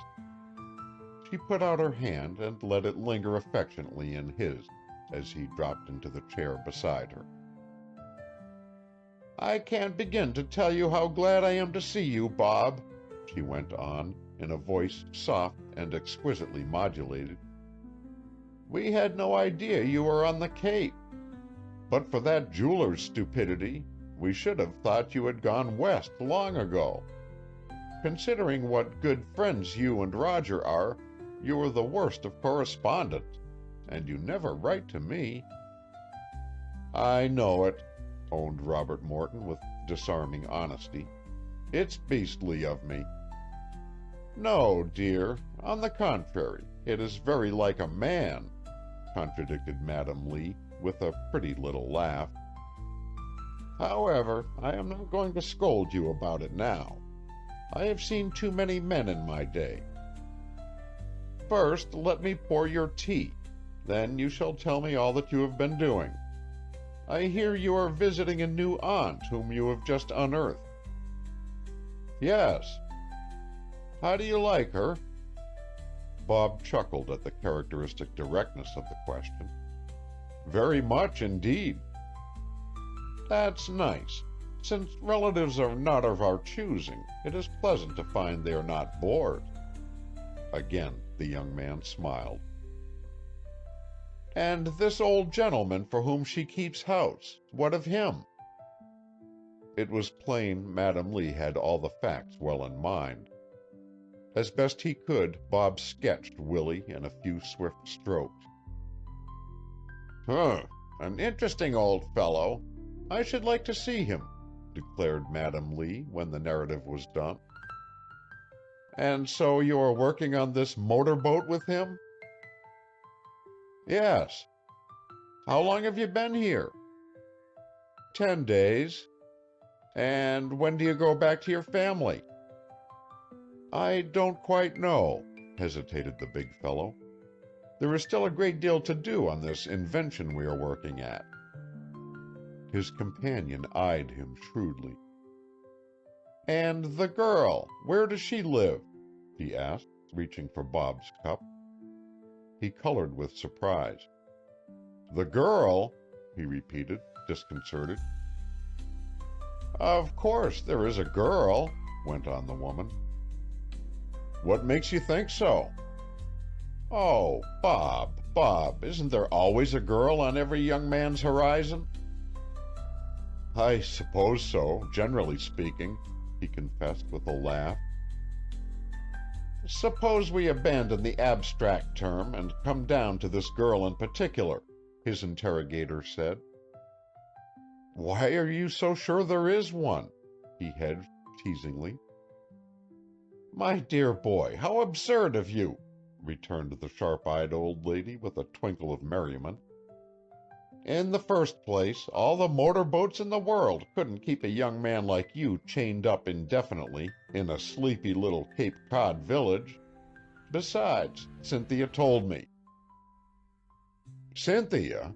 She doesn't know anything about it. That is precisely how I knew, piped Madame Lee triumphantly. What did she tell you? She did not tell me anything, was the reply. She simply came back from Wilton in a wretched humor, and when I inquired of her whether she had her buckle back again, she answered with such spirit that there was no mistaking its cause.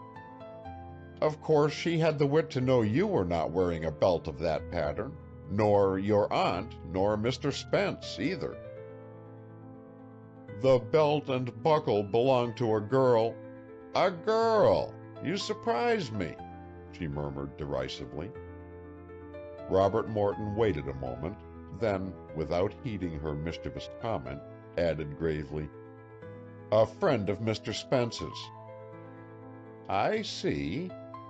The old lady smoothed the satin folds of her gown thoughtfully before she spoke, then continued with extreme gentleness, Tell me about her. I couldn't do that, declared Robert Morton. There aren't words enough to give you any idea how lovely she is, or how good.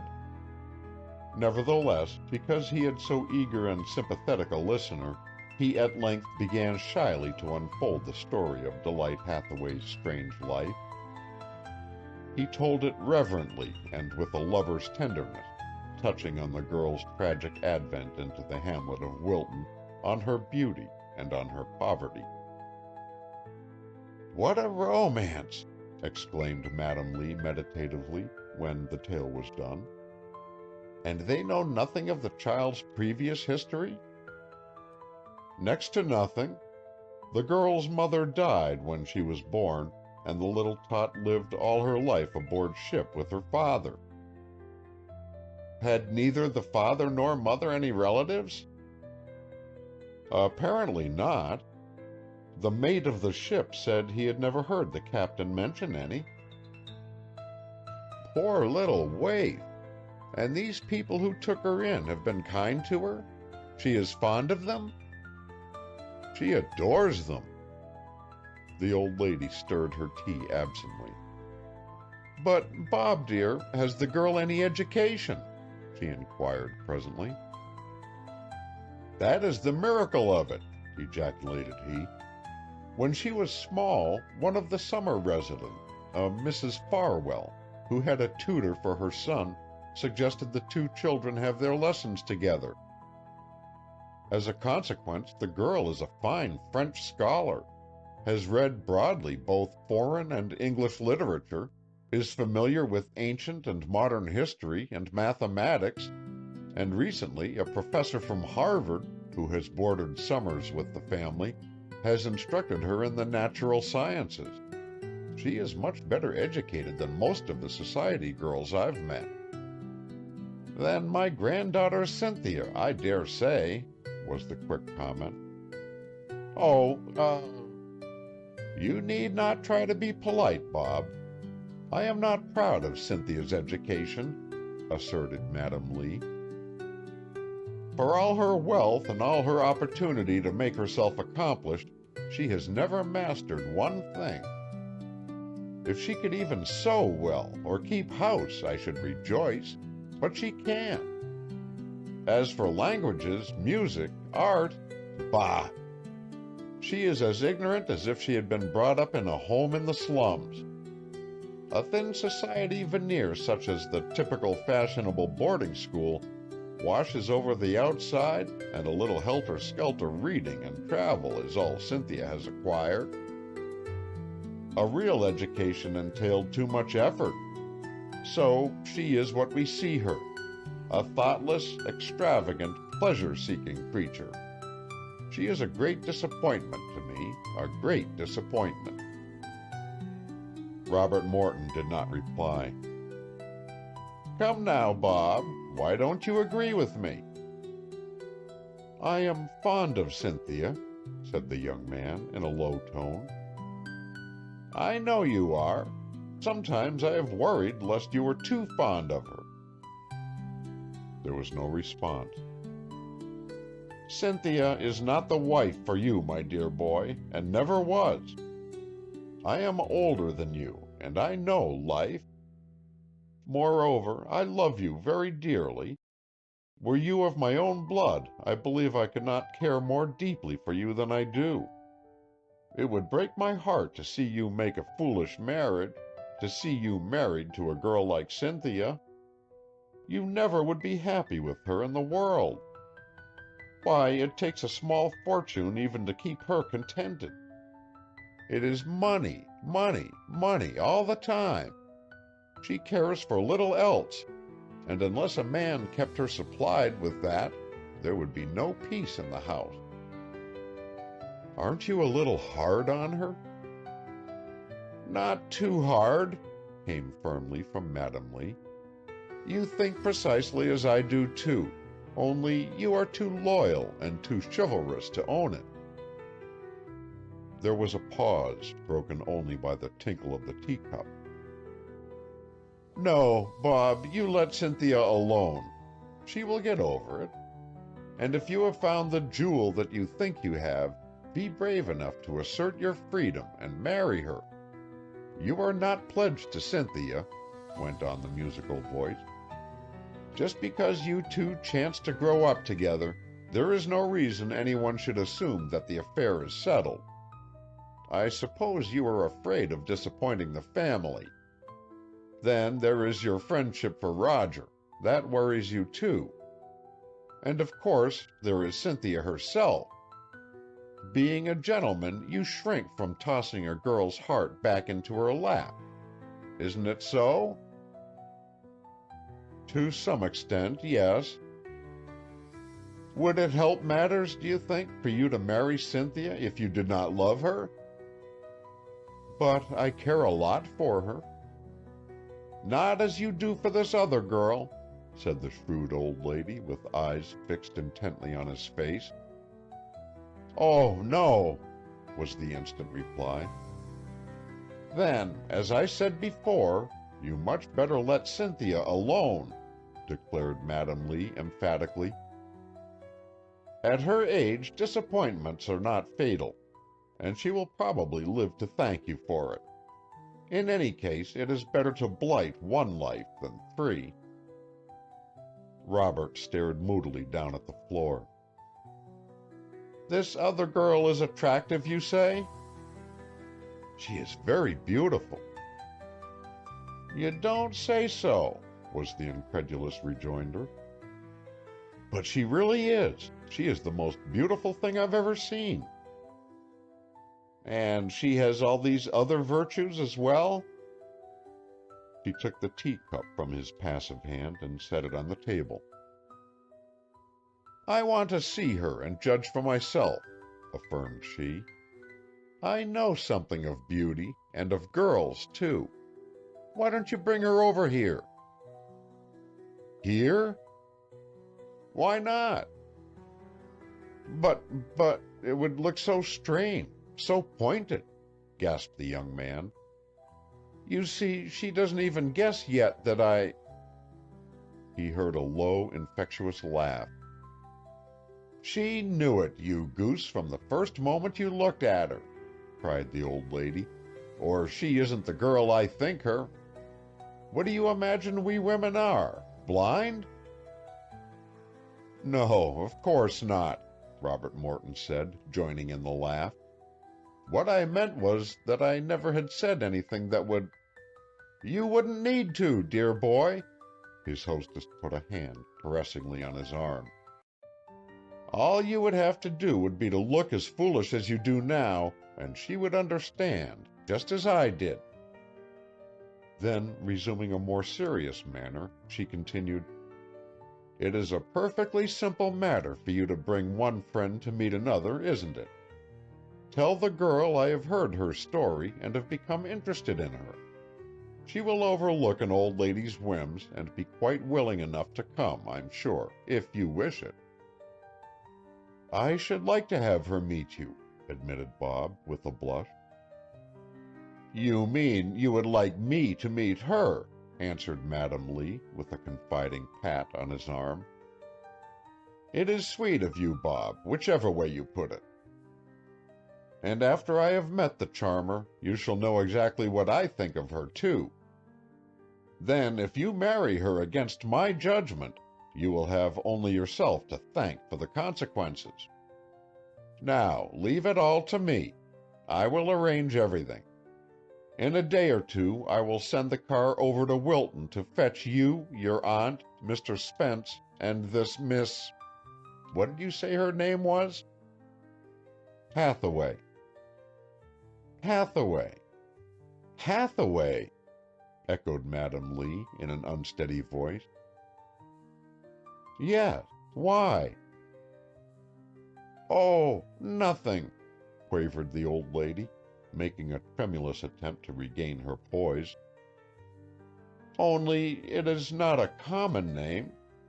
I knew a Hathaway once, very long ago, in the South.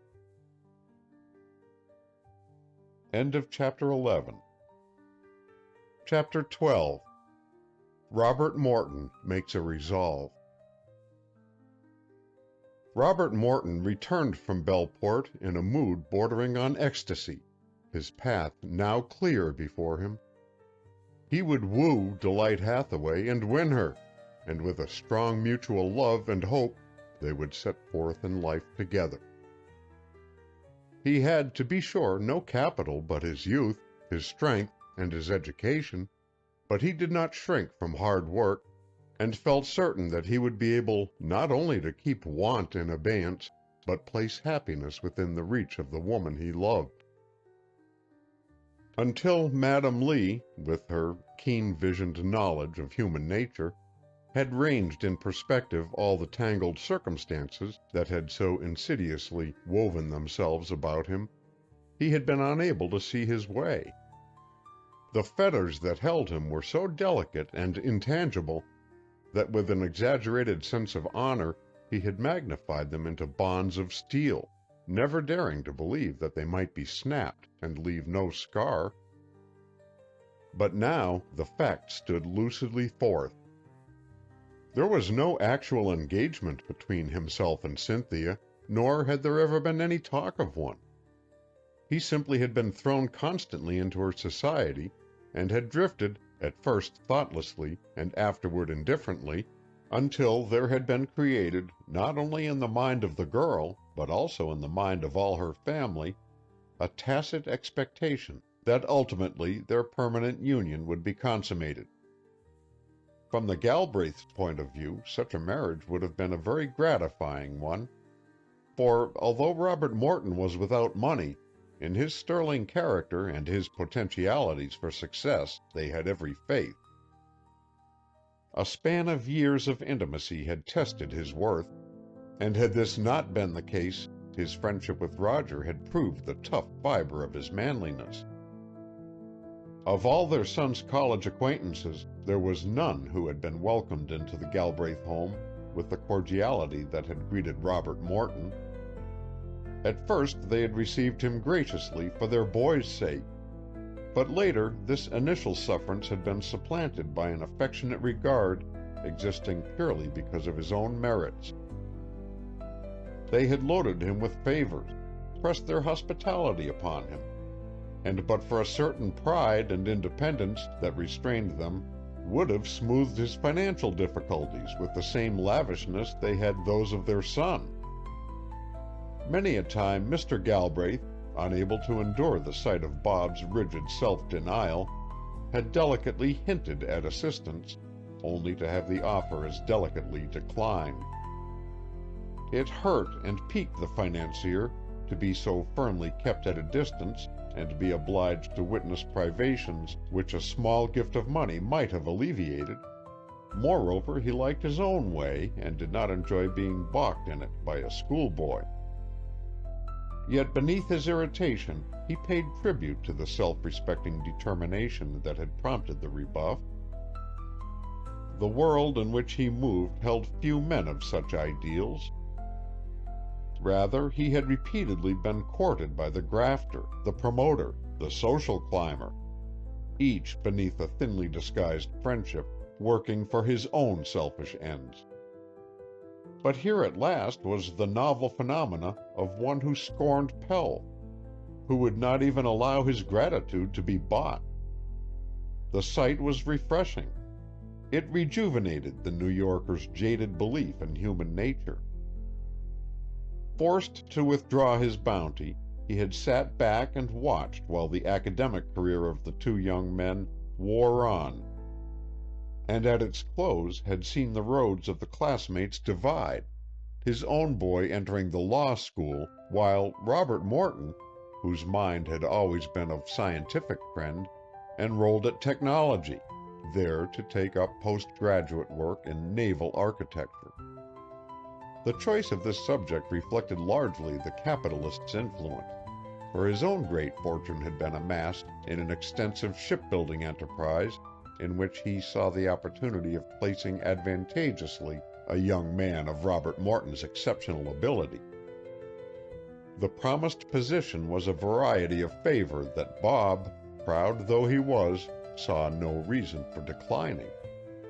The opening, to be sure, would be his as a consequence of Mr. Galbraith's kindness, but the retention of the position would rest on his personal worth and hard work, a very satisfactory condition to one who demanded that he remain captain of his soul.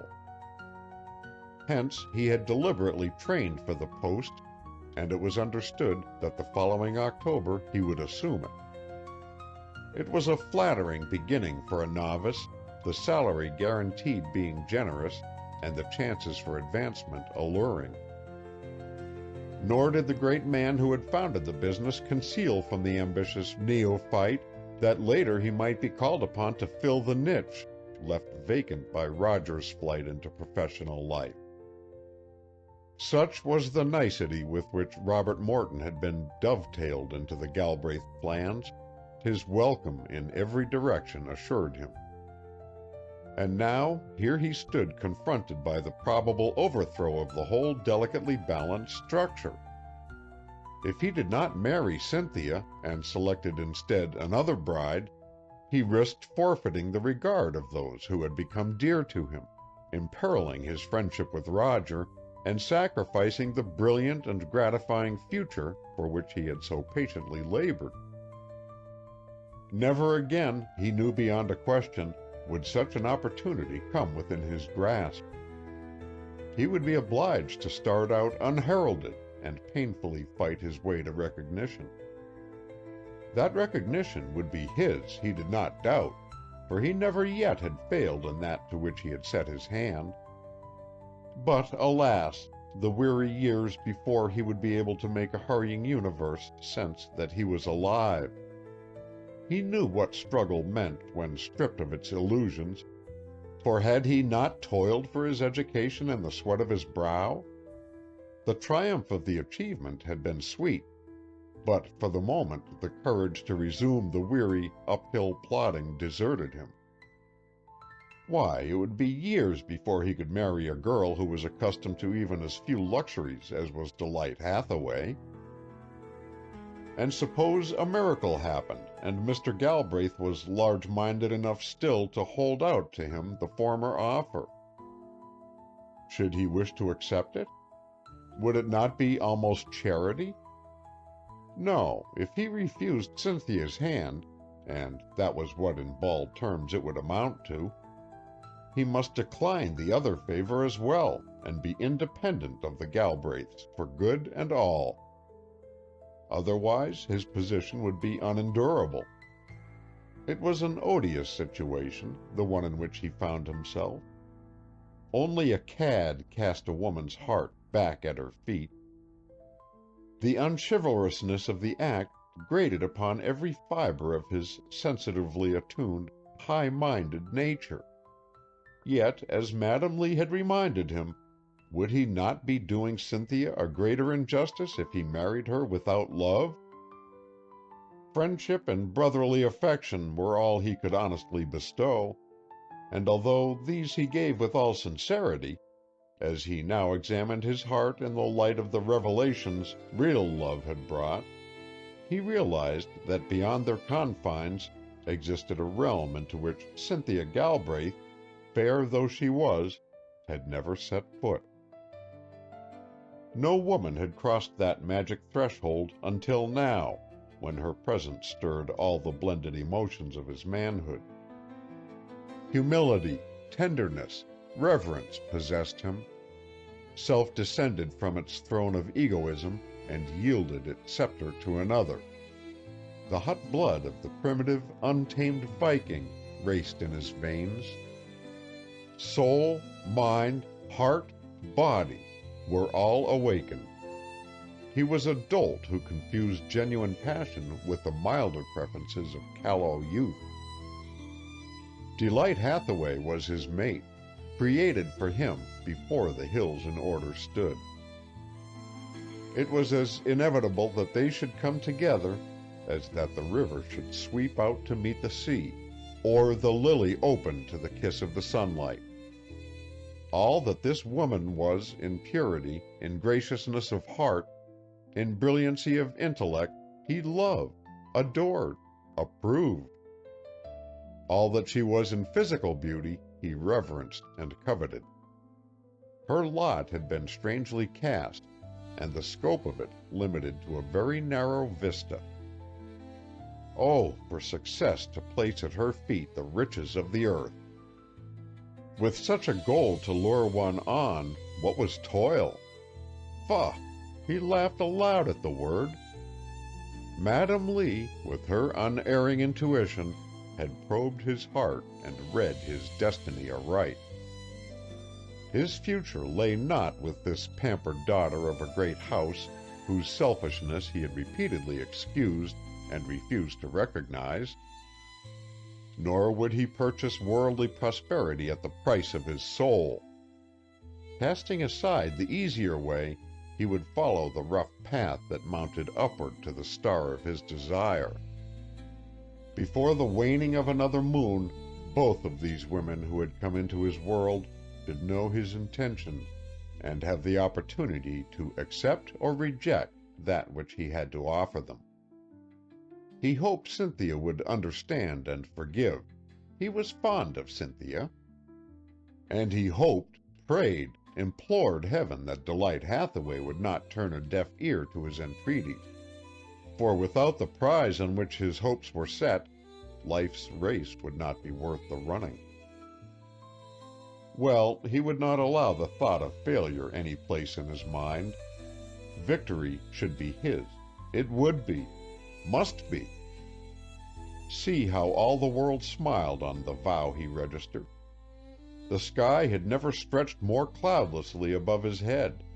The air had never been sweeter, the dancing ripples of the bay gladder in their golden scintillations.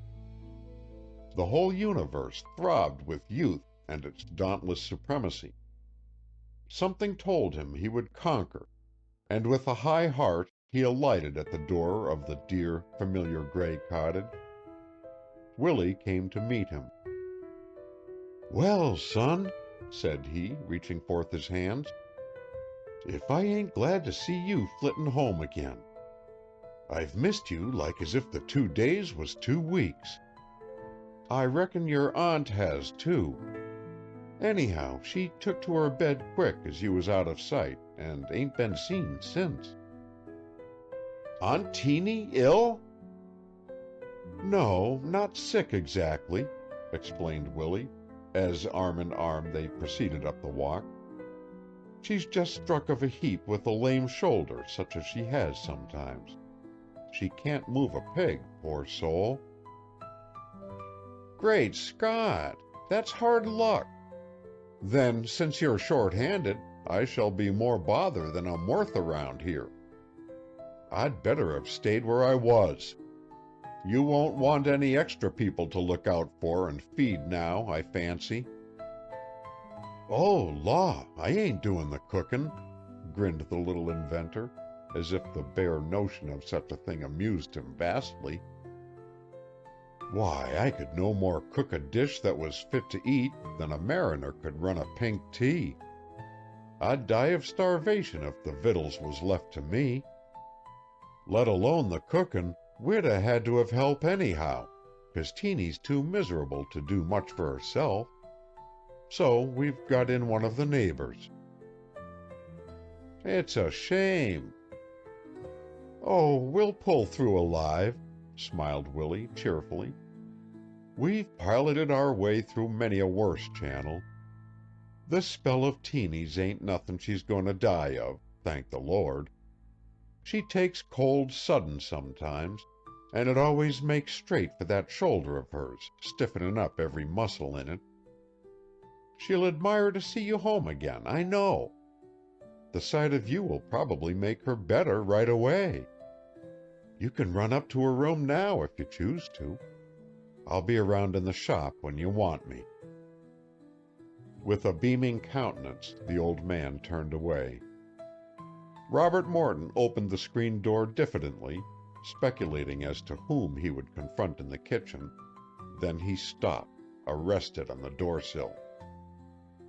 At the wooden table near the pantry window stood Delight Hathaway, her sleeves rolled to the elbow, and her slender figure enveloped in a voluminous gingham pinafore that covered her from chin to ankle and was tied in place at the back by a pert bow. She was sifting flour into a mammoth yellow bowl, and as she stirred the mixture, the sweep of her round white arm brought a flood of color into her cheeks and wreathed her brow with tiny, damp ringlets.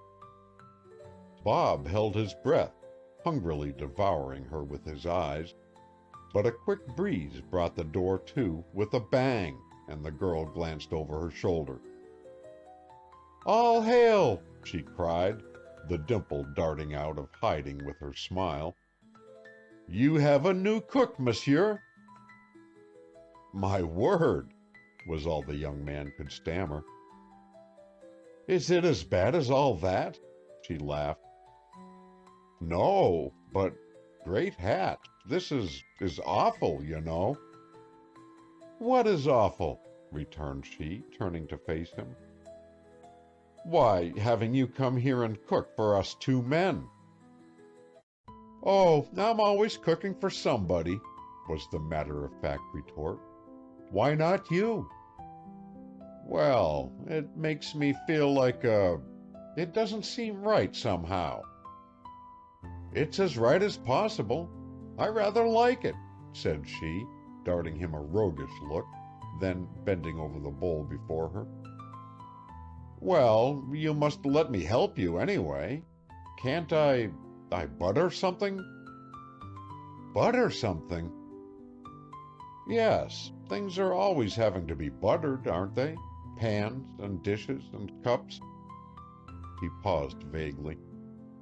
Her laugh echoed like a chime of miniature bells. "I am sorry to say the pan is already buttered," replied she. "What other accomplishments have you?" "Oh, I can do anything I am told," came eagerly from Bob. "That's something, anyway. Then fetch me some flour, please." "Flour?"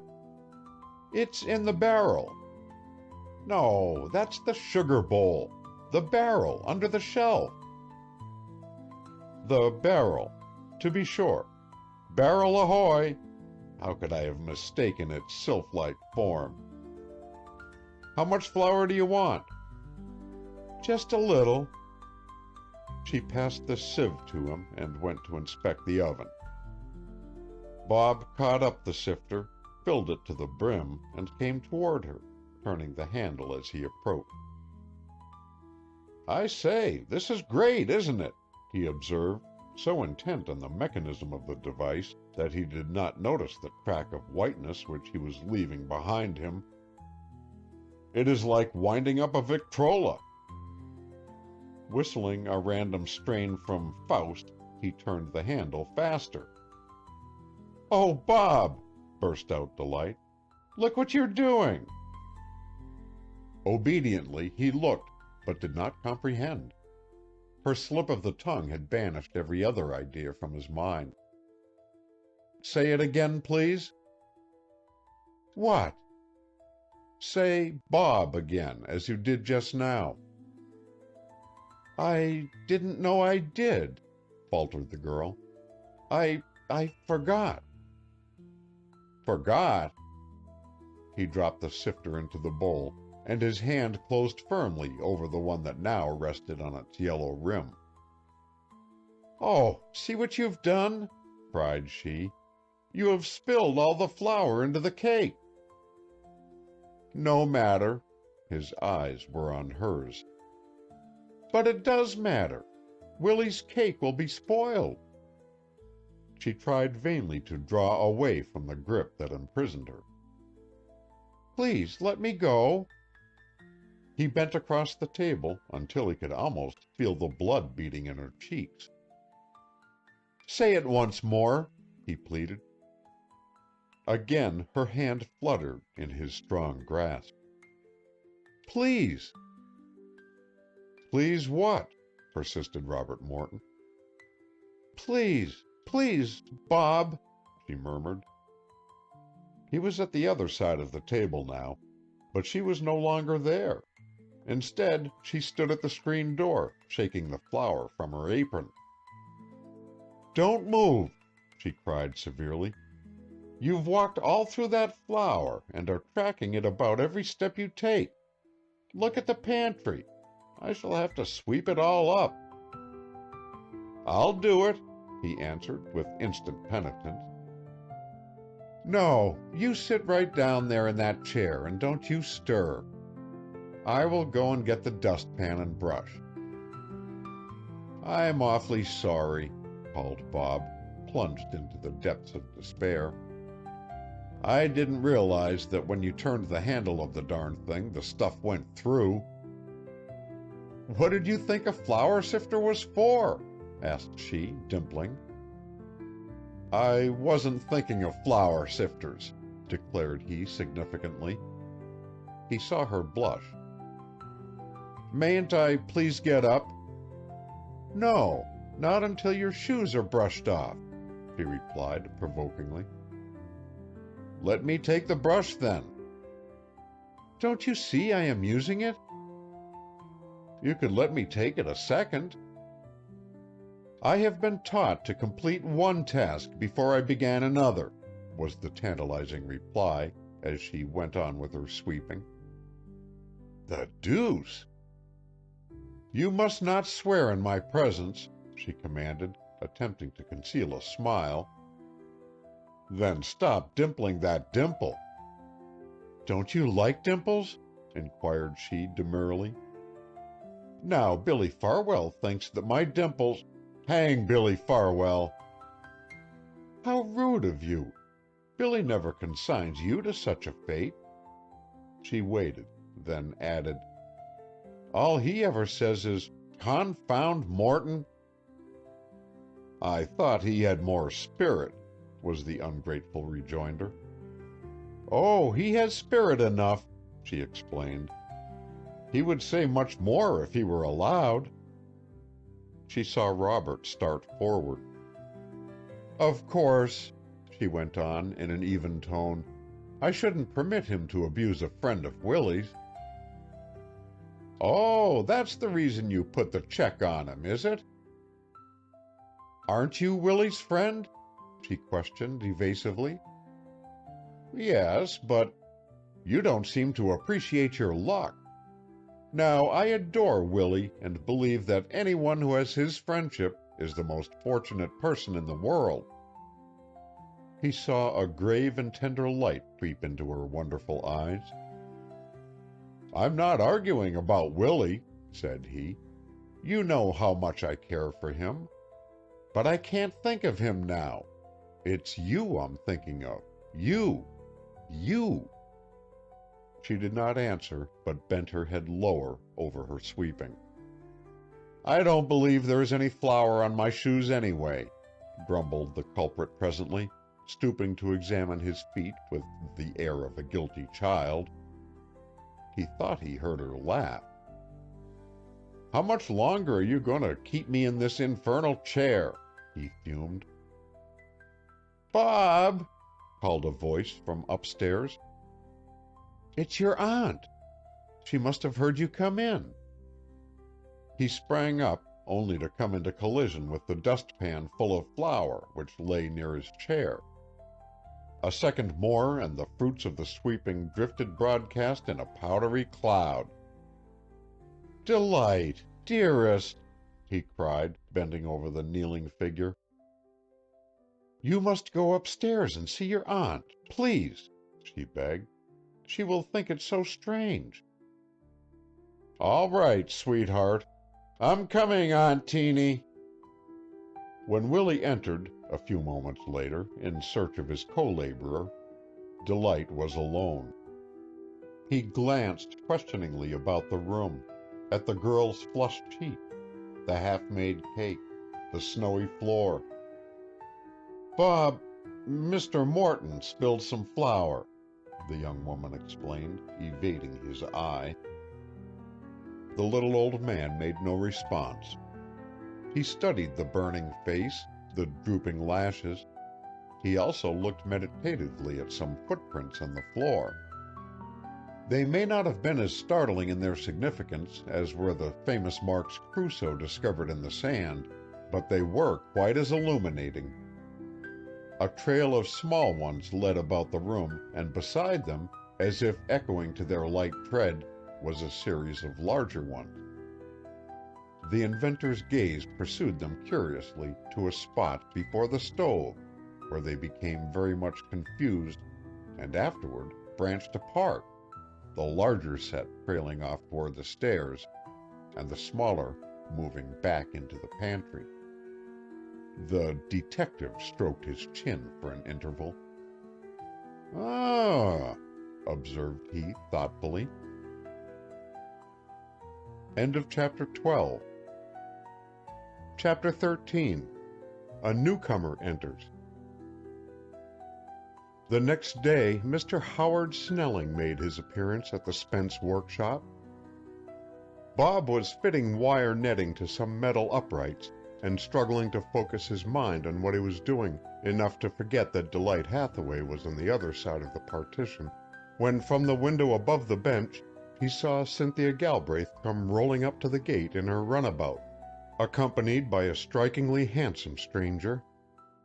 He hurried out to meet them. Her father and Roger, the girl said, had gone to a yacht race at Hyannis, so she had brought Mr. Snelling over. She introduced the two men, but refused somewhat curtly to come in, explaining that she would be back, or someone else would, to fetch the guest home to Belport for luncheon. Then, without a backward glance, she started the engine and disappeared around the curve of the harbor road. Perhaps it was just as well, Robert Morton reflected, that she had not accepted his invitation to come in, for to bring her and Delight together at this delicate juncture might result in awkwardness. Nevertheless, it certainly was something unprecedented for Cynthia to be so brusque and be in such a hurry. The enigma puzzled him, and he found it recurring to his mind persistently. However, he resolutely shook it off and turned his attention instead to his new acquaintance. He was, he could not but admit, quite unprepared to find Mr. Howard Snelling, his future chief, possessed of so attractive a personality. Mr. Galbraith, when alluding to the expert craftsman, had never mentioned his age, and Bob had gleaned the impression that the man before whose ability the entire Galbraith shipbuilding plant bowed down was middle-aged, possibly even elderly. Therefore, to be confronted by someone in the early 40s was a distinct shock. Snelling's hair was, to be sure, sprinkled lightly with gray, but this hint of maturity was given the lie by his ruddy, unlined countenance and the youthfulness with which he wore his clothes. A good tailor had evidently found a model worthy of his skill, and had tried to live up to the task set him, for everything in the stranger's attitude and appearance proclaimed smartness and the savoir-faire of the man about town. Yet Howard Snelling was something far better than either a fashion plate or a society darling.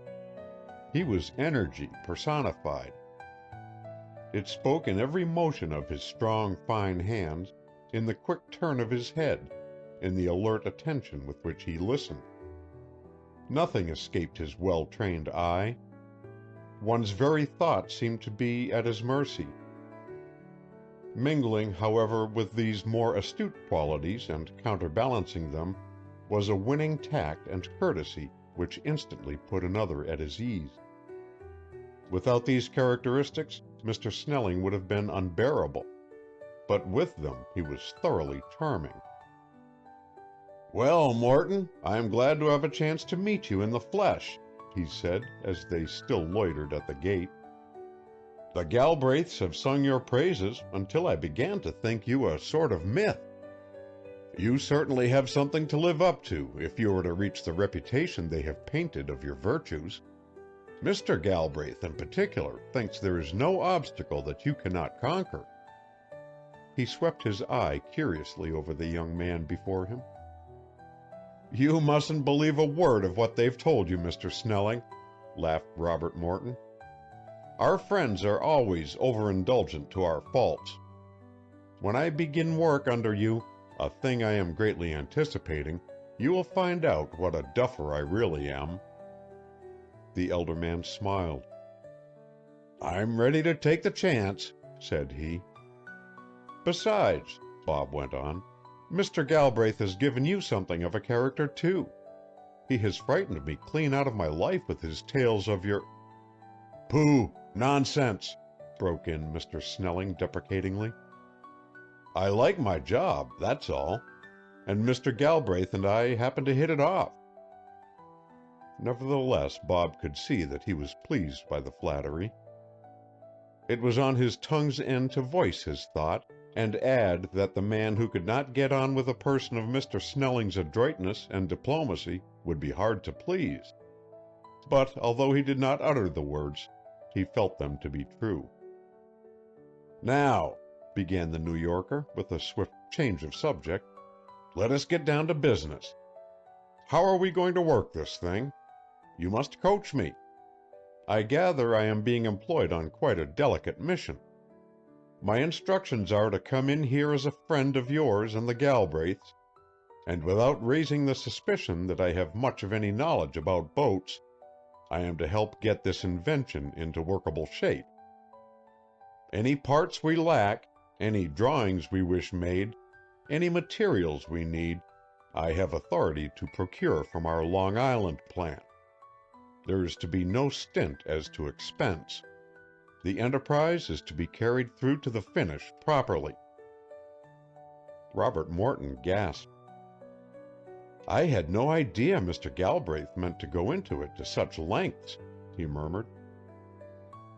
"Oh, Mr. Galbraith never does things by halves when once he is interested," was the reply. "Besides, he has a hunter's scent for the commercial. He says there is a live idea here, that he has money in it, and that's enough for him. Anyway, whether there is or not," Snelling added hurriedly, "we are to humor the old gentleman's whims and get his idea so he can handle it." "It is tremendously generous of Mr. Galbraith." Howard Snelling regarded his companion quizzically for a moment, then remarked with gravity, "Oh, there is a kind heart in Mr. Galbraith, in spite of all his business instincts." Had you ever met the rest of the family before now? Questioned Bob, more with a desire to turn the channel of conversation than because he had any interest in the matter. The inquiry, idly made, produced an unexpected result, visibly throwing the expert out of his imperturbable composure. He flushed, stammered, and bit his lip before he successfully conquered his confusion. Oh, yes, was his reply. I've been a dinner guest at the New York house several times. Been sent for on a pinch to help out. Then Mr. Galbraith summons me there occasionally for consultation on business matters. The Bellport place is attractive, isn't it? It's corking. I suppose you spend a lot of time over there? Ventured Snelling, lighting a gold-tipped Egyptian cigarette and offering Bob one. Something in the question, he could not have told what, caused Robert Morton to dart a quick, furtive glance at the speaker. Mr. Snelling was smoking and blowing indifferently into the air filmy rings of smoke, but through it the disconcerted young man encountered his penetrating gaze. I don't get over there very often, said Bob. This invention keeps me rather busy. Of course, was the cordial response. And now as to our policy on this deal. I shall follow your lead, understand? Any assertion you see fit to make, you can trust me to swear to. You may introduce me to the old chap as your college pal, even your long-lost brother, if you choose. I hardly think that'll be necessary, Robert Morton answered, a hint of coldness in his voice. I shall simply introduce you for what you are, Mr. Galbraith's friend. And yours, smiled Mr. Snelling, graciously placing a hand on the young man's shoulder. It was unaccountable, absurd, that Bob should have shrunk at the touch. Nevertheless, he did so. Don't you think, he replied abruptly, that the sooner we go in and get to work, the better? How long do you expect to be able to stay here? Again, the color crept into Snelling's cheek, but this time he was quite master of himself. I cannot tell yet. It will depend to some extent on how we get on. I suppose you really can't be spared from the Long Island plant a great while. As to that, Mr. Galbraith is all-powerful, was his smiling answer. What he wills must be arranged. Fortunately, just now, business is running slack, at least my part of it is. Most of our contracts are well on the way to completion, and others can carry them out, so I can stay down here as long as it's necessary. It can go as my vacation, if worse comes to worst. Hence, you see, concluded he, pulling a spray of honeysuckle to pieces, we don't need to rush things.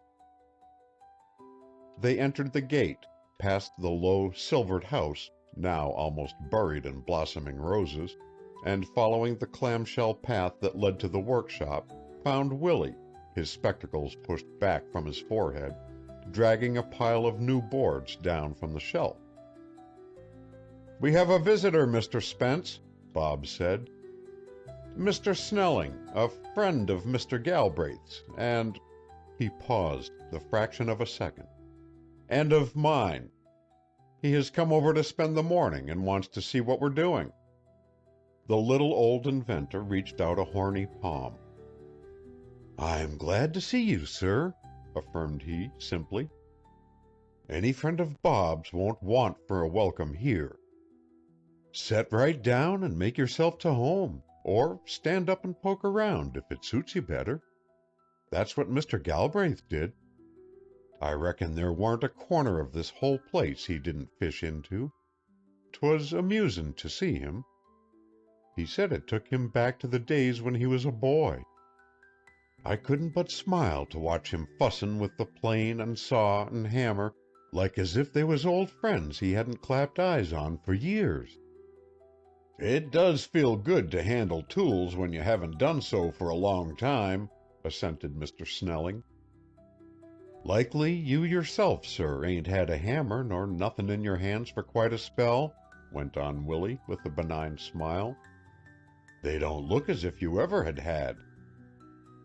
Howard Snelling glanced down at his slender, well-modeled hands with their carefully manicured nails. "I haven't done much carpentry of late years," he confessed. "It would be quite a novelty were I to be turned loose in a place like this. I should like nothing better." "You don't say so," responded Willie with pleased surprise. "Well, well, ain't that queer now? I'd much sooner have put you down as a gentleman who wouldn't want to get into no dirt or clutter." "You don't know me." "Evidently not," the old man rejoined. "Well, you can have your wish, far as carpenterin' goes. You can put around here much as you like." Mr. Snelling moved toward the long workbench. "This is a neat thing," remarked he, regarding the unfinished invention quite as if he had never heard of it before. "What are you doing here?" A glow of satisfaction spread over the little fellow's kindly face. "Why, me and Bob," he explained, "are tinkerin' with a notion I got into my head a while ago. The idea ketched me in the night, and I come downstairs and commenced tacklin' it right away. But I didn't see my course ahead, and 'twarn't till Bob hove in sight and lent a helpin' hand that the contraption begun to take shape. But for him 'twould never have amounted to a darn thing, I reckon. I ain't much on the puttin' together, anyhow, and this was such a whale of a scheme it had me floored. But it didn't seem to strike Bob a beam. He went at it like a dogfish for bait, and he's beginnin' to tow the thing out of the fog now into clear water." "It's quite a scheme," observed Snelling with an assumed nonchalance. "How did you happen on it?" "Them ideas just come to me," was the ingenuous reply. "Some brains, like some gardens, grow one thing, some another. Mine seems to turn out stuff like this." "It's pretty good stuff." "It's a lot of bother to me sometimes," said the old man simply. "Still, I enjoy it. I'd be badly off if it weren't for the thinkin' I do. What a marvel thinkin' is, ain't it? You can think all sorts of things, can travel in your mind to most every corner of the globe. You can think yourself rich, think yourself poor, think yourself young, think yourself happy. There's nothing you want you can't think you have, and dreamin' about it is most as good as gettin' it." Mr. Snelling nodded. "Sometimes I think myself an artist, sometimes a musician," went on the wistful voice. "Then again I think myself a great man and doin' something worth while in the world. Then there's times I've thought myself with a family of children and planned how they should learn more'n ever I did." He mused, then, banishing the seriousness of his tone by an embarrassed laugh, added, "I've waked up afterward to think how much less it cost just to imagine 'em." The heart that would not have been won by the naivete of the speaker would have been stony indeed. Howard Snelling flashed a tribute of honest admiration into the gentle old face. "Dreams are cheap things," rambled on the little inventor. "Sometimes I figure the Lord gave 'em to those who didn't have much else, so's to make 'em think they are kings. If you can dream, there ain't a thing in all the world ain't yours." The conversation had furnished Snelling with the opportunity to study more minutely the object on the table, and he now said, with a motion of his hand toward it, "Wouldn't it be rather nice if you had some netting or coarser mesh, and which wouldn't corrode?" "Oh, this screenin' ain't what I'd choose," returned Willie, "but 'twas all I had. I ripped it off the front door. Teeny didn't fancy my doin' it very well. 'Tain't often she's ruffled, and even this time she didn't say much. Still, I could see it didn't altogether please her. Teeny? Interpolated Mr. Snelling. My aunt, Miss Morton, who keeps house for Mr. Spence, explained Bob with proud directness. I wasn't aware you had relatives down here, the boat builder observed, turning toward Robert Morton with interest. I imagined you came to the Cape because of the Galbraith. Oh, no. I didn't know the Galbraiths were here until the other day. Really? The single word was weighted with incredulousness. 'Twas the funniest thing you ever knew how it happened, put in Willie. Robert Morton tried to cut him short. A package for the Galbraiths was sent to me by mistake. That was how I secured their address, he said. Snelling looked puzzled. That warn't it at all, Bob, persisted Willie. You ain't tellin' it half as queer as it was. It was useless to attempt to check the little old man now. Artlessly he babbled the story, and Howard Snelling, listening, constructed a good part of the romance interwoven with it, from the young man's color and irritation. So there were two beauties in the case, commented he when the tale was finished. There were two silver buckles, came sharply from Bob. Which amounts to the same thing, smiled the New Yorker. Robert Morton vouchsafed no reply. Have your friends the Galbraiths met this other lady? Asked Snelling insinuatingly. No, not yet. I see. There was something offensive in the observation, something, too, that compelled Robert Morton, even against his will, to add with dignity, I am expecting to take Miss Hathaway over to see them some day soon. He told himself, as he uttered the words, that he owed Howard Snelling no explanation, and that it was ridiculous of him to make one. Nevertheless, he felt impelled to do so. Mr. Snelling smiled superciliously. That will be very pleasant, won't it? He remarked. One could not have quarreled with the sentiment, but its blandness conveyed an exasperating disbelief. The young man bit his lip angrily. At the same instant there was a sound at the door. Aunt Teeny wants to know. The three men glanced up simultaneously, and Mr. Snelling's jaw dropped with amazement. I beg your pardon, murmured Delight. I did not know there was anyone here. It's only Mr. Snelling, a friend of Bob's, Willie hastened to say. Mr. Snelling is also a friend of Mr. Galbraith's, interrupted Robert Morton, enraged that it fell to him to perform the introduction. This is Miss Hathaway, Mr. Snelling. I am charmed to meet you, Miss Hathaway, Howard Snelling declared, bending low over the girl's outstretched hand. I did not realize you were an inmate of the house. Then, with a sidelong glance at Bob, he added, Wilton certainly abounds in beautiful surprises. As with unveiled wonder he scanned the exquisite face, Robert Morton, looking on, could have strangled him with a relish. End of Chapter 13. Chapter 14. The Spences Enter Society. For a week Howard Snelling came and went from the small, vine-covered cottage on the bay, making himself so useful and so delightful that the charm of his personality gradually obliterated the first unpleasant impression Bob had gained of him. He worked hard, but worked with such unobtrusiveness that unless one scrutinized him closely, the subtle power that lay behind his hand and brain might have passed unsuspected.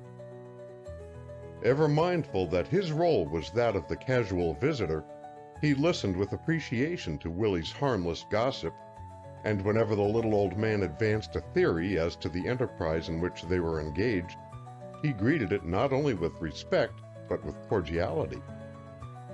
Now and then, as the undertaking progressed, he ventured a tactful, almost diffident suggestion, the value of which the inventor was quick to detect. Also, in the same nonchalant fashion, he produced from time to time the necessary materials, weaving a fairy web of prevarication when questioned too closely as to their source. "Oh, I have a friend in the boat-building business," said he, "who lets me have any small things I want.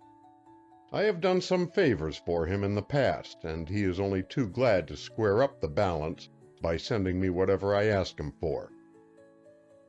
The explanation, given with offhand candor, quite satisfied the artless Willie, who imagined all the world as truthful as himself, and inquired no further, accepting with unfeigned joy the gifts the gods provided. His face glowed with almost beatific light as he saw his dream slowly take form. Nothing he had ever done equaled this masterpiece.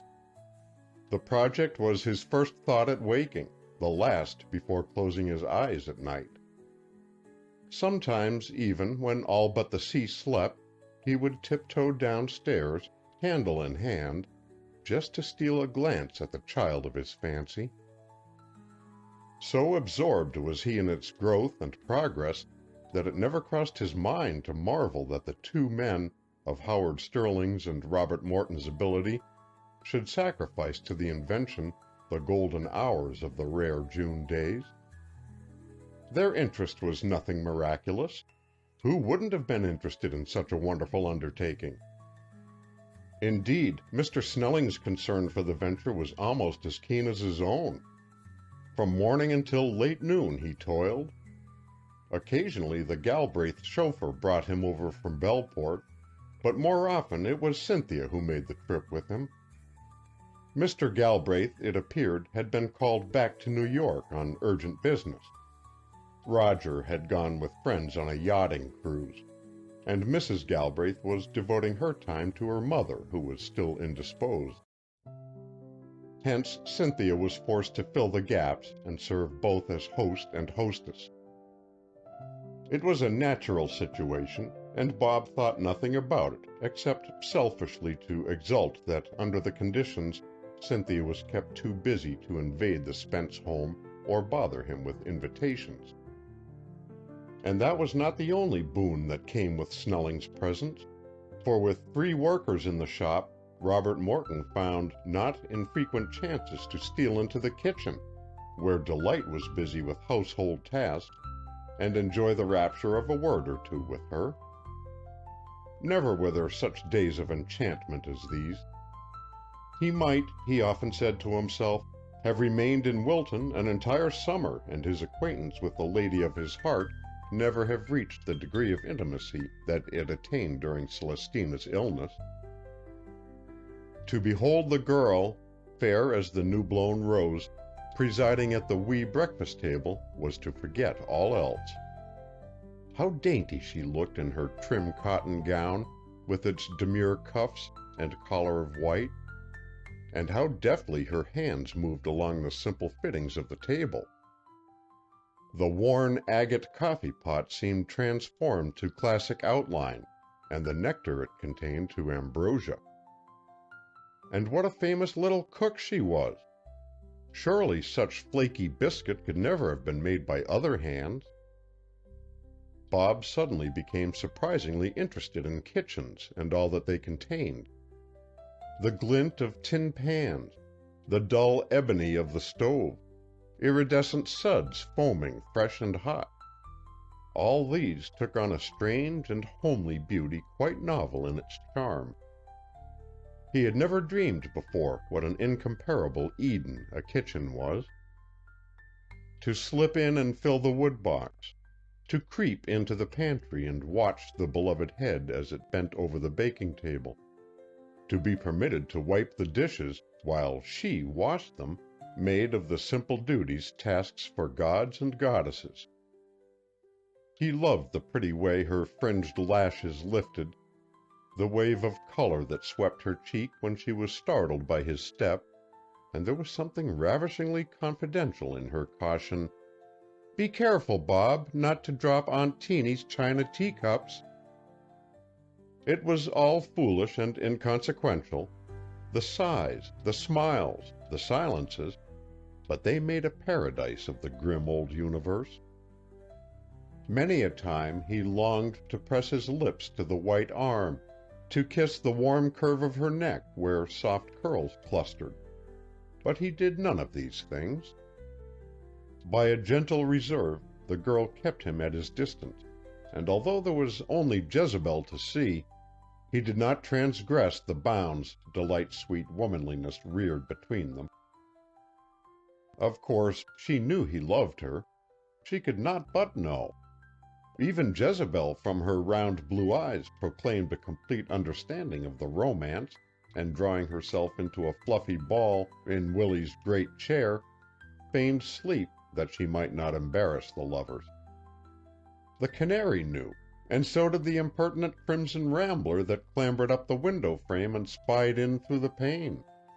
It was no secret. The whole dazzling world shared in the exquisite mystery. Were the tale to have been put into words, half its delicate beauty would have been shattered. It was now a thing of clouds, of perfume, of sunshine. The waves whispered together of it. The birds trilled the story.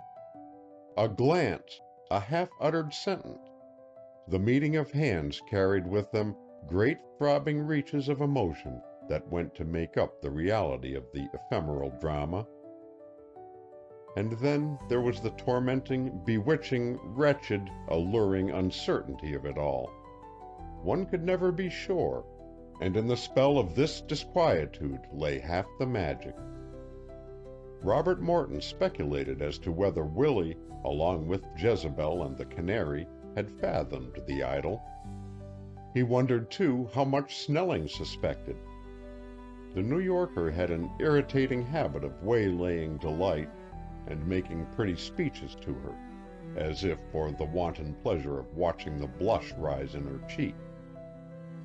When it came to women, there was no denying Howard Snelling was as great an authority as at building ships. He understood the sex and knew what pleased them, and with the subtle art of a courtier he breathed into their ears a flattery too delicate to be resented. Besides such an expert, Bob, floundering in his first real love affair, felt but a blunderer. Perhaps Mr. Snelling realized this and rather enjoyed the amateur's chagrin. However that may have been, he certainly let no opportunity slip for the display of his proficiency. The discomfited lover fumed with jealous rage. Yet, on analyzing the causes of his wrath, he discovered he actually had but scant ground for complaint. He was not engaged to Delight, and until he was, he had no claim upon her, and not the smallest right in the world to grumble if another man chose to pay her a compliment. And what were compliments, anyway? Only empty words. Yet, reason as he would, he wished Snelling 20 fathoms deep in the sea before ever he had come to Wilton, there to haunt Willie's shop and make of himself a menace to all tranquility. So the days passed in a delirious alternation of ecstasy and despair until one morning, when Mr. Snelling came bringing from Madam Lee the long-delayed note which she had promised Bob she would send. She was now quite strong again, she wrote, and she wished him to arrange for his aunt, Mr. Spence, and Miss Hathaway to come and have tea with the Belport family on the following afternoon, when both Roger and Mr. Galbraith would be at home. With beating heart, Robert Morton took the letter into the house and showed it to Delight. "How nice of them!" she exclaimed. "Oh, I do wish we could go. Willie would love it. He liked Mr. Galbraith and his son so much. And Aunt Teeny would be in the seventh heaven if only she were able to accept. She so seldom has an invitation out, poor dear. And you? Oh, I couldn't go anyway.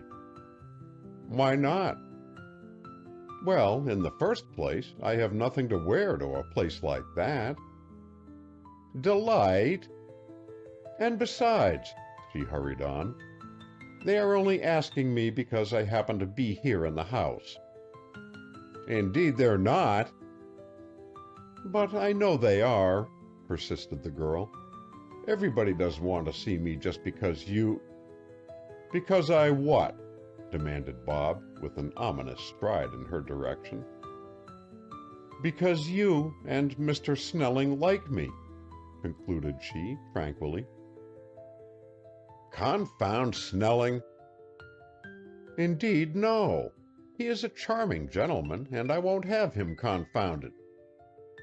Hang him, then. Nor hanged, either, she protested.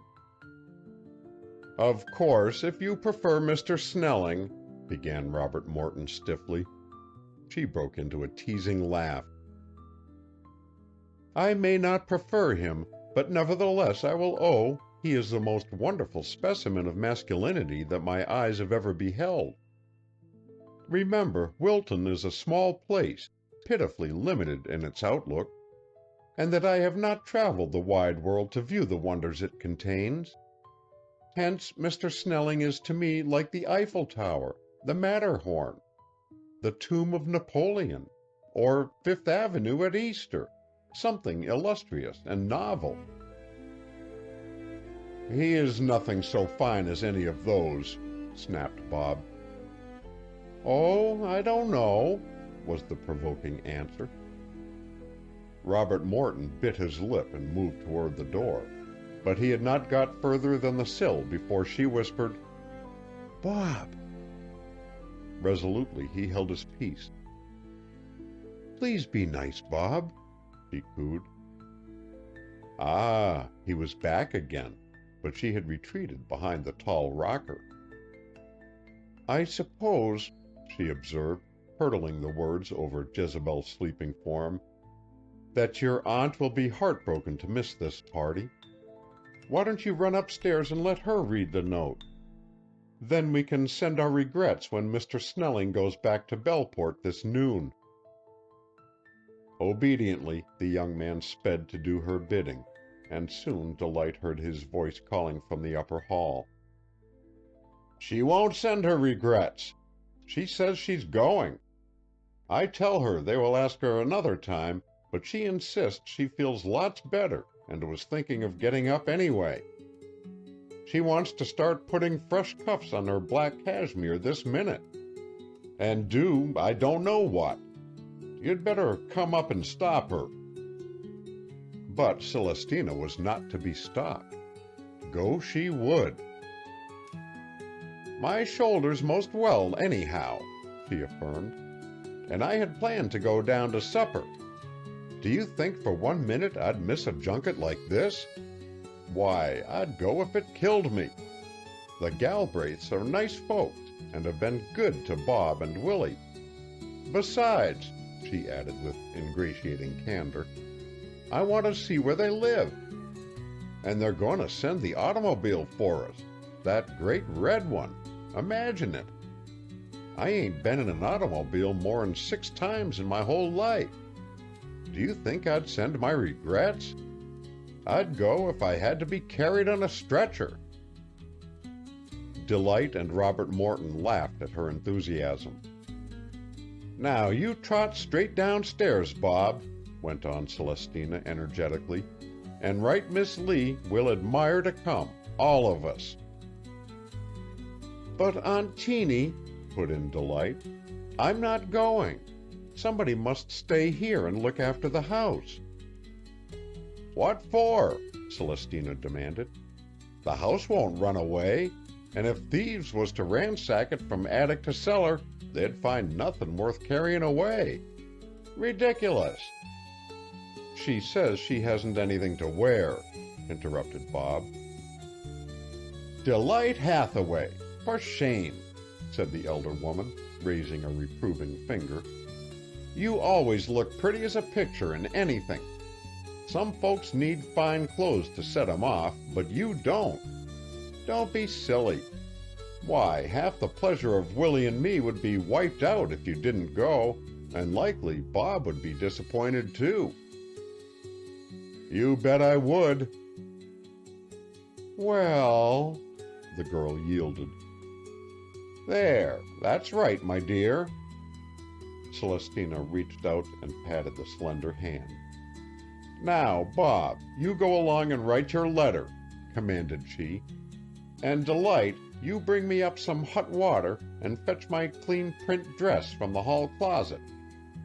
I kinda think, come to mull it over, that there's fresh cuffs on my cashmere already, but you might look and see. And hadn't we better furbish up my bonnet this afternoon? It ain't been touched this season." End of Chapter 14. Chapter 15. A Revelation. The morning of the pilgrimage to Belport was a hectic one in the gray cottage on the bluff. Before breakfast, Celestina began preparations, appearing in the kitchen without trace of invalidism and helping Delight hurry the housework of the day, that the precious hours might be spent in retrimming the hat of black straw, which already had done duty 4 seasons. "Ain't it too vexatious," complained the irritated convalescent, "that I don't wear out nothin'? This hat, now, it's as good as the day it was bought, despite my having had it so long. I can't in conscience throw it away and get another, much as I'd like to. The trimmin' was on the front the first summer, don't you remember? Then we tried it on behind a year, and there was 2 seasons I wore it trimmed on the side. What are we going to do with it now, Delight? I've blacked it up and can see no way for it this time but to turn it round hindside before. What do you think?" The amateur milliner shook her head.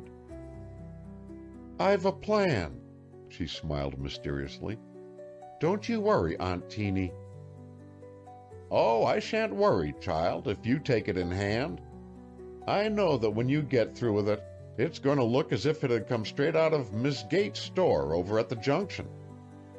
It does beat all what a knack you have for such things. You could make your fortune being a milliner. I suppose you wouldn't want to face it with red, would you? Willie likes red, and there's a scrap of silk in the trunk under the eaves that could be stretched into a facin' with some piecin'." "I'm afraid you wouldn't like red, Aunt Teeny," the girl replied gently. "Maybe I wouldn't," was the prompt answer. "Well, do it as you think best. You never put me into anything yet that weren't becomin', and I reckon I can risk leaving it to you. Wouldn't you rather I helped you clear up the kitchen before I began hat trimming?" "Mercy, no. Don't waste precious time sweeping up and washing dishes. I can do that. Like as not, it'll take some of the stiffness out of me. Besides, the work and the millinery ain't the worst ahead of us. There's Willie to get ready. To coax him out of that shop and into his Sunday suit is going to take some maneuvering. I know, 'cause I have to do it once in a while when there's a funeral or something. It's like pulling teeth. There's times when I wish all his jumpers was burned to ashes. And as for his hair, he rumples it up on end till there's no making it stay down smooth and spread round like other folks." "Oh, we mustn't try to dress Willie up too much," protested Delight. "I like him best just as he is." "Maybe you do," the elder woman grumbled, "but the Galbraiths ain't going to feel that way. Why, what do you suppose they'd think if Willie was to come prancing over there for a dish of tea looking as he does at home? They'd be scandalized. Besides, ain't you and me going to be dressed up? Ain't I got my new hat?" "Not yet," was the mischievous retort. "But I'm going to have. No, sir. If I begin indulging Willie by letting him go all wild to this party in his old clothes, the next time there's a funeral there'll be no reining him in. He'll hold it up forevermore that he went to the Galbraiths in his jumper. I know him better'n you do." "I suppose so." "And I'm firmer with him, too," went on Celestina. "You'd have him clean spoiled. I ain't sure but you've spoiled him already past all help during these last 10 days. Did you hear him at breakfast asking me to open his egg? He knows perfectly well I never take off the shell. All I ever do for him is to put in the butter, pepper, and salt. And I only do that 'cause he's squizzling so to get out in that shop that he ain't a notion whether there's fixin's on his egg or not. Let him get one of these ideas on his mind, and it's a wonder he don't eat the egg, shells and all." "Poor dear," the girl's face softened. "You pet him too much," said Celestina accusingly. "Don't you pet Willie a little yourself, Aunt Teeny?" teased Delight. "You know you do. Everybody does. We can't help it. People just love him and like to see him happy." "I know it," the woman admitted. "Why, there's folks in Wilton, I could name 'em right now, who would run their legs off for Willie. Look at Bob and this Mr. Snellin sweatin' in that shop like beavers over something that ain't ever going to do 'em an ounce of good. Maybe ain't ever going to do anybody no good. There's something in him that sort of compels people to stand on their heads for him like that. I often try to figure out just what it is," she mused. Then in a brisker tone she asked, "How's the hat coming?" "Beautifully." "That's good. Hurry it right along, for I'm planning to have dinner at 12 and get it out of the way." "But the car isn't coming for us until 3 o'clock. "'Twill take us that time to wash up the dishes and rig Willie up." "Not 3 hours." "You don't know him. We'll have our hands full to head him away from that thing he's making. All I pray is no new scheme catches him while he's dressing, for it'll be all day with the party if it does." Fortunately, no such misadventure befell. Willie was corralled, his protest smothered, and he was led placidly away by Bob, to emerge after an interval resigned as a lamb for the slaughter. Even the homespun suit could not wholly banish his native charm, for after it was once on, he forgot its existence and wore it with an ease almost too oblivious to suit Celestina. Not so she. On the contrary, she issued from her chamber conscious of every article of finery adorning her plump person. She settled, unsettled, resettled her hat a dozen times, and tried no less than a score of locations for her large cameo pin. Her freshly washed lisle gloves had unfortunately shrunk in the drying and refused to go on at the fingertips, and from each digit projected a sharply defined glove end which kept her busy pushing and pulling most of the afternoon. So occupied was Delight with tying Willie's cravat and rearranging the spray of flowers on Celestina's bonnet that she had not a moment to consider her own toilet, which was hastily made after everything else was done. Yet, as Robert Morton looked at her, he thought that nothing could have graced her more completely than did her simple gown of muslin. There was in the frock a demureness almost Quaker-like, which, as a foil for her beauty, breathed the very essence of coquetry.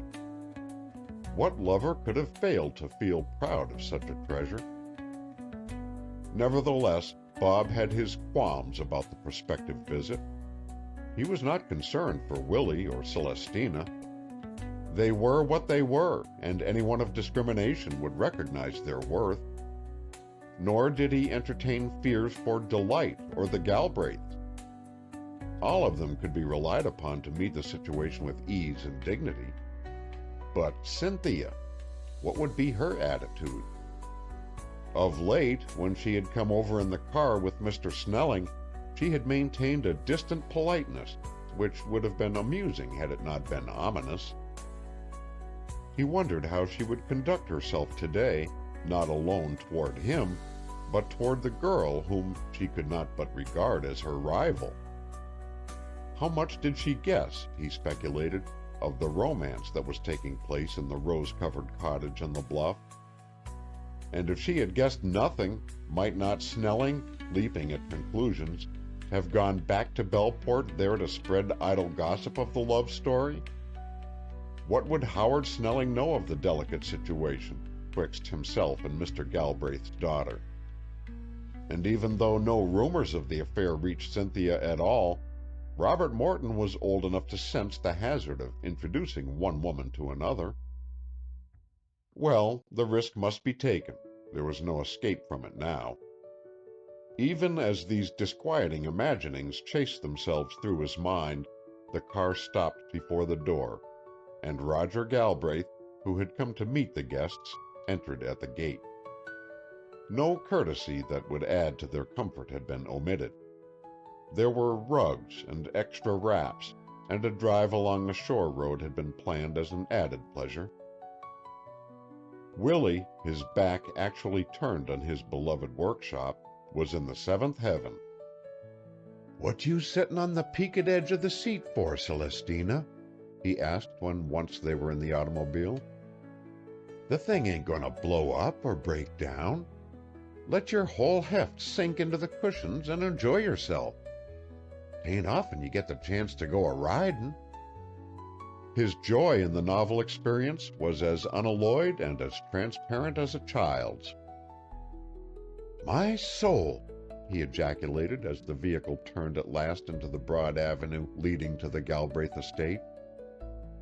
"Ain't this a big place? Big's a hotel and some to spare." Even after the introductions had been performed, and he had sunk into a wicker chair beside his host, with a great pillow behind him to keep him from being swallowed up and lost entirely, he abated not a whit of his gladness, admiring the flowers, the smoothly cut lawns, and the ocean view, until he radiated good humor on all sides. But it was when the tea wagon was rolled out and placed before Madam Lee that his interest was not to be curbed. "Ain't that cute now?" he commented, his eyes following the unaccustomed sight with alertness. "The feller that got a hold of that idea found a good one. Trundles along like a little baby carriage, don't it?" Nothing would satisfy him until he had examined every part of the invention, and Celestina trembled lest then and there his brain be stimulated to action, and he made a bolt for home to complete without delay some sudden scheme the novelty had engendered. However, no such calamity occurred. He drank his tea with satisfaction, and was presently borne off by Mr. Galbraith to inspect a recently purchased barometer. After he had gone, the company broke up into little groups. Mrs. Galbraith and Celestina betook themselves to a shaded corner, there to exchange felicitations on Miss Morton's nephew. Roger, Cynthia, and Bob perched on the broad piazza rail and discussed the recent boat race. And Madam Lee was left alone with Delight. Robert Morton looked in vain for Mr. Snelling, but he was nowhere to be seen, and presently he learned that that gentleman had taken one of the cars and gone for an afternoon spin to Sawyer's Falls. Whether his absence was a contributory cause or not, certain it was, for the time being at least, Cynthia lapsed into her customary friendly manner and quite outdid herself in graciousness. Bob relaxed his tension. The afternoon was moving on with more serenity than he had dared hope, and inwardly he began to congratulate himself on the success of it. To judge from appearance, everyone was in the serenest frame of mind. Willie was beaming into his host's face, and both men were laughing immoderately. Celestina, from the snatches of conversation that reached him, was relating for Mrs. Galbraith's benefit the symptoms of her late illness, and Madam Lee was chatting with Delight as with an old-time friend. Bob longed to join them, but prudence forbade his leaving Cynthia's side. Moreover, he suspected the tête-à-tête was of the old lady's arranging, and he dared not break in on it. If Madame Lee desired his presence, she was quite capable of commanding it by one of those characteristically imperious waves of her hand. But she did not summon him. Instead, she sat with her keen little eyes fixed on the girl opposite, as if fascinated by her beauty. Once Bob heard her ask Delight of the Brewsters, and caught fragments that indicated they were talking of the child's early life in the village. It was Celestina who at length broke in on the conversation.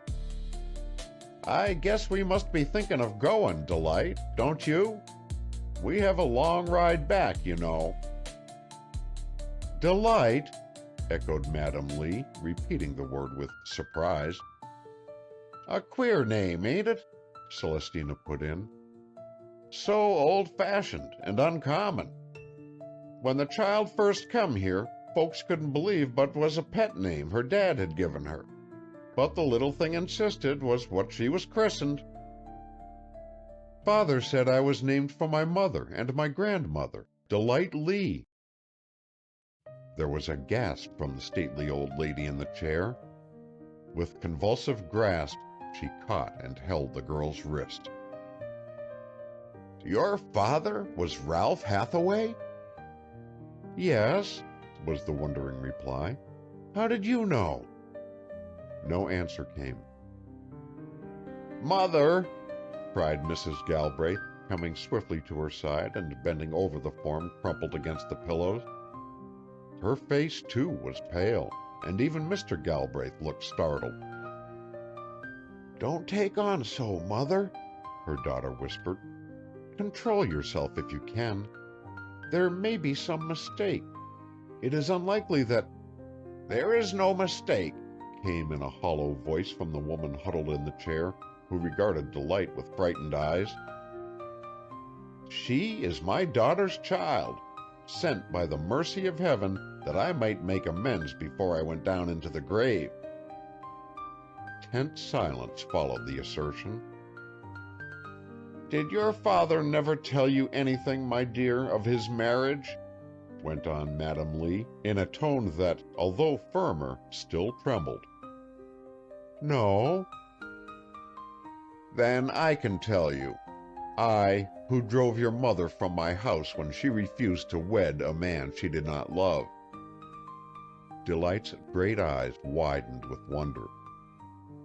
"Yes," went on the elder woman with impetuous haste. "Look at me. I have grown older and wiser since those days. But I was proud when I was young, and self-willed, and determined to have my way. I had 3 daughters, Maida, whom you see here, Delight, and Muriel. We lived in Virginia, and my children's beauty was the talk of the county. Maida married Richard Galbraith, a descendant of one of our oldest families, and I rejoiced in the alliance. For Delight, my second daughter, I chose as husband the son of one of my oldest friends, a rich young landholder, who, although older than she, I knew would bring her name and fortune. But the girl, high-spirited like myself, but lacking my ambition, would have none of him. All unbeknown to any of us, she had fallen in love with Ralph Hathaway, a handsome, penniless adventurer from the West. There was nothing against the man save that he was young, headstrong, and had his way to make. But he balked me in my plans, and I hated him for it. In vain did I try to break off the match. It was useless. The pair loved one another devotedly and refused to be separated." Madame Lee ceased speaking for an instant, then went on resolutely. "When I say my daughter had all the Lee determination, you will guess the rest.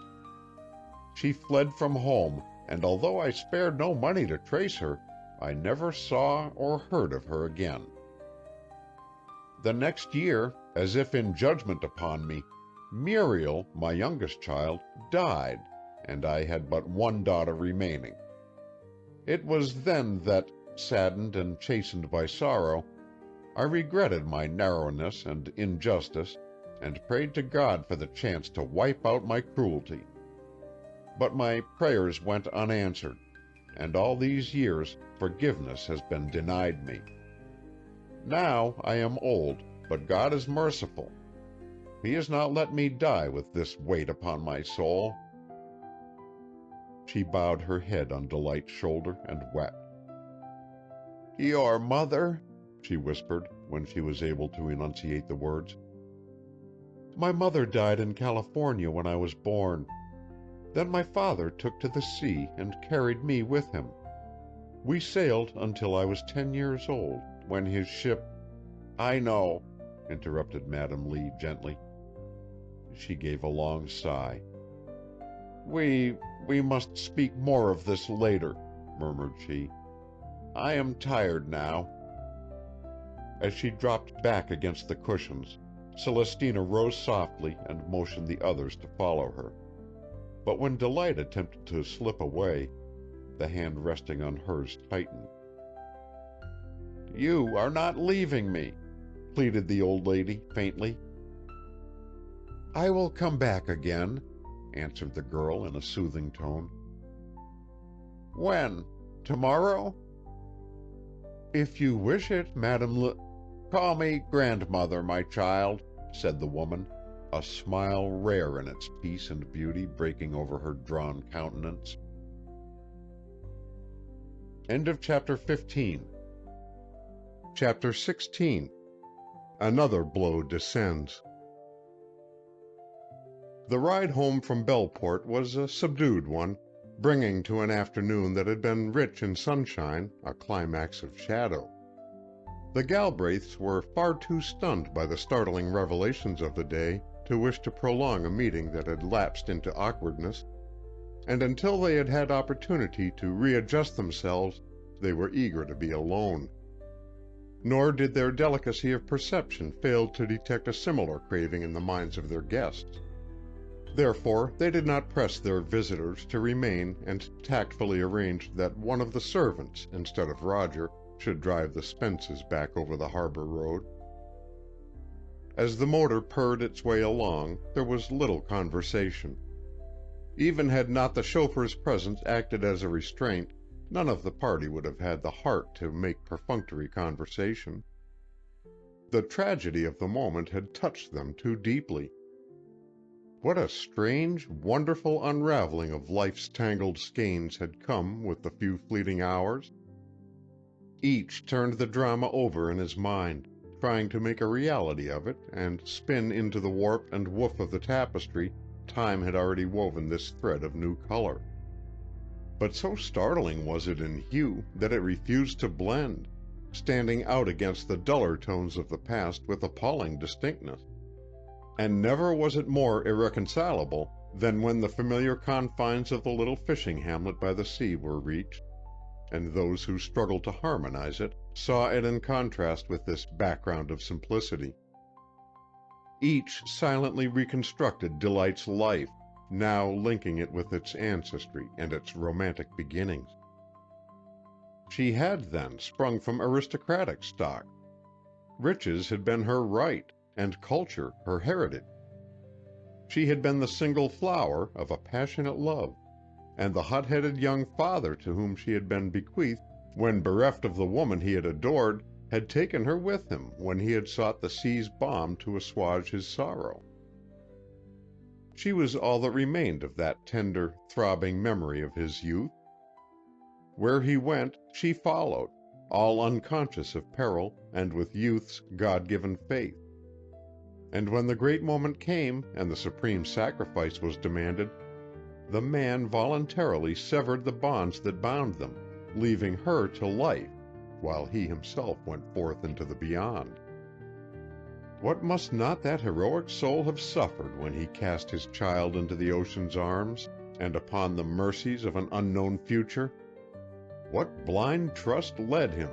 What unselfishness and courage lay in the choice he made?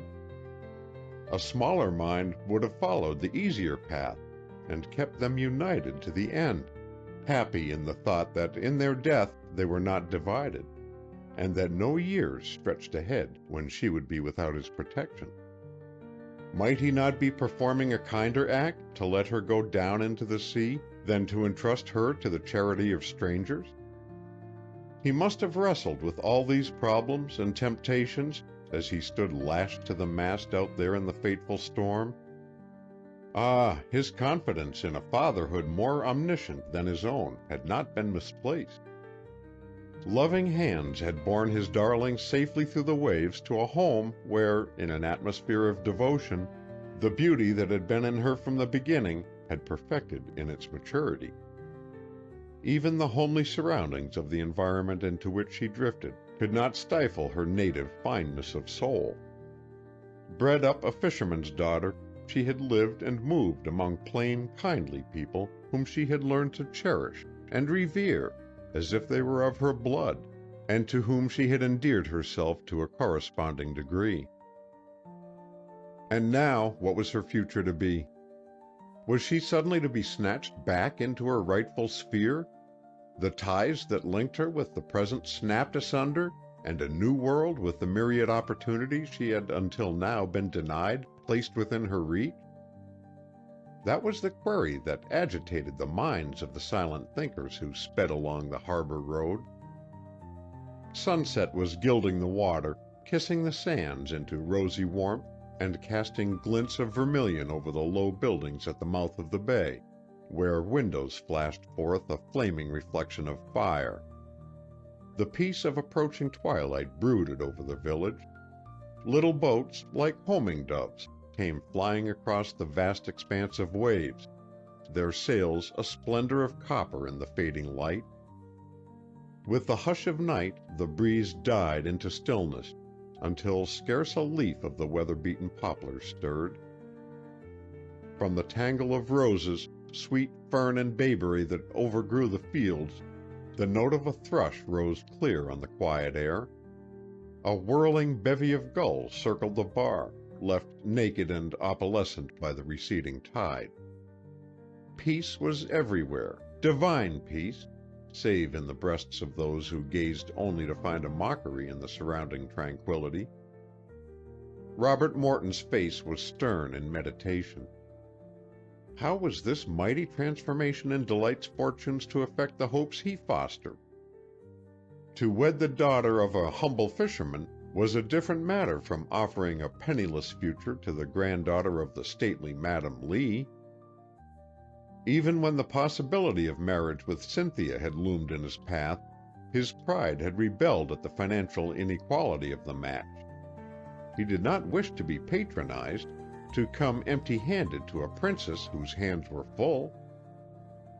The thought had been a galling one, and now once again he was in a similar position.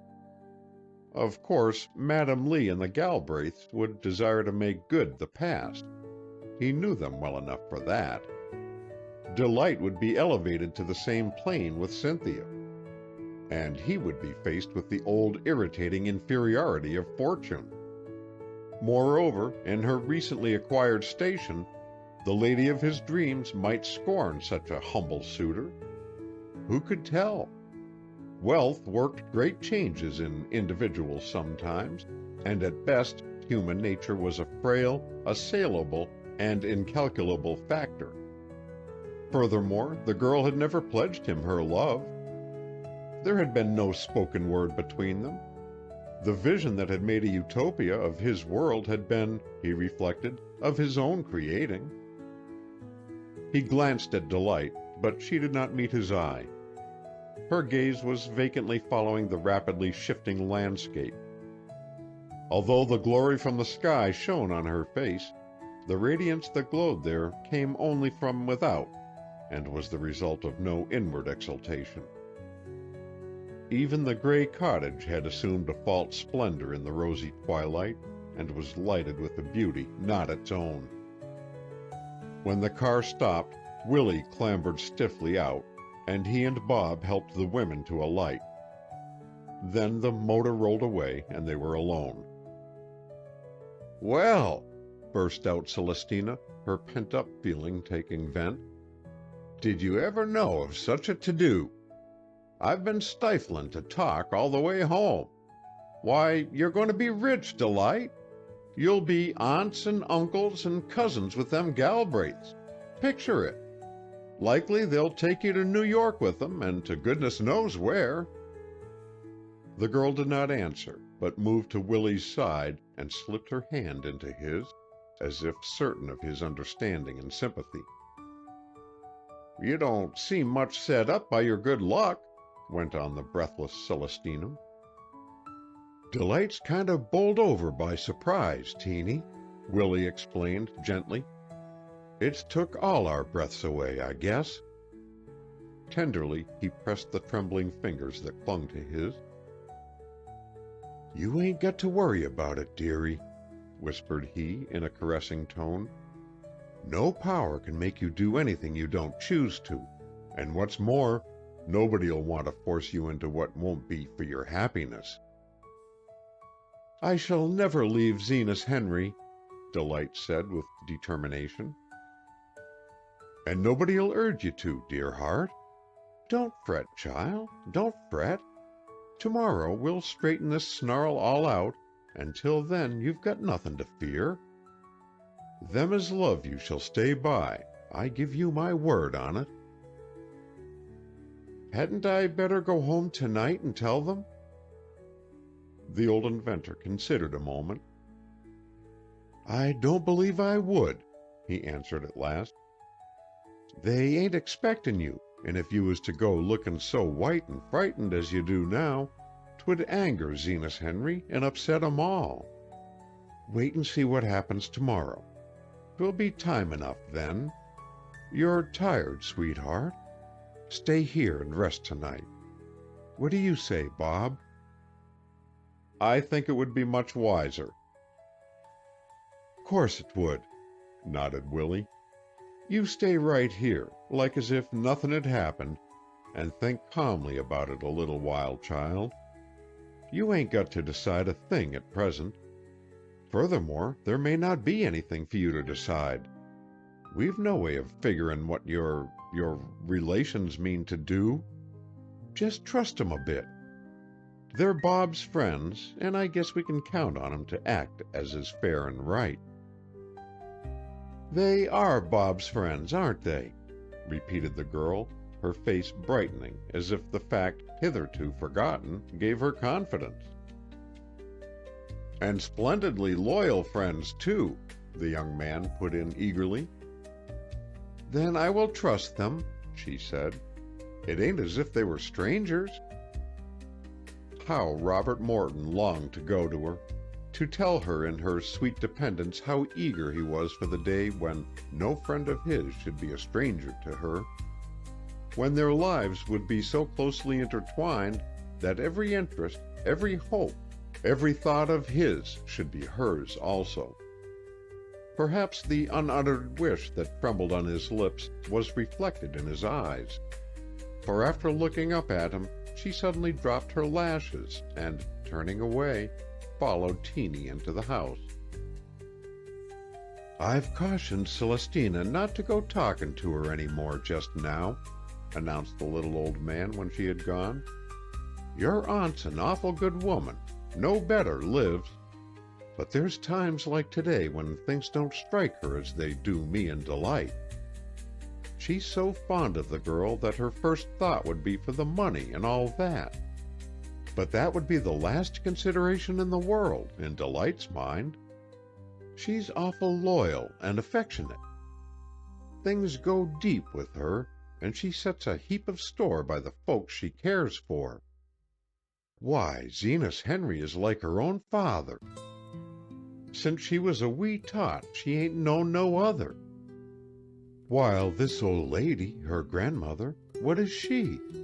Why, she don't mean nothin', not a thing." They walked on toward the shop door, each occupied with his own reveries. Then suddenly Willie roused himself.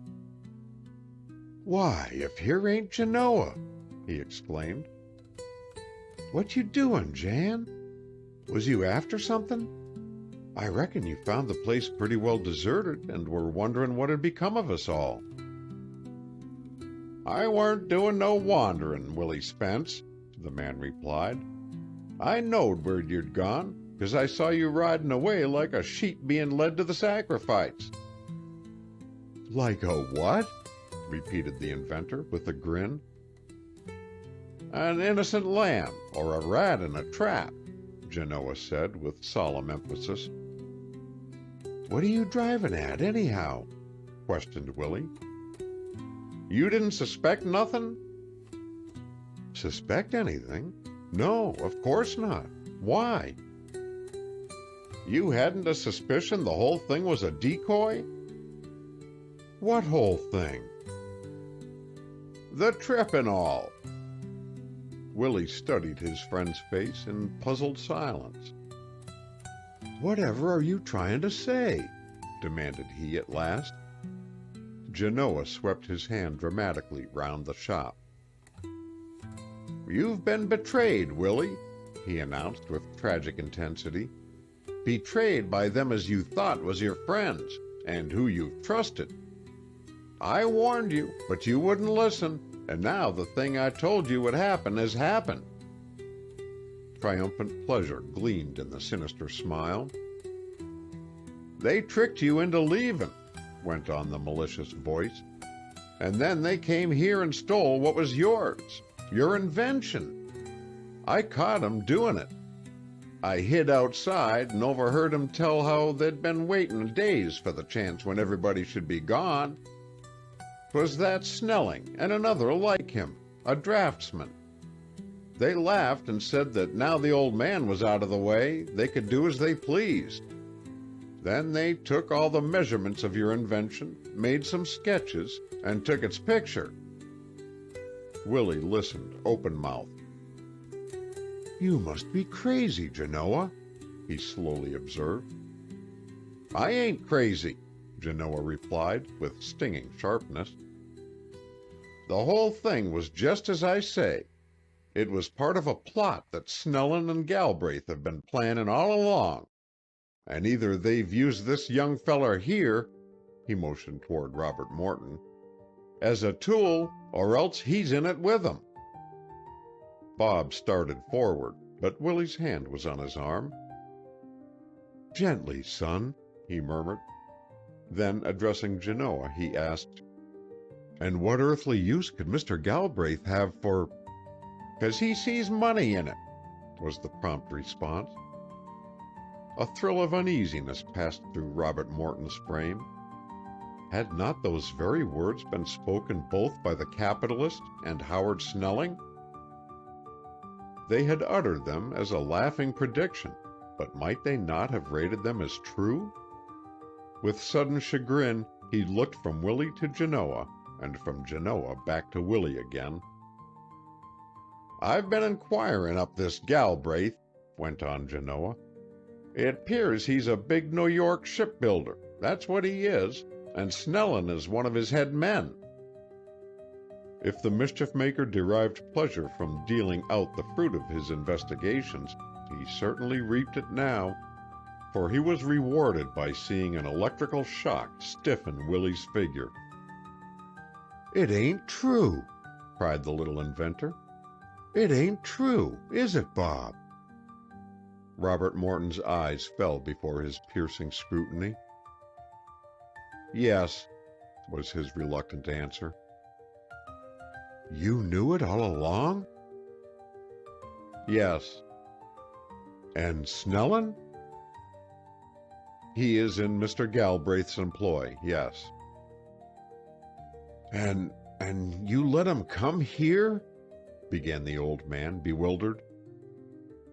"You let him come here to steal Willie's idea," interrupted Genoa, wheeling on Bob. "You helped him to come, after his taking you into his home and all."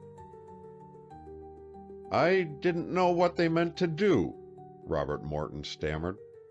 "I just thought they were going to lend us a hand at working up the thing." "A likely story," sniffed Genoa with scorn. "No, sirree. You came here as a tool. You were paid for it, I'll bet a hat." "You lie." "Prove it," was the taunting response. I can't prove it," confessed the young man wretchedly. But Willie knows that what you accuse me of isn't so." With face alight with hope, he turned toward the old man at his elbow, but no denial came from the expected source. Willie had sunk down on a pile of boards and buried his face in his hands. "And I thought they were my friends," they heard him moan. Robert Morton hesitated, then bent over the bowed figure, and as he did so, Genoa, casting one last look of gloating delight at the ruin he had wrought, slipped softly from the room. As he went out, he heard a broken murmur from the inventor. I'll not believe it," asserted he, feebly. But despite the brave words, the seed of suspicion had taken root, and Robert Morton knew that Willie's confidence in him had been shaken. Still, the little old man clung with dogged persistence to his sanguine declaration, "I'll not believe it." End of Chapter 16. Chapter 17. A grim hand intervenes. The next morning saw a grave change in the household on the bluff. Delight, with violet-circled eyes and cheeks whose rose tints had faded to pallor, listened with dread for the sound of the Galbraith's motor. What the day would bring forth she feared to speculate. Willie and Bob also showed traces of a sleepless night. Although they had guarded from the others the happenings of the previous evening, between them loomed a barrier of mutual amazement and reproach. Beneath his attempted optimism, Willie was wounded and indignant that he should have been deceived by those in whose kindness he had believed so wholeheartedly. He fought the facts with loyalty, obstinately trusting that some satisfactory explanation would be forthcoming, but he did not understand, and the dumb question that spoke in his eyes hurt Robert Morton more than any formulated reproach could have done. It was human, the young man owned, that the inventor should resent having been tricked. He himself, throughout the weary watches of the night, had twisted and turned Genoa's damning testimony, struggling to explain it away by some simple and harmless interpretation. Yet he was compelled to admit that the facts pointed in but one direction. And if he was baffled in his search for a way out, how much more so must Willie be? Why, he would be almost superhuman if he did not surrender his faith before such convincing evidence. To the grief he experienced at forfeiting the little old man's trust, Robert Morton was also compelled to add the bitterness of discovering that those whose friendship was dearest to him had betrayed it and used him as a stool pigeon in a contemptible plot that he would have scorned to further had he been cognizant of it. He wondered, as he turned restlessly on his pillow, whether it was Mr. Galbraith with whom the duplicity originated, or whether the conspiracy of yesterday was one of Snelling's hatching. Was it not possible the employee desired the invention for his own profit? That, to be sure, would be calamity enough, but it would at least clear Mr. Galbraith of theft and reinstate him in the young man's confidence. If only that could be the answer to the riddle, how thankful he would be. Well, until he could be brought face to face with the capitalist, it was futile to attempt to unravel the enigma. How he longed in his bewilderment for the sympathy and counsel of a fresh perspective! But on Teeny's discretion he could place no reliance, and even had he been able to do so, everything within him shrank from the disloyalty of voicing evil against his friends until he had proof. Delight was also an impossible confidant because of her recently discovered relationship to the Galbraith family. To breathe a word which might, at this delicate juncture, prejudice her against her new relatives would be contemptible. No, there was nothing to be done but be patient and maintain in the meantime as close a semblance to a normal attitude as was possible. Fortunately, the silence that settled down upon the silvered cottage caused no surprise to any of its occupants. Having been warned not to chatter, Celestina observed a welcome quietness perfectly understood. Nor was it strange that, in view of the shock Delight had received, she should be more thoughtful than usual. Nobody commented either on Willie's abandonment of his inventing or gave heed that he and Robert Morton spoke little together. How could the Galbraiths, Bob's best friends, be discussed in his presence? There was abundant explanation, therefore, why a strained atmosphere should prevail and pass unnoticed without either Celestina or Delight suspecting that its cause was other than the disclosures made by Madam Lee on the previous afternoon. Nevertheless, eager as was each of the household to have speculation satisfied, and the future with whatever it might contain unfold, there was a simultaneous start of apprehension when the Galbraith's familiar red car stopped at the gate of the cottage. From it alighted neither Mr. Snelling nor any member of the family, but instead the chauffeur gravely delivered to Robert Morton a hastily scrawled note written in Mr. Galbraith's spreading hand. Marveling a little that it was he to whom the communication should be addressed, the young man broke the seal of the letter. Madam Lee, he read, weary with excitement, had retired almost immediately after their departure, the maid attending her having left her sleeping like a tired child. But when they had gone to arouse her in the morning, it had been only to find that she had passed quietly away in her sleep, without struggle or suffering. Snelling had gone over to New York to make the necessary funeral arrangements, and the family were to follow the next day. There was nothing Bob could do, but if he and Delight wished to accompany them, Mrs. Galbraith would be glad to have them. Madam Lee had been devoted to Bob, and it was Delight's unchallenged right to share in the final obsequies to her grandmother. Awed, and in a low voice, Robert Morton read the communication aloud. "I shall go, of course," he said, with a catch in his voice. "Madam Lee was very dear to me. Had she been of my own people, I could not have cared for her more deeply." "And I, what shall I do?" questioned Delight. The appeal was to Bob, and the sense of dependence vibrating in it thrilled him with tender gladness. "I suppose," he answered gently, "it would make your grandmother happy to know you were there. Wouldn't it be a token of forgiveness?" "What do you think, Willie?" the girl asked. "I agree with Bob that you should go, my dear," the old man replied.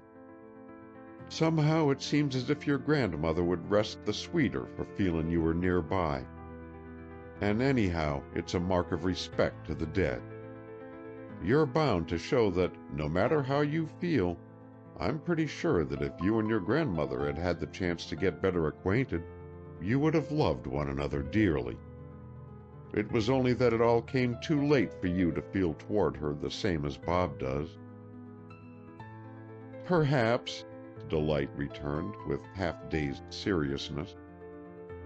So it was decided the two young persons would go with the Galbraiths to New York, and the next day they joined the Belport family and followed the body to the fine, stately old Southern woman to its finally resting place.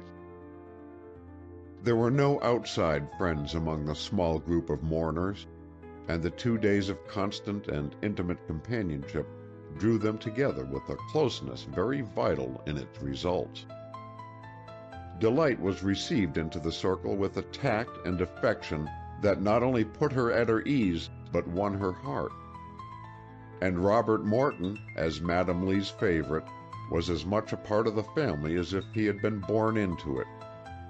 For the time being, the common grief banished from his mind every other thought, and once again he and his old-time friends met without a shadow of distrust between them. Even Cynthia was in her most appealing mood, casting all caprice and artificiality aside, and centering most of her attention on her newly acquired cousin. The silent benediction of peace the present of the dead brought brooded over them all, and it was with no perfunctory tenderness that Delight bent and gently kissed her grandmother's cold forehead. Then came the journey back to Belport, and as Mr. Galbraith, Roger, and Howard Snelling were all detained in New York, it was Bob who brought the party home.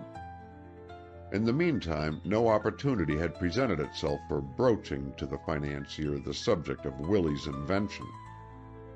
The interval during the funeral rites was too inopportune, and Robert Morton had lacked both the inclination and the courage to break in upon such an occasion with an affair so sordid and unpleasant. He had hoped that during the return to the Cape some chance for a talk with the capitalist would be afforded him. But now there was no help for it but to go back to Willie Spence's with the weight still heavy on his heart. Mr. Galbraith, he learned, would have to remain in the city 2 weeks or more, and an important business deal would keep Mr. Snelling at the Long Island plant indefinitely. Hence, for the present, there was not a possibility of clearing up the mystery. It was, however, significant that Snelling evidently considered his part of the work done, and if Genoa's accusations were founded on fact, as they appeared to be, it was not surprising that he seized upon the confusion of the present as a fortunate cover for his exit from Wilton. The more Robert Morton pondered on the train of events, the less willing he became to connect Mr. Galbraith with the purloining of Willie's idea. The financier had intended to do precisely what he had specified, lend a friendly hand to the old man's scheme. It was Snelling who had seen in the circumstance something too promising to let pass, and who, without his employer's knowledge, had made bold to secure the device for his personal profit. In the meanwhile, ignorant that Robert Morton was cognizant of his cupidity, he was as debonair as if he had nothing on his conscience. He made himself useful in every possible direction, and on parting from Bob at the train, declared he should look forward with the greatest anticipation to their future business association together. How the young man longed to confront the knave with his crime! It seemed almost imperative that, before the mischief proceeded farther, steps should be taken to stop it. But what proofs had he to present? No, a middle course was the only thing possible, Bob decided. He must return to Willie's roof with the atmosphere uncleared and finish the little that still remained to be done on the invention, as if no shadow clouded his sky. He could not leave Willie in the lurch. Furthermore, it was out of the question for him to depart from Wilton until he had come to an understanding with Delight Hathaway. The intimacy of the past week, with its lights and shadows, had only served to render stronger the bonds that bound him to her. In every issue, the network of strange events had developed her character, and displayed facets of such unsuspected force and splendor that where beauty had at first fascinated, it was now the soul behind it that called to him. Truly, Madam Lee had in this grandchild a worthy descendant, and it brought an added joy to his heart to thus link together the two beings he loved most deeply. Therefore he made the journey back to Wilton, bravely resolved to bear Genoa's taunts and Willie's silent reproaches, until the moment came when he could acquaint Mr. Galbraith with Snelling's perfidy to see the injustice righted. It was not an enviable position, the one in which he stood. He felt it to be only human that, in the face of this acid test, the old inventor's affection and allegiance toward him should waver, and that Genoa would detect and rejoice in its unsteadiness. But as Bob relied upon ultimately solving the conundrum, he felt he could endure a short interval of unmerited distrust. It was in Delight and Teeny, who were unconscious of any false note in his relation to the household, that he placed his hopes for aid. Hence, it was with no small degree of consternation that on reaching Wilton, he learned that the girl had resolved now to return to her own home. "I have been here over 2 weeks already," she said to Bob, "and I really am needed by my own family. They miss me dreadfully when I am gone. Zenas Henry goes down like a plummet, Abby says. And then I have so much to tell them. Besides, now that Aunt Teeny is well again, there is no use in my remaining." "There is a great deal of use in it for me," asserted the young man moodily. "Nonsense! You and Willie have your work, and in a day or two you will be so buried in it you won't know whether I am here or not." "Delight!" A warning echo in the word and a quick forward movement caused her to add hurriedly, And anyway, you can come up to our house and see me there. You will like the 3 captains and Abby. You simply can't help it. They are dears. And you will worship Zenas Henry. At least you will if he is... sometimes he doesn't... Well, you know how older men feel when younger ones appear. He is very devoted to me, and he is always afraid. But I am sure he will understand, and that you and he will get on beautifully together," she concluded with scarlet cheeks. The clumsy explanation had a dubious ring, and Bob frowned. "You see, your being Aunt Teeny's nephew will help some. He likes her very much. And of course any friend of Willie's and of mine—" With every word, the formidable Zenas Henry increased in formidableness. She saw the scowl deepen. "You will come and see me, won't you?" she pleaded timidly. "I should be sorry if—" Robert Morton caught the slender hand and held it firmly. "I'll come were there 1,000 Zenas Henrys." "That's nice," she answered with a nervous laugh. "There won't be 1,000, though. There never can be but one as good and as dear as he is. Only remember, you mustn't come right away. I shall have a great deal to tell them at home, and it won't be easy for Zenas Henry to face the fact that the Galbraiths have any claims on me. It has always been his pride that I had no relatives and belonged entirely to him. And I do, you know," she went on quickly. "Nothing on earth shall take me from Zenas Henry. I worried a good deal lest my grandmother should insist that I spend part of my time with her, but that is all settled now. I can keep up my friendship with the Galbraith family by calls and short visits, and everything will go on as before. I don't want anything changed." The young man saw her draw in her chin proudly. "Of course I have forgiven my grandmother," she went on, "but I never can forget that she made my mother's life unhappy and that she was unkind to my father. So I never wish to accept any favors from any of them." "But the Galbraiths are not to blame for the past," ventured Bob, his loyalty instantly in arms. "No, but they are Lees." "Your grandmother was sorry, bitterly sorry," urged the young man in a persuasive tone.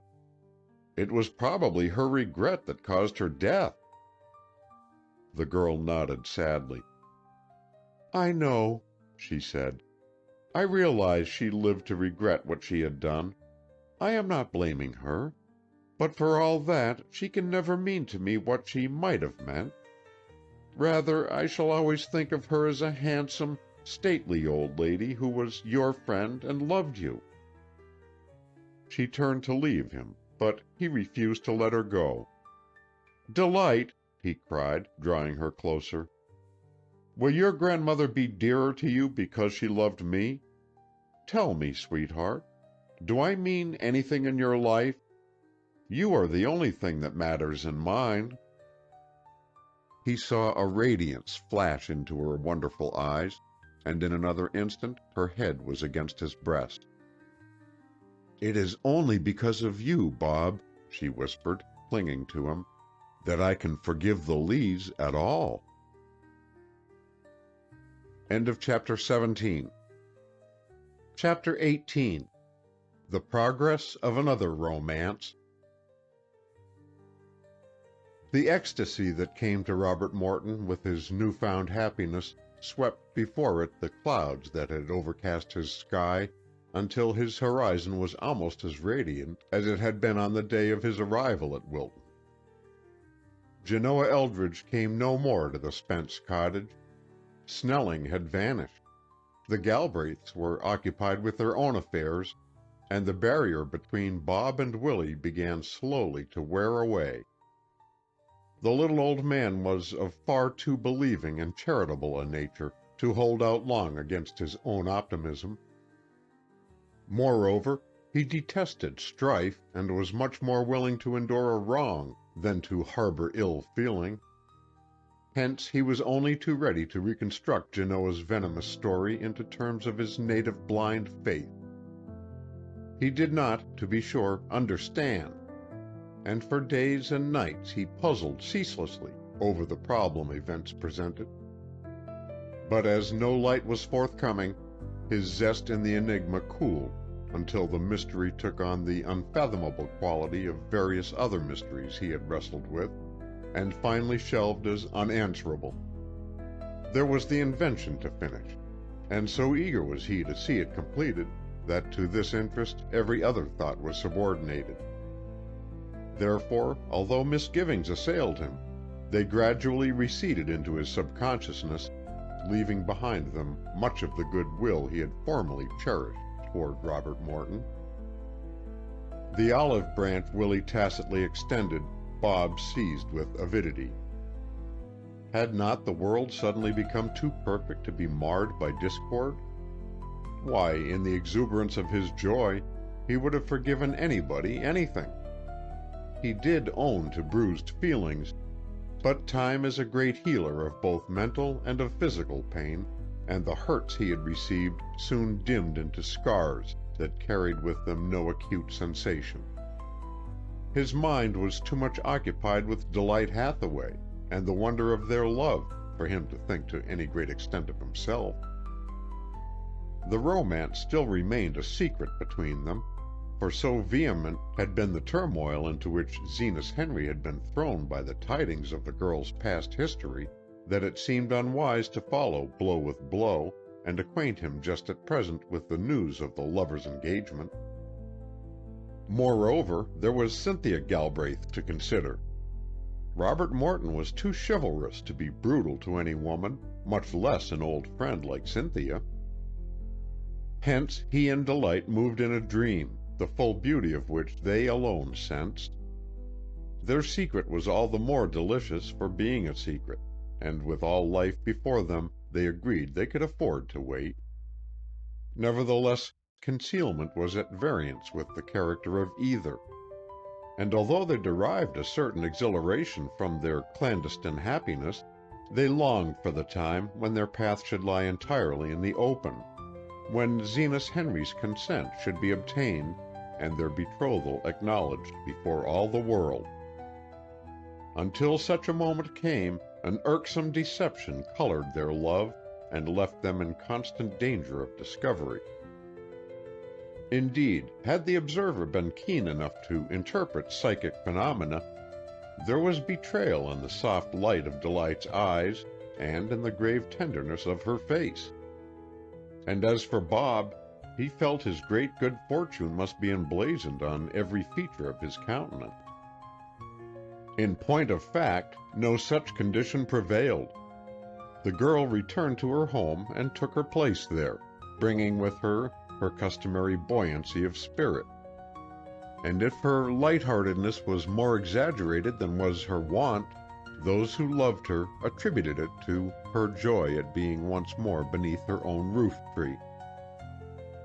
Zenas Henry and the three captains fluttered about her as if her absence had been one of years rather than of days, and even Abby, less demonstrative than the others, showed by a quiet satisfaction her deep contentment at having the girl back again. Of course, Robert Morton let no great length of time elapse before he climbed the hill and invaded the Brewster home. As Celestina's nephew and Willie's guest, he had credentials enough to assure him of a welcome, and for an interval these sufficed to give him an enviable entree. But after a few calls, his winning personality secured for him a place of his own. He inspected Captain Phineas Taylor's broken compass and set it right. He discussed rheumatism and its woes with Captain Benjamin Todd. He lent an attentive ear to the nautical adventures of Captain Jonas Baker. Abby, who was a systematic housekeeper, approved of his habit of wiping his feet before he entered the door, and the careful fashion he had of replacing any chair he moved. Most men, she averred, were so thoughtless and untidy. But it was with Zenas Henry that the young man won his greatest triumph, the two immediately coming into harmony on the common ground of motorboating. Most of the male visitors who dropped in at the White Cottage came only to see Delight, but here was one who came to call on the entire family. How charming it was! They liked him, one and all. How could they help it? And soon, so eagerly did they anticipate his coming, any lapse in his visits caused keen disappointment. "I kinder thought that Morton feller might be round this evening," Captain Phineas would yawn in a dispirited tone, when twilight had deepened and the familiar figure failed to make its appearance above the crest of the hill. "Ain't it Tuesday? He most always comes Tuesdays." "Tuesdays, Thursdays, and Saturdays, you can pretty mortal sure bank on him," Captain Benjamin would reply. "If he's comin' tonight, he better be heavin' into sight, for it's damp, and I'll have to be turnin' in soon." "Maybe he was delayed by somethin'," suggested Captain Jonas. "We'll not give him up for a spell longer. He told me he'd fetch me some tobacco, and he always does as he promises." Zenas Henry smoked in silence. "I sorter wish he would appear," he presently put in between puffs at his pipe. "There was something I wanted to ask him about that darn motorboat." "You don't mean to say that boat's out of order again, do you, Zenas Henry?" questioned Abby. "No, oh no. 'Tain't out of order exactly, but the pesky propeller is kickin' up worse'n ordinary. It's awful taxin' on the patience. I'd give a man everything I possess if he'd think up some plan to rid me of that eelgrass." "Why don't you set Willie on the job?" asked Captain Benjamin. "Ain't I told Willie over and over again about it?" Zenas Henry replied, turning with exasperation on the speaker. "Ain't I hinted to him plain as day, thrown the bait to him times without number? And ain't he just swum around the hook and gone off without so much as nibbling it? The thing don't interest him, it's easy enough to see that. He don't like motor boats, and ain't got no sympathy with them, and he don't give a hang if they do come to grief. In fact, I think he rather relishes hearing they're snagged. I gave up expecting any help from him long ago." With a frown he resumed his smoking. "Where's Delight?" Captain Phineas asked, scenting his friend's mood and veering tactfully to a less irritating topic.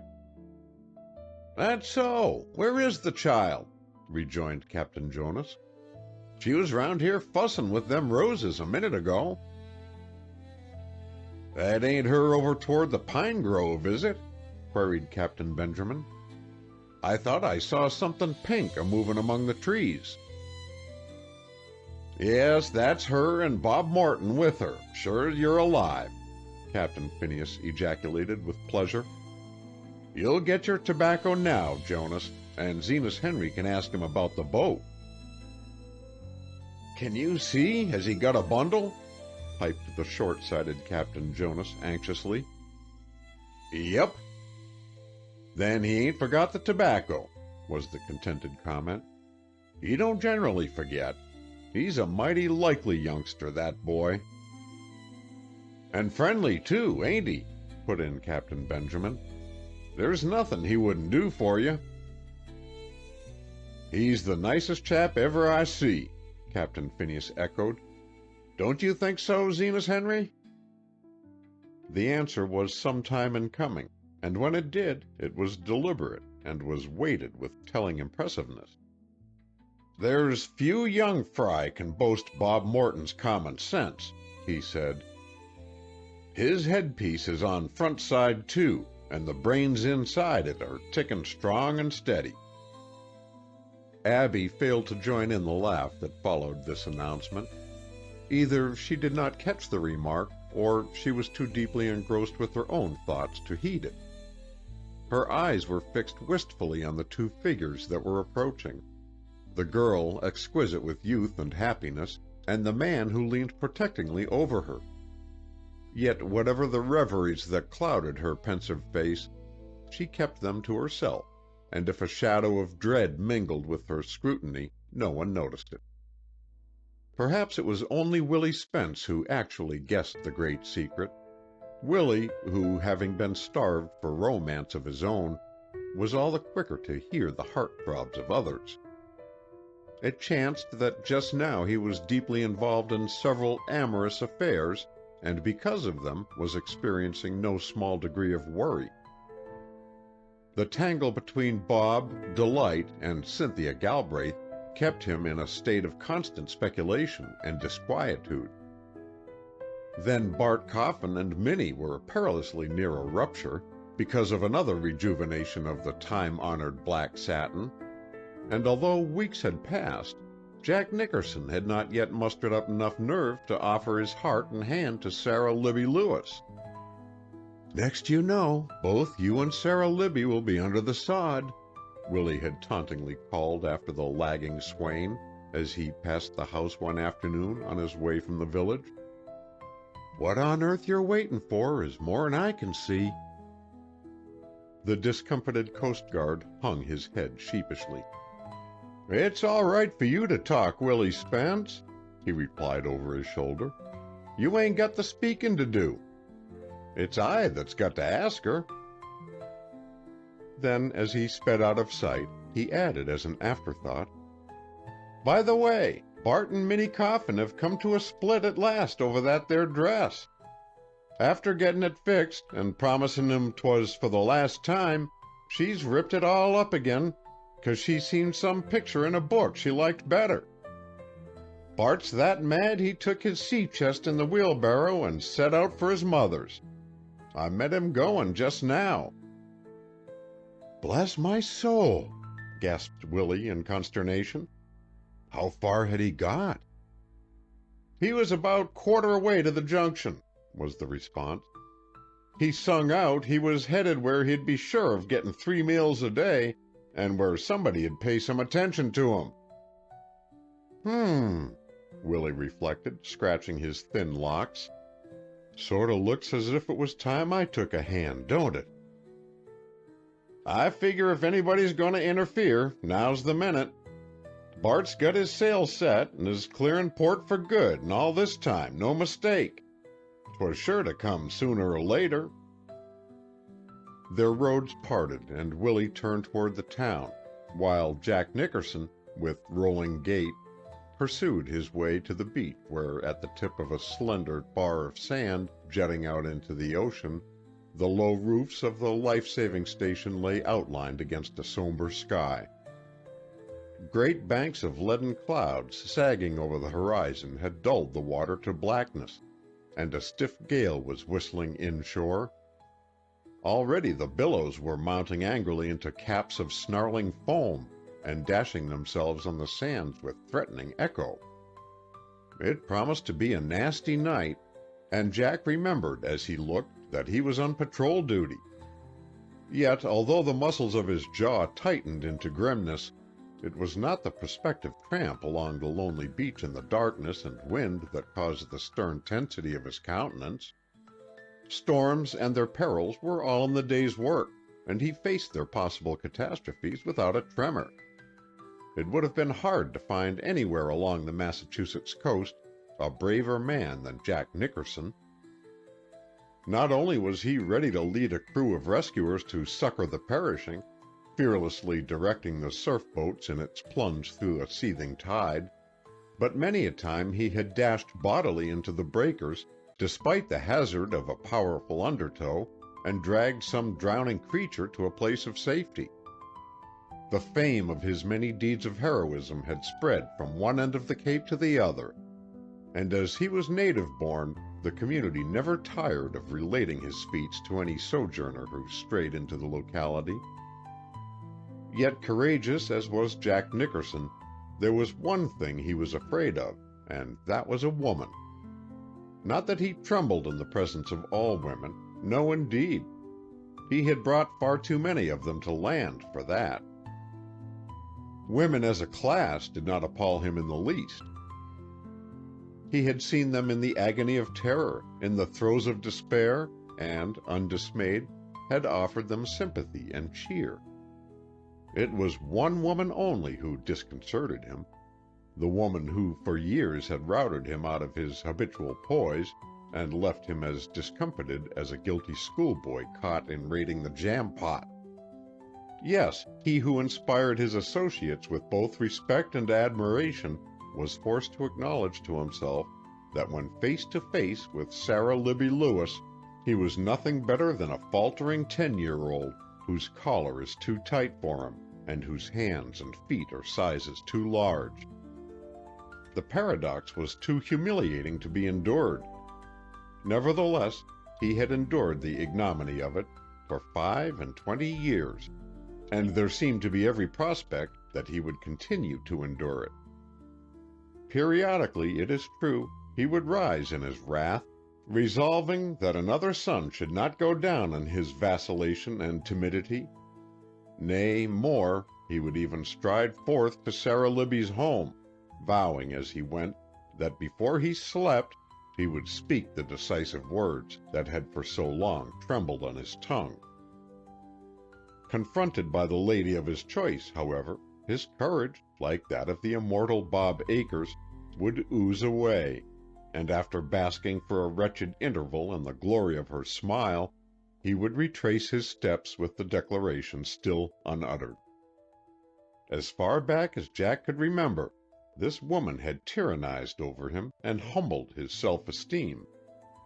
In childhood she had leveled with a blow the sand castles he built on the beach for her delight, and ever since she had contrived to raze to the ground his less tangible castles, dream castles where he saw her the mistress of his lonely fireside. Yet, despite her exasperating capriciousness, Jack had never wavered in his allegiance, not a whit. Long ago he had made up his mind that Sara Libby was the one woman in the world for him, and he had never seen cause to alter that verdict. Nor did he entertain any doubt that Sara Libby's sentiments coincided with his own, even though she did not cloak her preference beneath so many intricate and misleading devices of femininity. It was not fear of the thundering. No, that hindered Jack from proclaiming his affection. It was merely the physical impossibility of putting his heart into intelligible and coherent phraseology when Sara Libby's bewitching gaze was upon him. He could meet all comers in a political argument, could hold his own against the banter of the village gossips. He could even defy Willie and his counsel.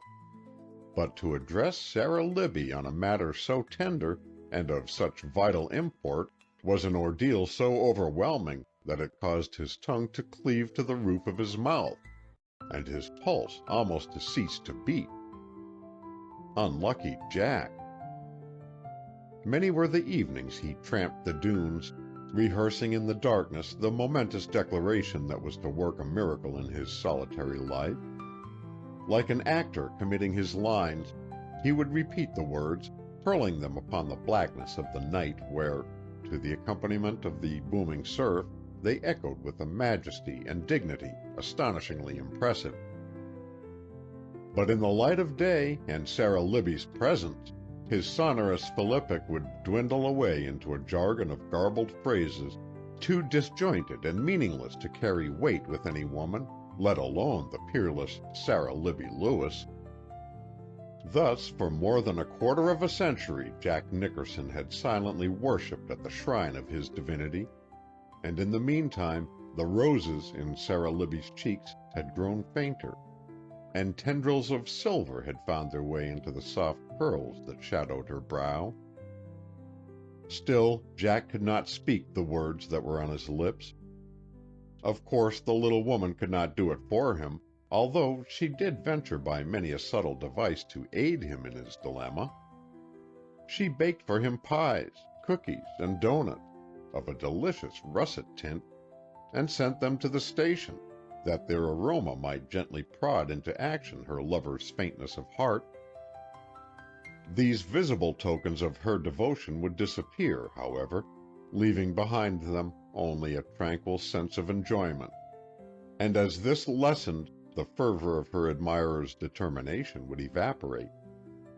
Then Sara Libby would resort to less ephemeral offerings, scarves, wristers, mittens, patiently knitted from blue wool and representing such an endless number of stitches that Jack never viewed them without elation.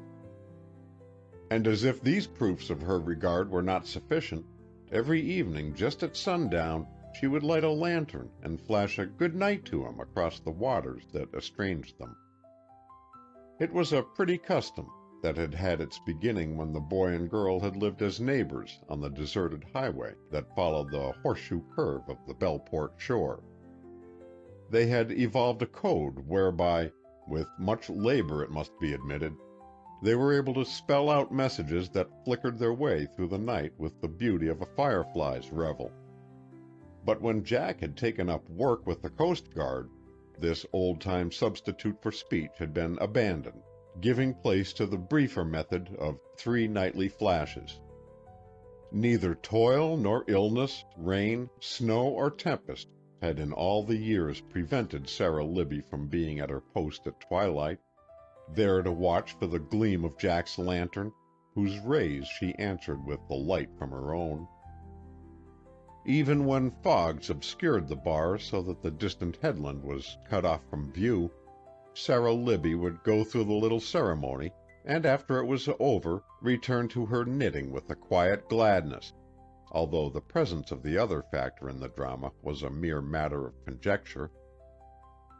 Thus the romance had drifted on, and Jack Nickerson now faced his 50th year and was no nearer bringing the love story to a culmination than he had been when, as a boy in his teens, he had gazed into Sara Libby's blue eyes and registered the vows he had never yet dared utter. Nevertheless, lonely and disappointed as was Sara Libby, Jack was 1,000 times more miserable. Tonight, especially, as he tramped the coast in the teeth of the gale, he thought of Willie Spence's ridicule, and one of his periodic moods of self-abasement came upon him. What a wretched cur he was! How lacking in nerve! Any woman, he muttered to himself, was better off without such a feeble-willed, spineless husband.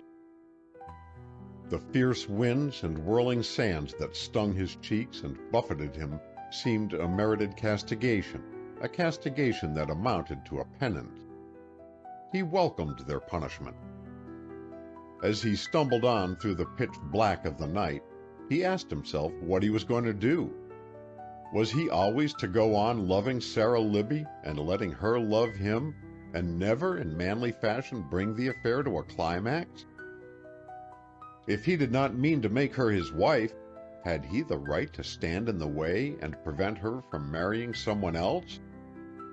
The baldness of the question brought him up with a turn, and as he paused breathlessly awaiting his own verdict, his eye was caught by the lantern dangling from his hand. He regarded it with slow wonder, as if he had never seen it before. Why had he never thought until now of this method of communication?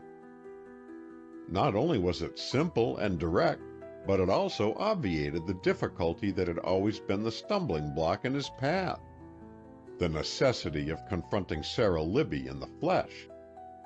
He grasped the inspiration with zeal. Fate was with him.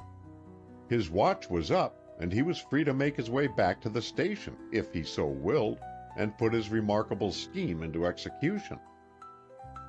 Away he sped through the howling tempest. As he flew up the steps of the lookout tower, he could detect the twinkling lights from his lady's home gemmed against the background of velvet darkness. Perhaps her fluttering little heart was uneasy about her lover, and she was peering out into the gale. However that may be, he had no difficulty in summoning her to the window when he raised his lantern. Then, with the talisman held high, he paused. What should he say? Of course, he could send no lengthy message. Even a few words meant a laborious amount of spelling. Perhaps, "Will you marry me?" was as simple and direct a way as he could put it. Firmly, he gripped the lantern. Then, instead of the customary 3 flashes, he began the involved liftings, dippings, and circlings which in luminous waves were to spell out his destiny. "Will you marry—" there was no need for him to go on. Sara Libby had waited too long for those magic words to doubt their purport. Nor did she hesitate for an answer. In an instant she caught up the unique avowal, and across the turbulent waters signaled to her beloved the 3 mystic letters that should make her his forever. With the faint, blinking flashes, the weight of years fell away from Jack Nickerson. No longer was he a trembling, tongue-tied captive, scorning himself for his want of will. He was a free man, the affianced husband of the most wonderful creature in the world. In his exultation he raised his lantern aloft and swung it round and round with the abandon of a boy who tosses his cap in the air. Then he bounded down the iron staircase like a child let out of school, dashing round their spiral windings with reckless velocity. The deed was done. Sara Libby was his. It might have been half an hour later, as he sat smoking in blissful meditation in the living room of the station, that the door was wrenched open and Willie Spence burst into the room. Every hair on the old inventor's head was upright with anxiety, and he puffed breathlessly. "What's ashore? I saw your signal and knew straight off something terrible was up, for you've never called for help from the town before. I've raised all the folks I could get a hold of, and Bob Morton's gone to get more. They'll be here on the double, quick." The boast was no idle one. Even as he spoke, there was a tramping, a rush of feet, and a babble of confused, frightened voices. And into the room flocked the dwellers of the hamlet, men, women, and children, all with wind-tossed hair and strained, terrified faces. "What is it? What's the matter? Where's the wreck?" As they stood there tragic in the dim light, there was a stir near the door, and Sara Libby Lewis pushed her way through the crowd. She had stopped only to toss a black shawl over her head, and in contrast to its sable folds, her cheeks and lips were ashen. "They told me there was a wreck," she cried, rushing to Jack's side and seizing his arm wildly. "Oh, you won't go! You won't go and leave me now, Jack! Not so soon! Not after tonight!" Already sobs were choking the words, and her hands were clinging to his. With the supreme defiance of a man prepared to defend his dearest possession against the universe, Jack Nickerson circled her in his embrace and faced the throng. No longer was he the shrinking, timorous supplicant. Victorious love had set her crown upon his brows, bestowing dignity upon his years and glory upon his manhood. His explanation came fearlessly to his lips. "There ain't no wreck," he said quietly. "All the same, I'm glad you saw my lantern and came, 'cause I've got something to tell you all. Me and Sara Libby are going to get married." For a moment there was an incredulous hush. Then Willie Spence came to the rescue. "Well, I will say, Jack," he drawled, "you had a pretty good nerve to get us out on a night like this to tell us that. You might at least have waited till morning. Still, I reckon if I'd been nigh on to a quarter of a century getting my spunk together to ask a woman to marry me and had finally done it, I'd have wanted somebody to know it." The words were not unkindly spoken, and Jack joined in the general laugh. Nothing mattered to him now. Oblivious to the spectators, he was bending down over the woman he loved and murmuring, "I love you, Sara Libby. I've always loved you." The little old inventor watched the radiant pair a moment, then motioned to the villagers to slip away. But Bartley Coffin could not be restrained from lagging behind and whispering confidentially in Jack's ear, "If you want to be truly happy, mate, and live clear of a life of pesterin', don't you never buy Sara Libby a satin dress. Minnie and I have made it up, thanks to Willie Spence, but 'twas a tussle. I'd come to the jumping-off place." The statement was but too true. Willie had indeed intervened and averted a tragedy, but the feat had demanded ruthless measures, and he had trudged home from the Coffins with the bone of contention clutched rigidly beneath his arm. That night Celestina heard muffled sounds in the workshop. "Oh, my land," she murmured, "if Willie ain't hitched again! I did hope nothing new would come to him till he got rested up from this other idea." But Willie's inspiration was not of the inventive type. Instead, the little old man was standing before the stove, kindling a fire, and into its crackling blaze he was bundling the last remnants of Minnie Coffin's far-famed black satin. The light played on his face, which was set in grim earnestness. "It seems a wicked shame," he observed in a whisper, as he viewed the funeral pyre. "But it's the only way. Long's that dress remained on earth, there'd be no peace for Bart nor his wife either. It had to go." The flames danced higher, flashing in and out of the trimmings of jet and charring the beads to dullness. In the morning, only a heap of gray ashes marked the flight of Minnie Coffin's social ambitions. "Requiescat in pace," murmured Willie, as with lips firm and Puritan stoicism he passed by the stove. There he added gently, "Poor Minnie, poor foolish Minnie." End of Chapter 18. Chapter 19. Willie as Pilot. The invention was finished. The last rivet was in place, the last screw secure, and before the fulfillment of his dream, the little old man stood with glowing face. It was a gentle, happy face with misty blue eyes that carried at the moment a serene contentment. "I couldn't have done it but for you, Bob," he was saying.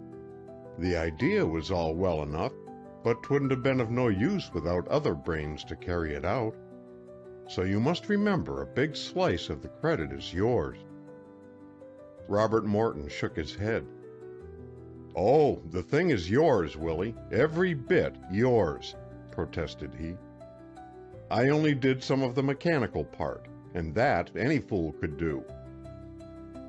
"The mechanical part, as you call it, is full as important as the notion," Willie persisted.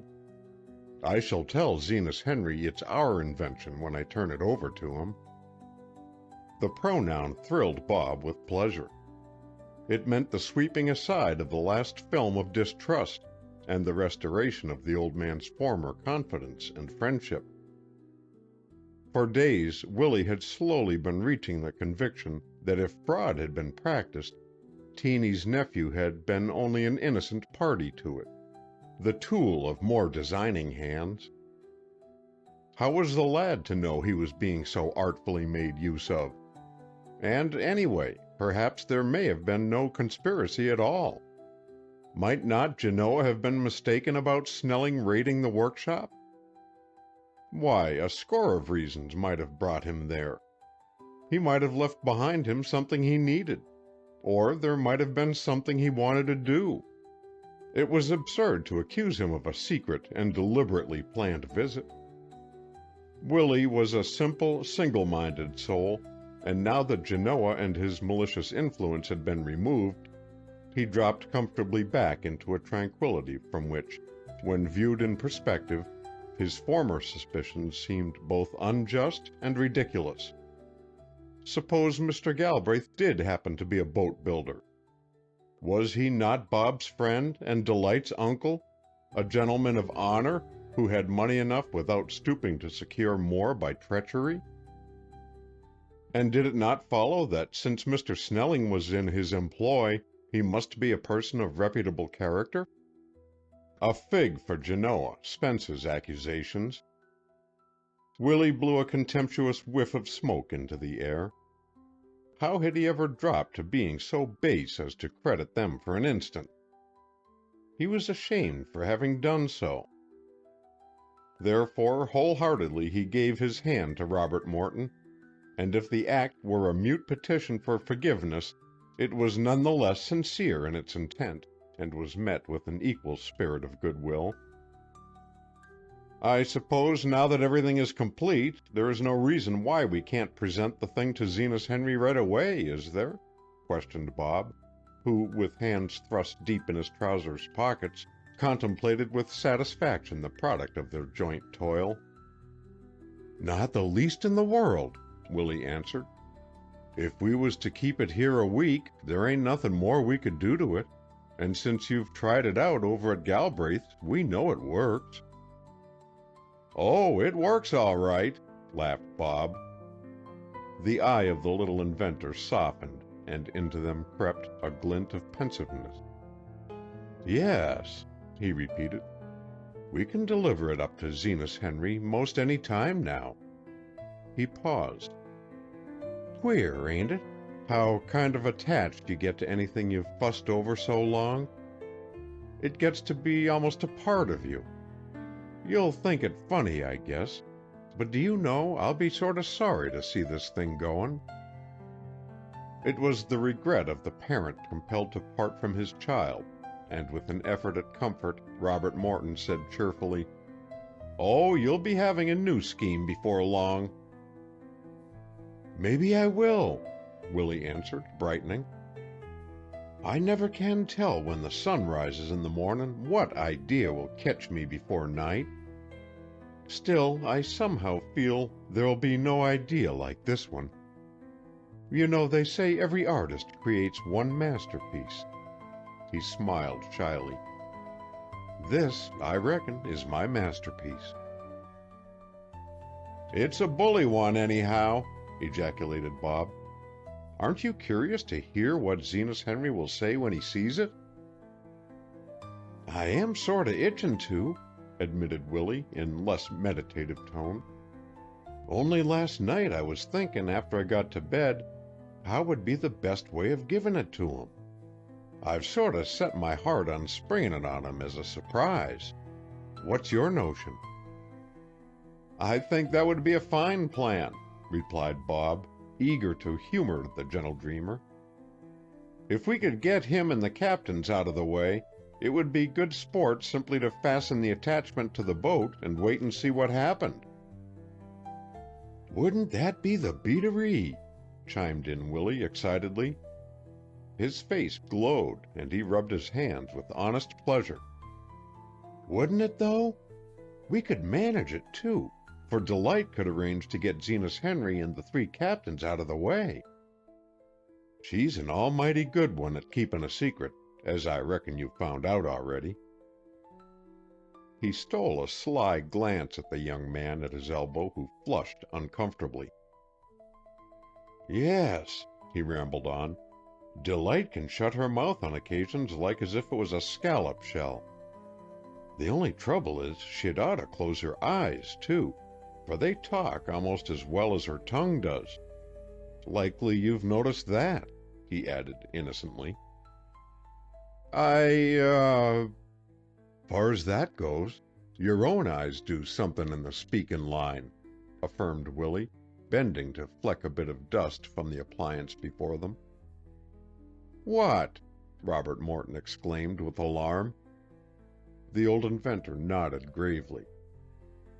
"Yes," continued he, "now I come to think of it, you've got among the most speakin' eyes I ever see.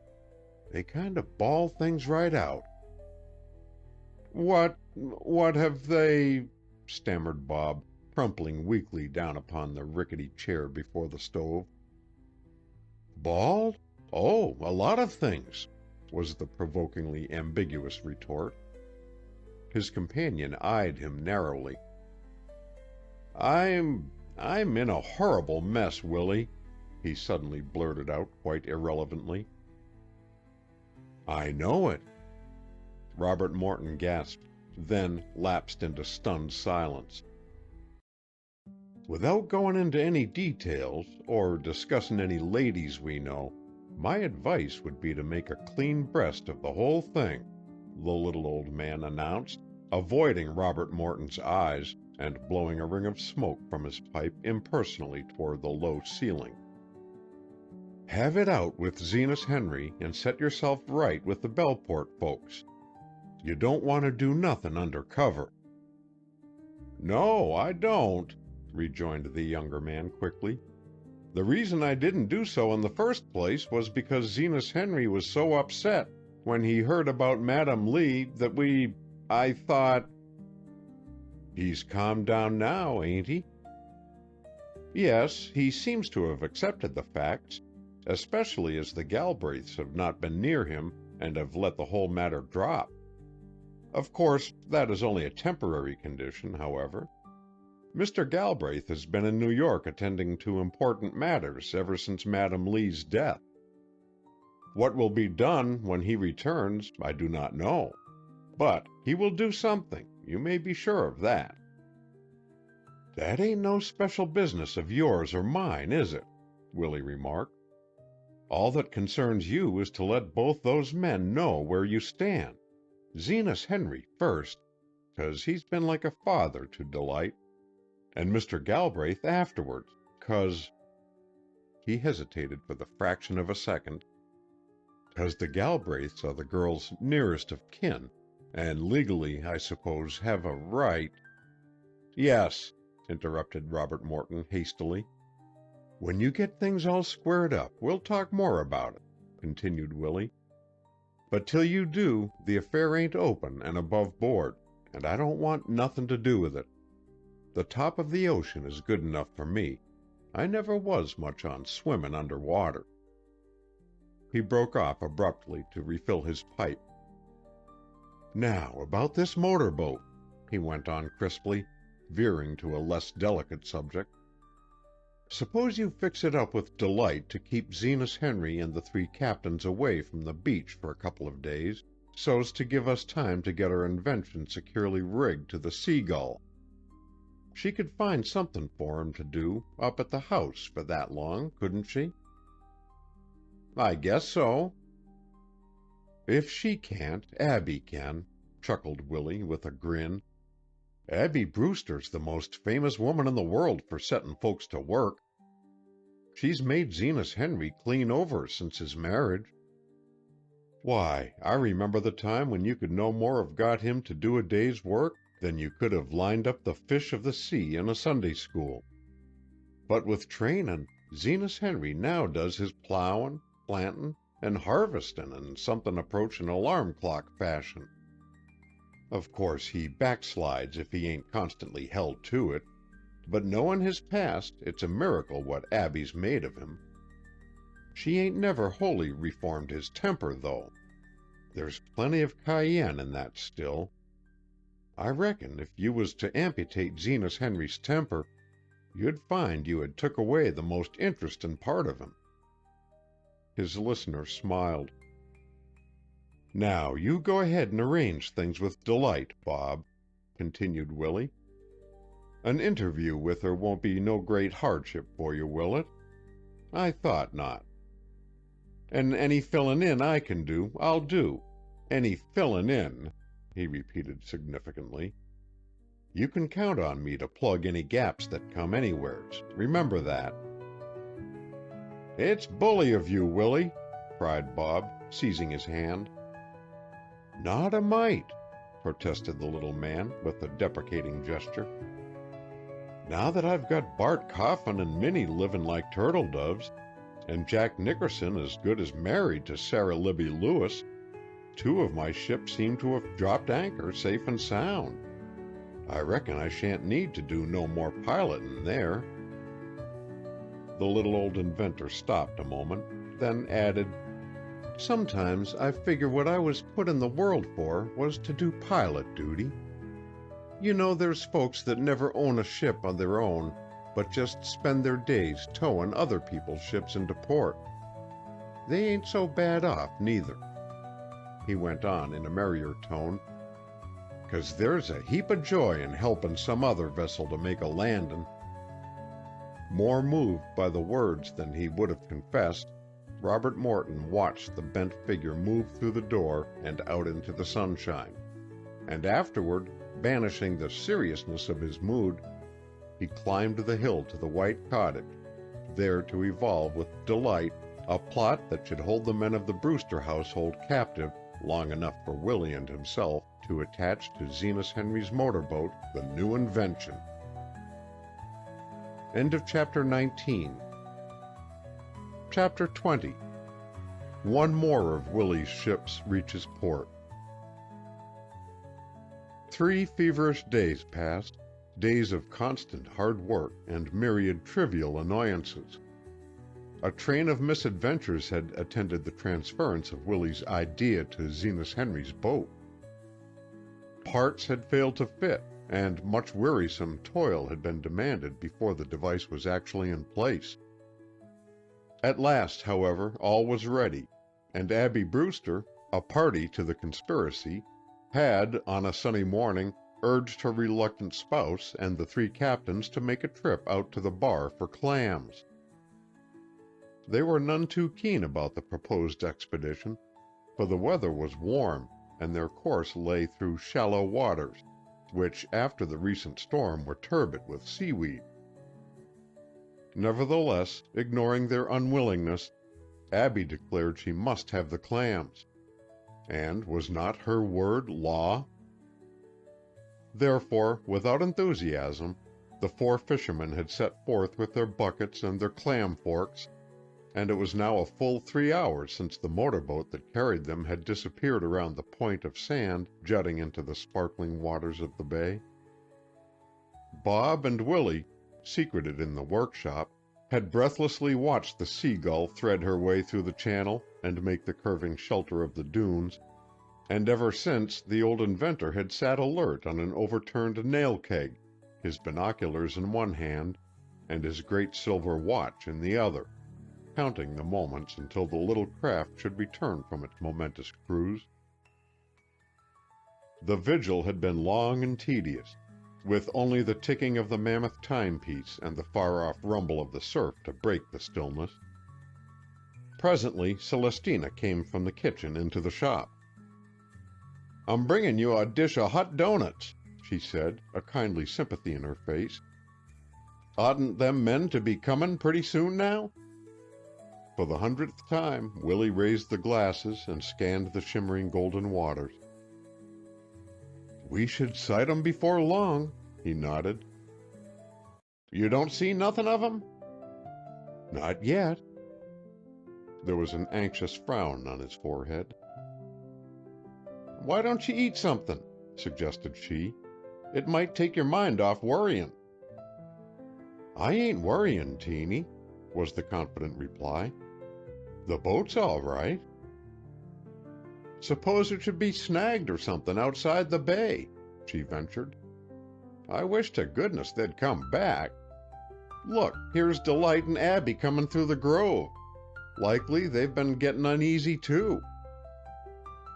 Sure enough, moving among the low pines that shaded the slope between the Spence and Brewster houses, they saw the two women. Abby was stouter now than when she had come as a bride to Zenas Henry's white cottage, but there was a serenity in her mien that softened her expression into charming womanliness.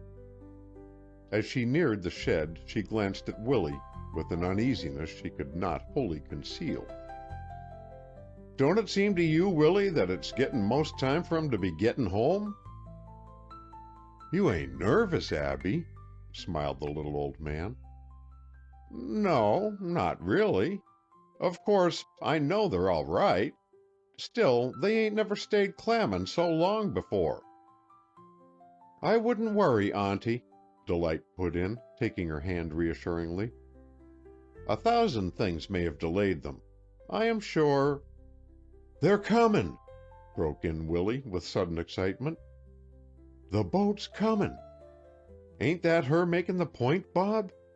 She's clippin' along like a racehorse, too. Lord, watch her go!" "That's the Seagull," cried Abby. "I don't need no glasses to make her out. That's her. How foolish I was to go fussin'. Still, I always have a kind of dread—" I know," interrupted the inventor gently. "But there warn't no call for worry this time. I felt mortal certain they'd be heavin' into sight pretty soon." "I guess likely, now we know they're on the way, we'd better slip home again," Abby smiled. "I'd feel silly enough to have 'em find us here." "Nonsense, Abby," said Celestina. "They needn't know you was worried. Ain't it possible you might have come down here on an errand? Wait till they pass and walk back with them. What difference does it make if your dinner is late?" Abby hesitated. Her dinner never was late. Yet, for that matter, she never was out visiting her neighbors in the middle of the day, either. Perhaps, as she had followed one demoralizing impulse and transgressed all her domestic traditions, the breaking of another did not matter. "I suppose I might wait," she answered. "I'd love dearly to hear what they'll have to say." "Oh, do wait, Auntie," Delight begged. "It won't be long now before they get here." "Better stay, Abby," put in Willie. "Bob and I won't be inventing every day." "Well," was the half-unwilling answer. "Don't you wonder how it worked?" cried Delight, addressing Bob, her cheeks scarlet with excitement. "See, here they come. Did you ever hear such a chatter? Zenas Henry is swinging that clam bucket as if there wasn't a thing in it. He will spill them all out if he isn't careful." On strode the four men. With a bound, they cleared the bank before the Spence cottage and crowded in at the narrow gate. "Where is he? Where's Willie?" demanded Zenas Henry. Then, catching sight of the old inventor half concealed behind his workbench, he shouted, "Here, Willie, you rascal, out with you! Don't go hiding there behind that table. Man alive, why didn't you tell us what you was up to?" "Did it work, Zenas Henry?" queried the little fellow eagerly. "Did it work?" mimicked Zenas Henry with a guffaw. "Say, Phineas, did it?" The fisherman gave an exuberant roar of laughter. "Did it work?" repeated Zenas Henry, so out of breath he could scarcely articulate the words. "Good Lord, don't it just! Why, we clipped along through that seaweed as if it weren't there."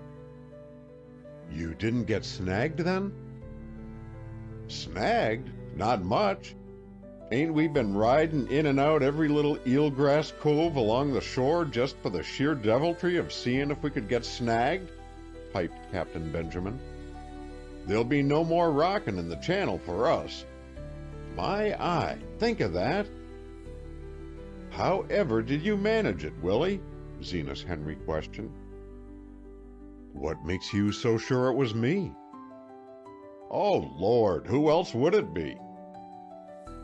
"Well, it weren't all me," protested the little inventor modestly. "Most of it was Bob. I got the idea, and he did the rest.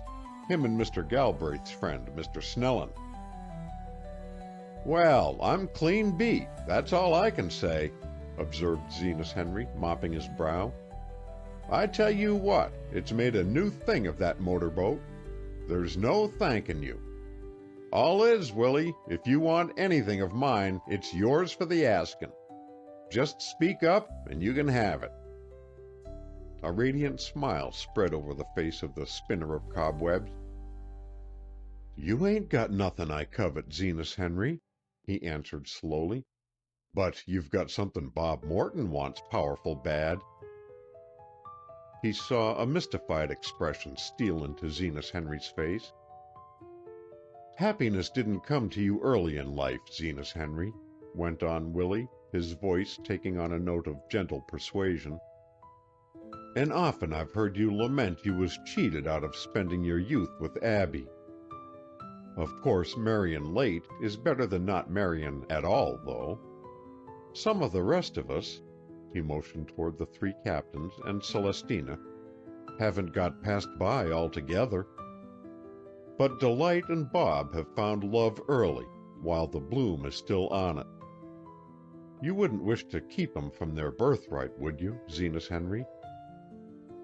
In the hush that followed the plea, Abby crept up to her husband and slipped her hand into his. "The child loves him, dear," she said, looking up into the man's stern face. "I read it in her eyes long ago. You want her to be happy, don't you?" Her voice trembled. Only the mother instinct, supreme in its selflessness, gave her the strength to continue. "We must not think of ourselves. Real love is heaven sent. It is ours neither to give nor to deny." How still the room was! Suddenly it had been transformed into a battleground on which a soul waged mortal combat.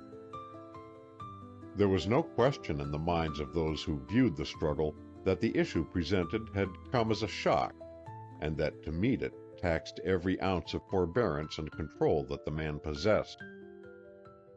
He looked as one stricken, his face a turmoil of jealousy, grief, despair, and disappointment. But gradually a gentler light shone in his eyes, a light radiant and triumphant. Love was conqueror, and raising his head, he murmured, "Where is the child?"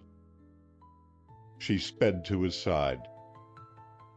"So you love him, do you, little girl?"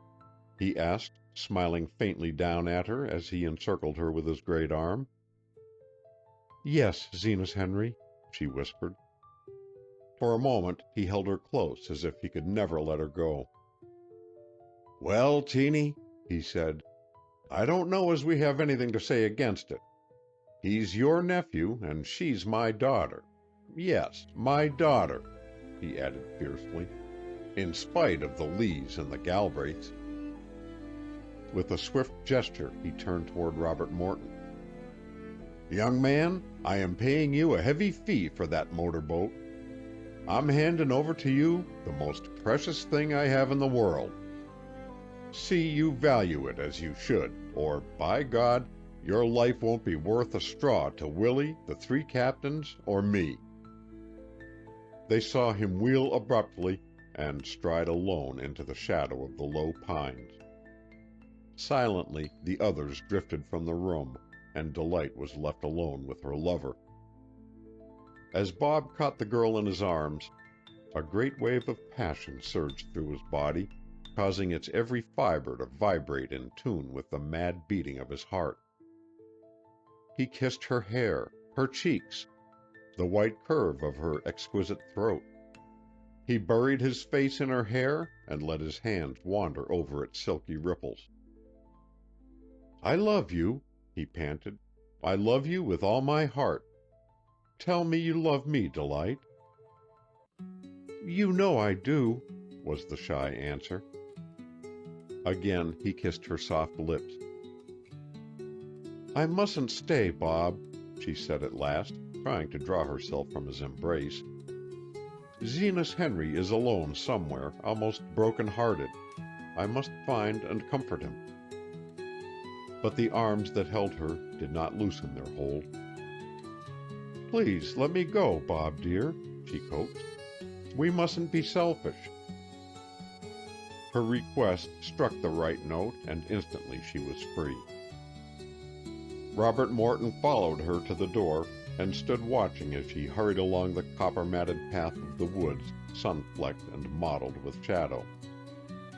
What a sweet miracle it was, he mused.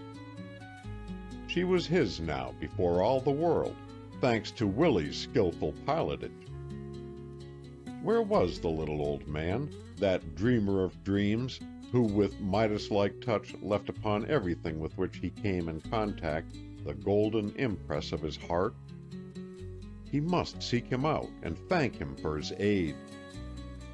Perhaps the thought carried with it a potent charm of magic, for no sooner had Robert Morton framed it than the inventor himself appeared on the threshold. "Well, another of my ships has made port," cried he triumphantly. His delicate face was illumined with a joy so transcendent that one might easily have believed that it was to him love's touchstone had been given. "I never can thank you, Willie," burst out the young man. "Be good to Delight, my boy, and make her happy. That's all the thanks I want," was the grave response. A pause fell between them. Perhaps Willie was thinking of the days that must inevitably come when the girl he had loved since childhood would be far away. How dull the gray house would be when she no longer flitted in and out its doors. Try as he would to banish the selfish reflection, it returned persistently. Then suddenly something quite outside himself put the reverie to rout. It was the querulous voice of Genoa Eldred. "I was right about them Galbraiths," he cried exultantly, standing in the doorway and hurling the words into the room where the two men lingered. "'Twas exactly as I said. Lyman Beers's boy went up on the Boston train one afternoon in front of Snellen and that other fellow who was here, and he heard every word they uttered. He said they talked the whole way about getting a patent out on your invention. Now, Willie Spence, was I right or warn't I? Maybe you'll believe me next time I warn you against folks." End of Chapter 20. Chapter 21. Surprises. The next morning Robert Morton awoke with the fixed determination that another sun should not go down until he had acquainted Mr. Galbraith with Genoa's accusations. The misgivings, the suspicions, the fears he entertained must be cleared up at any cost, or further residence beneath Willie's roof would be impossible. If necessary, he would go to New York to see the financier. But he must know where the blame for Snelling's treachery lay, whether with the capitalist or with his employee. Accordingly, he arose early, and having breakfasted, went down to the store where the nearest telephone was, and called up the Belport residence.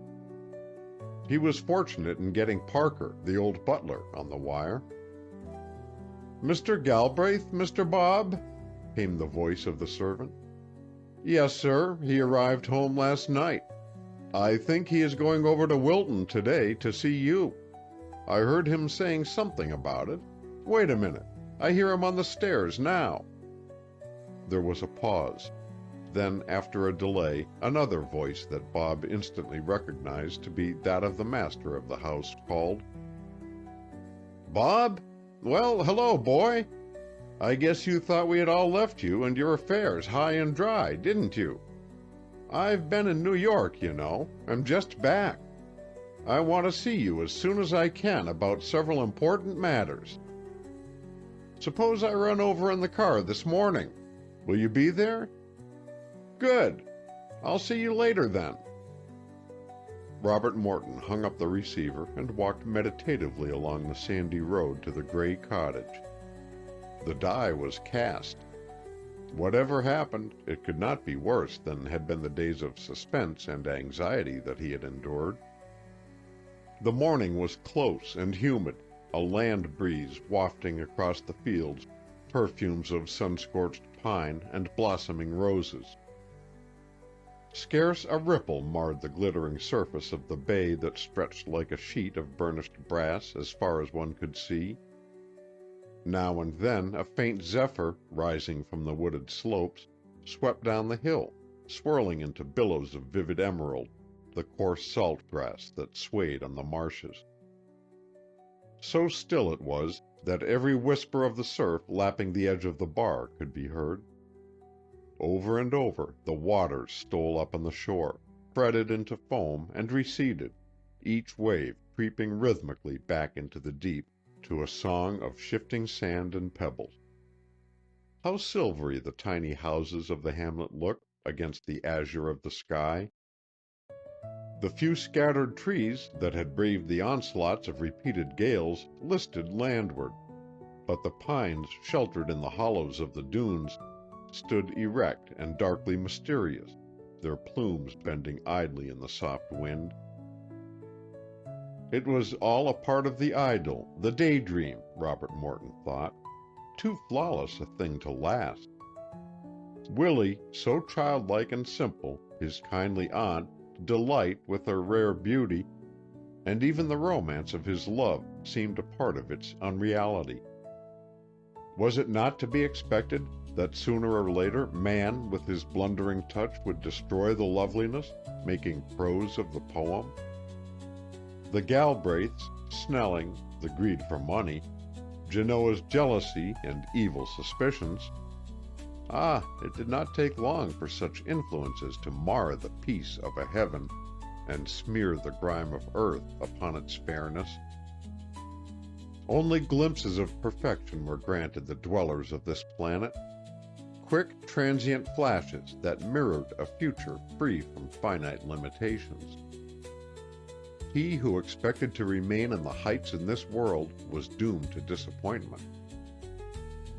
Slowly he skirted the curving beach and reached the weathered cottage where the sun beat hotly down, kissing into flower every bud of the clinging roses that festooned its gray doorway. Willie welcomed him, but a glory had passed from the old man's face since the conversation of the night before. How could it be otherwise? Sleepless hours had left behind them weary, careworn lines, and in the troubled depths of the blue eyes, the old interrogation had once more awakened. Bob knew not how to meet its silent combat between hope and disappointment, and he hailed as a glad relief the beating echo of the Galbraith's motor car as it swept the horseshoe outline of the harbor and came to a stop before the gate. Mr. Galbraith, who was alone, beckoned to him, and as the younger man climbed to the seat beside him, said, "I thought perhaps you might like to go for a spin along the shore. It is warm today, and we shall get more breeze. Besides, we can talk more freely in the automobile than here at the Belport house. Roger has just arrived, and also Howard Snelling." In spite of himself, Robert Morton betrayed his surprise. "Mr. Snelling back again?" he exclaimed. "Yes, he is down," was the laconic answer. For all his boasted eagerness to talk, however, Richard Galbraith did not immediately avail himself to the privilege of conversation. On the contrary, as Bob shot a questioning glance toward him, he thought he detected for the first time in his life a strange uneasiness in the capitalist's habitually self-contained manner. He seemed to be framing an introduction for what he wished to say. "I have several matters to talk over with you, Bob," he began at last, in a resolute tone. "Some of them are pleasant, and some of them may not, I fear, prove to be so. But we must take them as they come, and, pleasant or unpleasant, I want you to believe that I have no choice but to place them before you. I have always felt for you a warm friendship, my boy, and that friendship has in no way lessened. Therefore, if any word I speak causes you unhappiness, I want you to remember that I only say it because I must. We are not always permitted to readjust life according to our inclinations. Duty maps out many of our paths, and we must close our lips and travel them." He stopped, as if considering how to proceed. "While in New York," he presently resumed, "I probated Madam Lee's will. She was possessed of a large estate and knew very definitely what she wanted done with it. The will was made several years ago, and no document that I have ever seen was more specifically and conscientiously drawn up. Although she left jewels and heirlooms to my family, she left none of her other property to the Galbraiths, explaining that her daughter had all she needed, and that both Cynthia and Roger had more already than was good for them." He smiled humorously. "I guessed pretty accurately what she intended to do, as some time ago we talked the matter over, and I heartily approved of her proposed bequest." He cleared his throat, and in wondering silence Robert Morton waited. "The property was left in bulk to an old friend who Madam Lee had known for years, someone entirely outside the family." Bob did not speak. "I would gladly see the Lee money administered as its owner desired to have it," Mr. Galbraith went on. "Her ideas were wise, kind, and just, and the fulfillment of her wishes would have brought to me, to us all, the greatest happiness. But since that will was made, a new condition has arisen. Delight Hathaway, the child of her favorite daughter, has appeared. Had the old lady lived, I feel certain that in view of this fact, she would have altered the document that this girl might inherit at least a portion of the fortune in which her mother never had any share. You knew Madam Lee very intimately, Bob, probably better than any of the rest of us. What do you think?" The reply came without hesitation. "I am certain Madam Lee would have seen to it that her granddaughter was provided for." "So it seems to me," rejoined Mr. Galbraith with evident relief. "I am glad that our code of ethics agrees thus far. Now, the question is, Bob, how strong are you for the right? If honorable action meant sacrifice, would you be ready to meet it?" "I hope so," was the modest response. "I know so," Mr. Galbraith declared earnestly. "And it is because I am so sure of it that I came to you today. Bob, it was to you that Madam Lee left her fortune. It was to be used for the furthering of your dearest wish because, to quote her own words, because I love the boy as if he were of my own blood." As he listened, Robert Morton's eyes grew cloudy, and emotion choked his utterance until he could not speak. Apparently, Mr. Galbraith either expected no reply or tactfully interpreted his silence, for without waiting, he continued, "You can understand now, Bob, feeling toward you, as we all do, that this recent family development has not been easy for us to confront. Delight Hathaway is a beautiful girl who possesses, no doubt, admirable qualities. We expect to become warmly attached to her in time. But for all her kinship, she is a stranger to us, while you are of our own, a brother, friend." For the first time, the kind voice faltered. "I have even cherished a hope," it went on in a lower tone, that perhaps in the future a closer bond might bind you to us. Nothing in the world would have given me greater satisfaction." Bob suddenly felt the blood leap to his face in a crimson flood. He gasped out an incoherent word or two, hoping to check Mr. Galbraith's speech, but no intelligible phrases came to his tongue. "Life is a strangely perverse game, isn't it?" mused the capitalist. "We build our castles, build them not alone for ourselves, but for others, and those we love shatter the structure we have so painstakingly reared, and on its ruined site make for themselves castles of their own." His eyes were fixed on the narrowing ribbon of sand over which the car sped.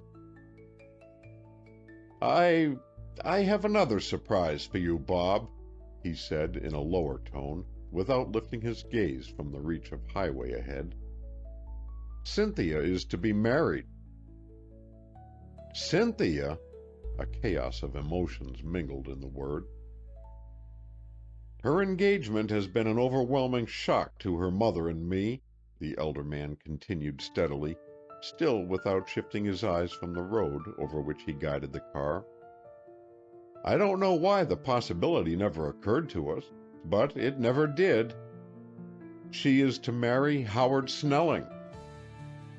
A quick wave of revulsion swept over Robert Morton. This, then, was the reason Snelling had filched from Willie his invention, that he might have greater riches to lay at the feet of his fiancée, and perhaps reach more nearly a financial equality with her family. He saw it all now. And probably it was Snelling's jealousy of himself that had led him to retaliate by heaping his unwelcome attentions on Delight. At last it was clear as day. Cynthia's growing coldness and her continual trips to and from Belport in the boat-builder's company. Robert Morton could have laughed aloud at his own stupidity. The engagement explained, too, Mr. Snelling's confusion and embarrassment at every mention of the Galbraith family. Why, a child might have fathomed the romance. Again Mr. Galbraith was speaking. "And now, Bob, for the last surprise of all. At first I thought I would delay telling you until the papers were all in shape and ready for signature. But on second thought, it seemed a pity to shut you out of the fun. We have all the data prepared to take out a patent on Mr. Spence's motorboat." Bob felt a sudden sinking of his heart, a stifling of his breath. "The afternoon you all came over to Belport," explained the financier, "I got Snelling and a draftsman from our company to go to the shop, and in the old gentleman's absence secure measurements and the necessary information. These we took to New York and put into proper hands, and when the affidavits are sworn to, and everything is in legal form, I see no reason why the government should not grant the patent. If it does, there should be a little fortune in the appliance." Robert Morton did not move. He felt as if he had been turned to stone. "I thought you would be interested," observed Mr. Galbraith, a suggestion of disappointment in his voice.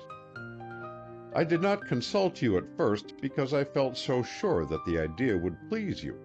I'm sorry if it doesn't. It seemed to me that if we could help Mr. Spence to patent his device, he might do quite a little with it. I thought he might not know how to go at the matter himself. So we are preparing all the papers for him to file an application in his own name. Afterward, I propose either to purchase from him the rights to use it, or to buy the thing outright at a reasonable figure. In either case, the deal will net him quite an income and place him beyond the possibility of financial worry so long as he lives." Oh, the relief that surged over Robert Morton! Joy rioted with shame, happiness with self-reproach. how feeble his faith had been. He hoped Mr. Galbraith did not read in his eyes the suspicions he had cherished. Apparently he did not, for in the same kindly manner he asked, "Do you think it would be better to keep the secret from the little old chap a bit longer, or tell him now?" "Oh, tell him now! Tell him now!" cried Bob. "Tell him right away when we get back." His companion laughed at his eagerness, and for the first time their eyes met. "And now, sir," began Robert Morton, a ring of buoyancy and light-heartedness in his voice such as had not sounded in it for weeks, "I have a surprise for you. I, too, am going to be married." The car swerved suddenly, as if a tremor had passed through the hands on the wheel. "I am engaged to your niece, Mr. Galbraith." "To my niece?" repeated the great man blankly. "I don't think I quite—" "To Delight Hathaway." Bob saw a dull brick-red flush color the neck of the capitalist and steal up into his face. For a moment he seemed at a loss for words. Then presently, as if he had succeeded in readjusting his ideas, he ejaculated, "My word, Bob! Well, you young people have mixed yourselves up nicely. However, if you all are happy, that is the main thing. You are the ones to be suited. We shall still have you in the family, anyway," he laughed. "And about the property," he went on thoughtfully, "this simplifies matters greatly, for it won't make much difference now which of you has it, you or the girl." But Bob stopped him with a quick protest. "I don't want Delight to know Madam Lee's money has previously been willed to me," he said. "If she suspected that, she would never take it. You are not to tell her. Promise me you will see to that." "Of course I will arrange the affair any way you wish," Mr. Galbraith agreed, with a dubious frown. "But if you were to marry her, I really can't see what difference it would make." "It will make a great deal of difference," declared the younger man. "In the one case, the fortune will be hers to use as she pleases. She will have the independent right to hand it over to the Brewsters if she so desires. Our entire relation will be placed on another basis. For if I marry her under those conditions, I marry an heiress, not the ward of a poor fisherman." "I hadn't thought of that."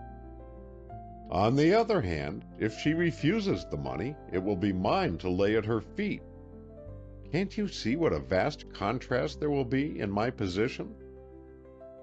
Mr. Galbraith nodded thoughtfully, as if considering the matter from a new angle. "That's the only reason the fortune would mean anything to me, that I might have something to offer her," continued Robert Morton. "Of course, as you said, she would have the benefit of the money in either case, but it makes a difference whether it comes to her by the mere right of inheritance, or whether she takes it from her husband." "There is a distinction," admitted the elder man.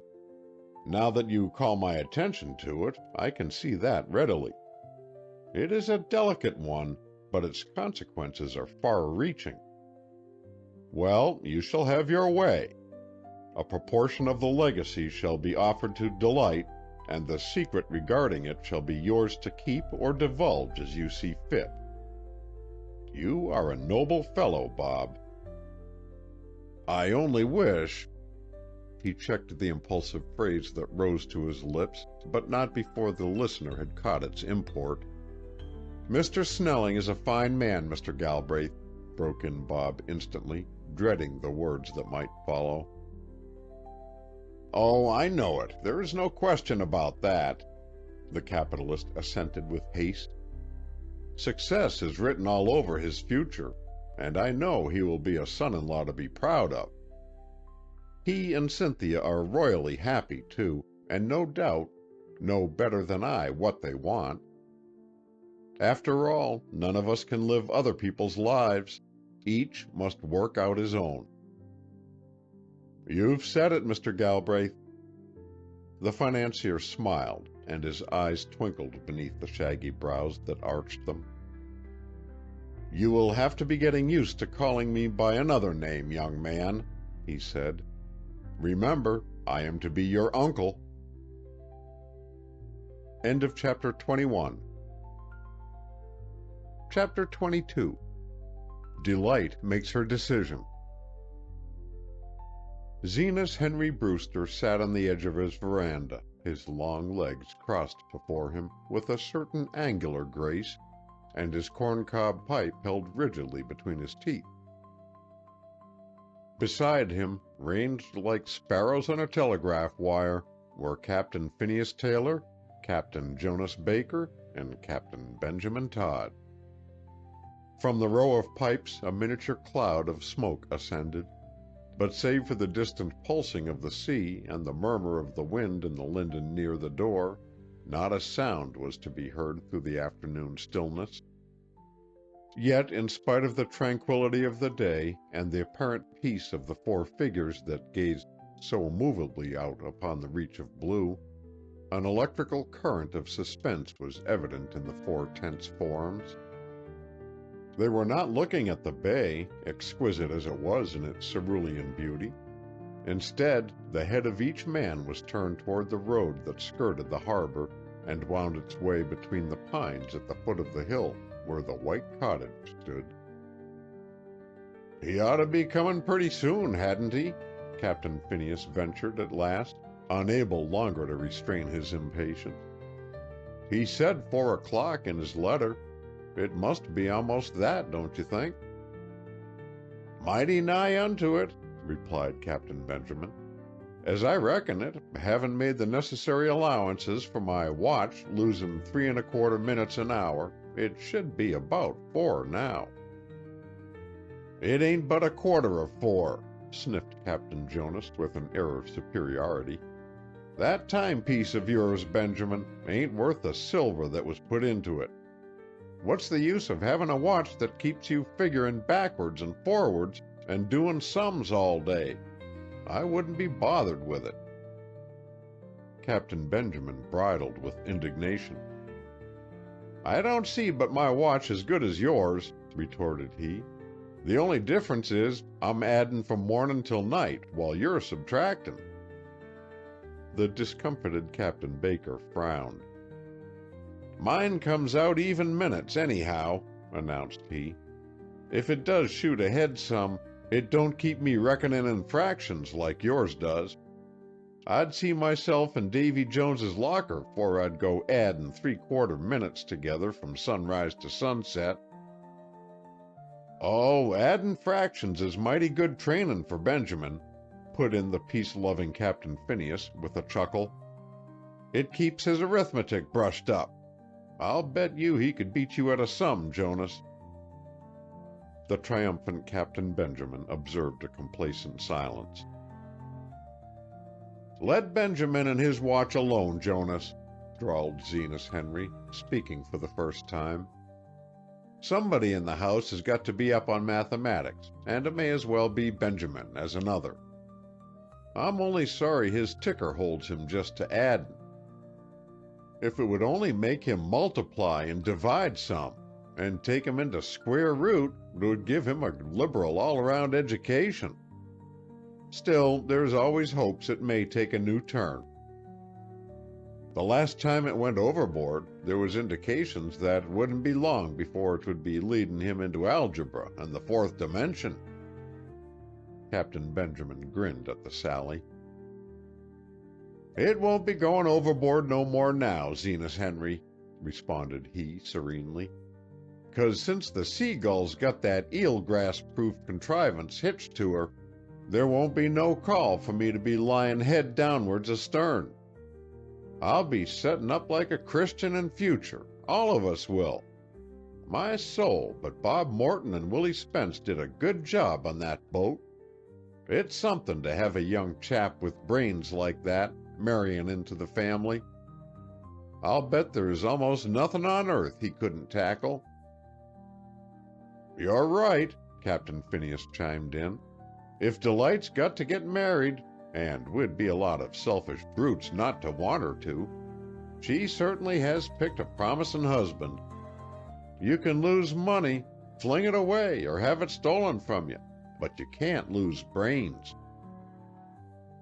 "That's so, Phineas, that's so," Zenas Henry said. "Besides, 'tain't as if he was taking her to Indiana. New York ain't far. Why, I'll stake a catch of mackerel we could fetch up at that Long Island place in the Seagull." "Of course we could, Zenas Henry," agreed Captain Jonas, flashing a glance of affection into his friend's face. "There's no question about it. Take a good clear day and the sea running right, we could make it without a mite of trouble. Long Island wouldn't be anything of a cruise. No place that we can sail to in our own boat is far away."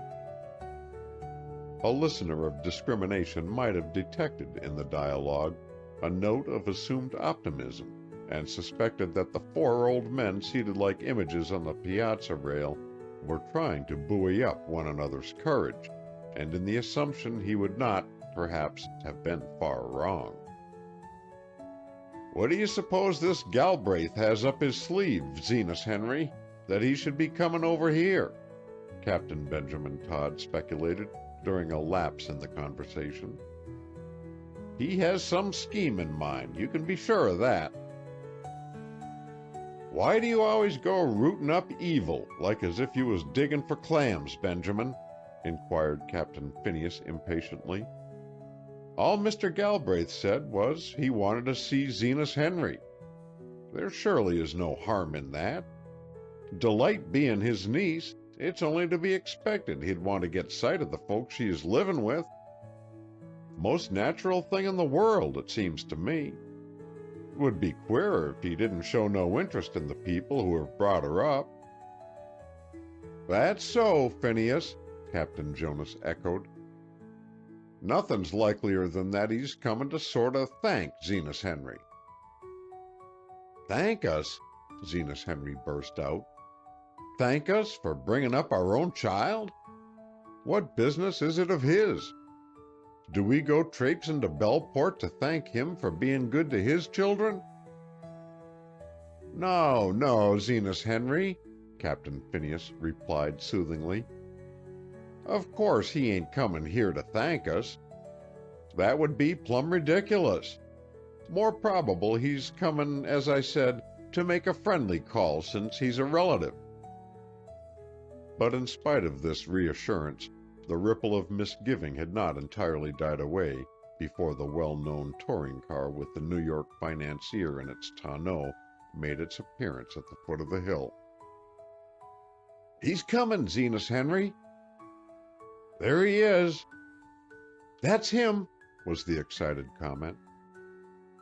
But Zenas Henry maintained a grim silence. He had risen to his full height and now stood braced to meet an ordeal which he dreaded far more than he would have been willing to admit.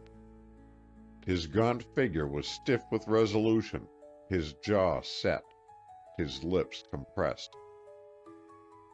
It was the same expression his countenance had worn the night he had gone forth into the storm to rescue the sinking crew of the Micheline from probable death. It was the expression his companions dreaded and feared, the fighter ready for combat.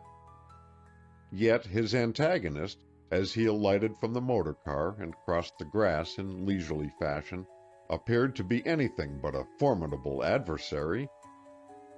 He came toward Delight, who had hurried out to meet him, with easy friendliness, his hands extended and a smile of genuine affection on his face. "I am glad to see you, my dear," he said, "and in your own home, too. I fancy you must have thought me a great while in coming. I was detained in New York much longer than I expected. Otherwise, you would have seen me days ago." She smiled up into the kindly gray eyes. "And my, What a lot of mischief you and Bob have been getting into in my absence. You sly little puss, you may well blush. The bare idea of your springing a surprise like that on your new uncle. Bob has told me all about it." He suddenly became grave. "And I am very glad for you both. You could not have chosen a finer husband, little girl. Robert Morton is one man in 1,000. We'll talk more of him by and by. Just now I wish to meet all your family. You must present each one, so that I shall not get all these many captains confused." How simply and naturally he bridged the awkwardness of the moment.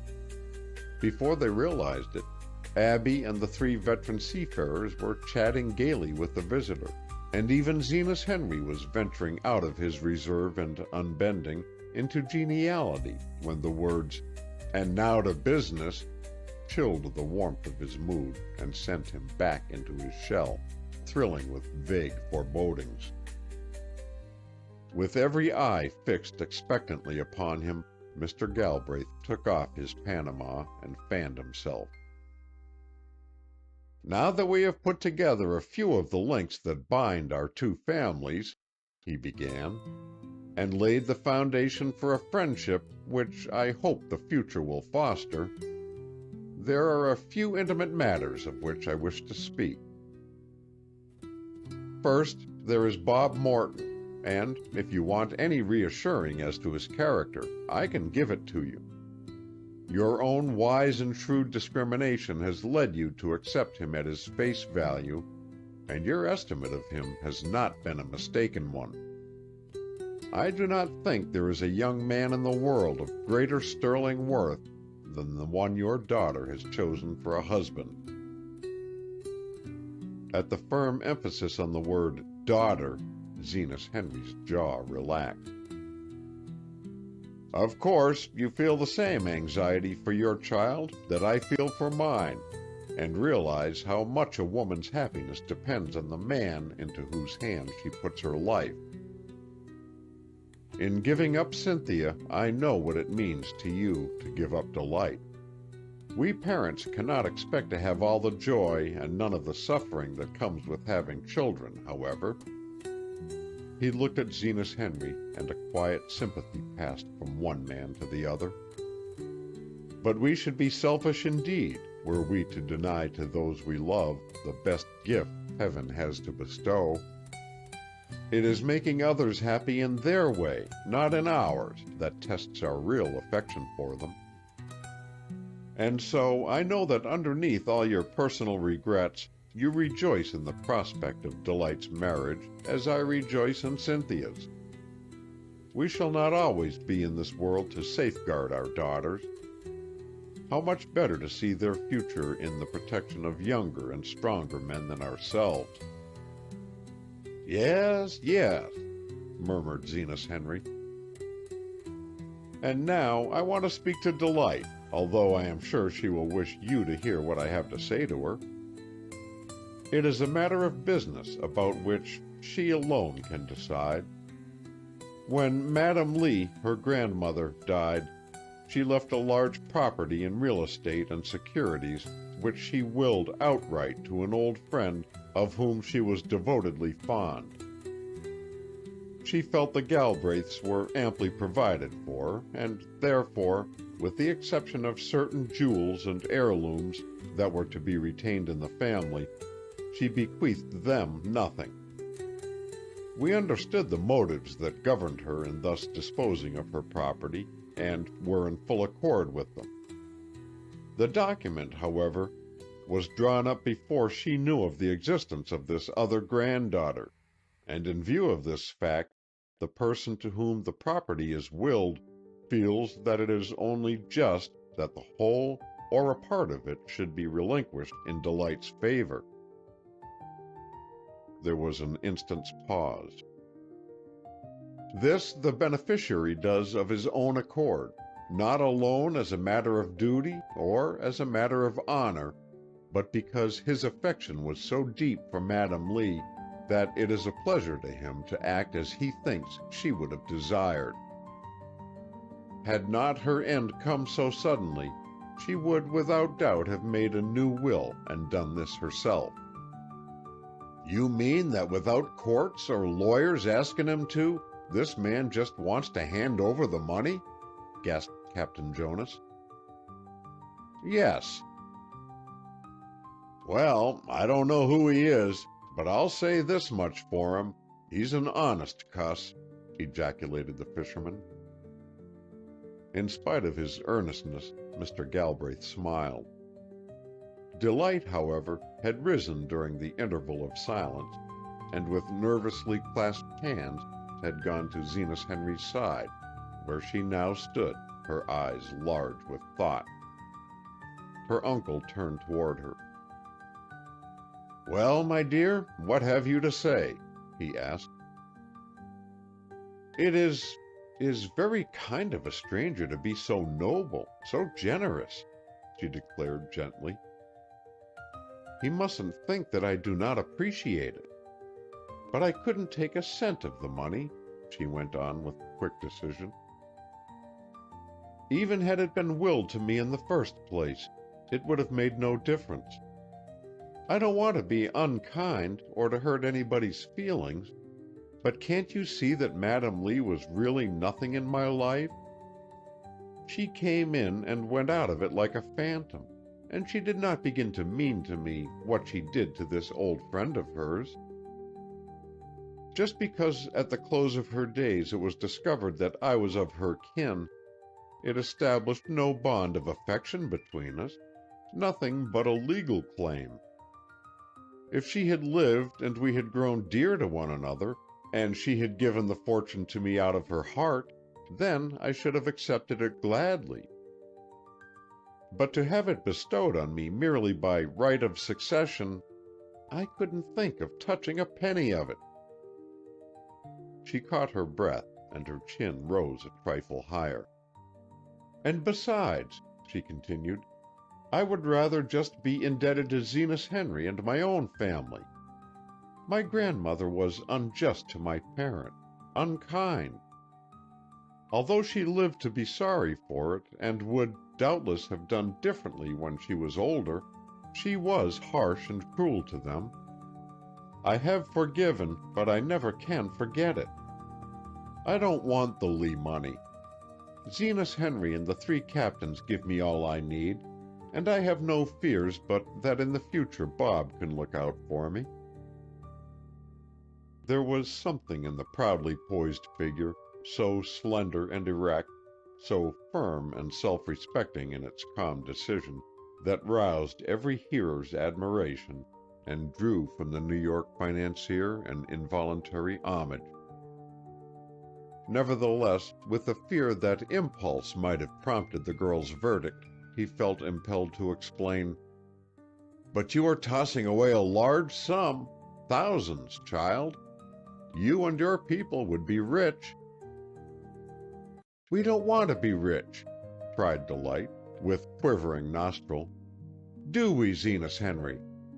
She slipped an arm about his neck as he collapsed into his seat on the piazza rail. "We are happy just as we are. You don't want me to take the Lee money, do you?" she asked, putting her cheek against his. "No, honey, no. You shan't be beholden to anyone but me," he answered. "I hoped you'd decide as you have. 'Twould take half the pleasure out of my life if it weren't us that was to do for you. Just the same, Mr. Galbraith, we thank you kindly for bringing the offer, and your friend for making it. And though we refuse it, 'tain't done in no unfriendly spirit." "I understand that," nodded the financier. Nevertheless, he gazed with no small amount of awe and respect at these poor fisherfolk who could so lightly fling aside a fortune. "Maybe," resumed Zenas Henry, "you'll tell this friend of Madam Lee's that we've took note of his squareness." "Oh, yes, do tell him that it was splendid of him, splendid," interrupted Delight. He's a gentleman, whoever he is, Captain Phineas added. Tell him so from all of us. You might like to tell him so yourselves, returned Mr. Galbraith slowly. Eh? Zenas Henry questioned. Oh, we might write him, you mean? That's so. Likely it would be more decent. We'd be surer of his knowin' how we felt if it was put down in black and white. What's his name? Robert Morton. Robert Morton? Not Bob? Yes. He saw Delight flush, and her eyes suddenly fill with tears. Bob, she whispered half aloud. Bob. Zenas Henry drew her closer. What does the girl want with money, he demanded, when she's got a man like that? He's better than all the money on earth. But she'll get the money just the same, Zenas Henry, piped Captain Jonas. She'll get it. Have you thought of that? It'll be Bob's money, not mine, returned Delight with shy dignity. End of chapter 22. Chapter 23. Fame comes to the dreamer of dreams. Richard Galbraith returned thoughtfully over the harbor road, not sorry at the turn affairs had taken. The honorable and magnanimous thing had been done with the Lee fortune, and it had been firmly and proudly refused.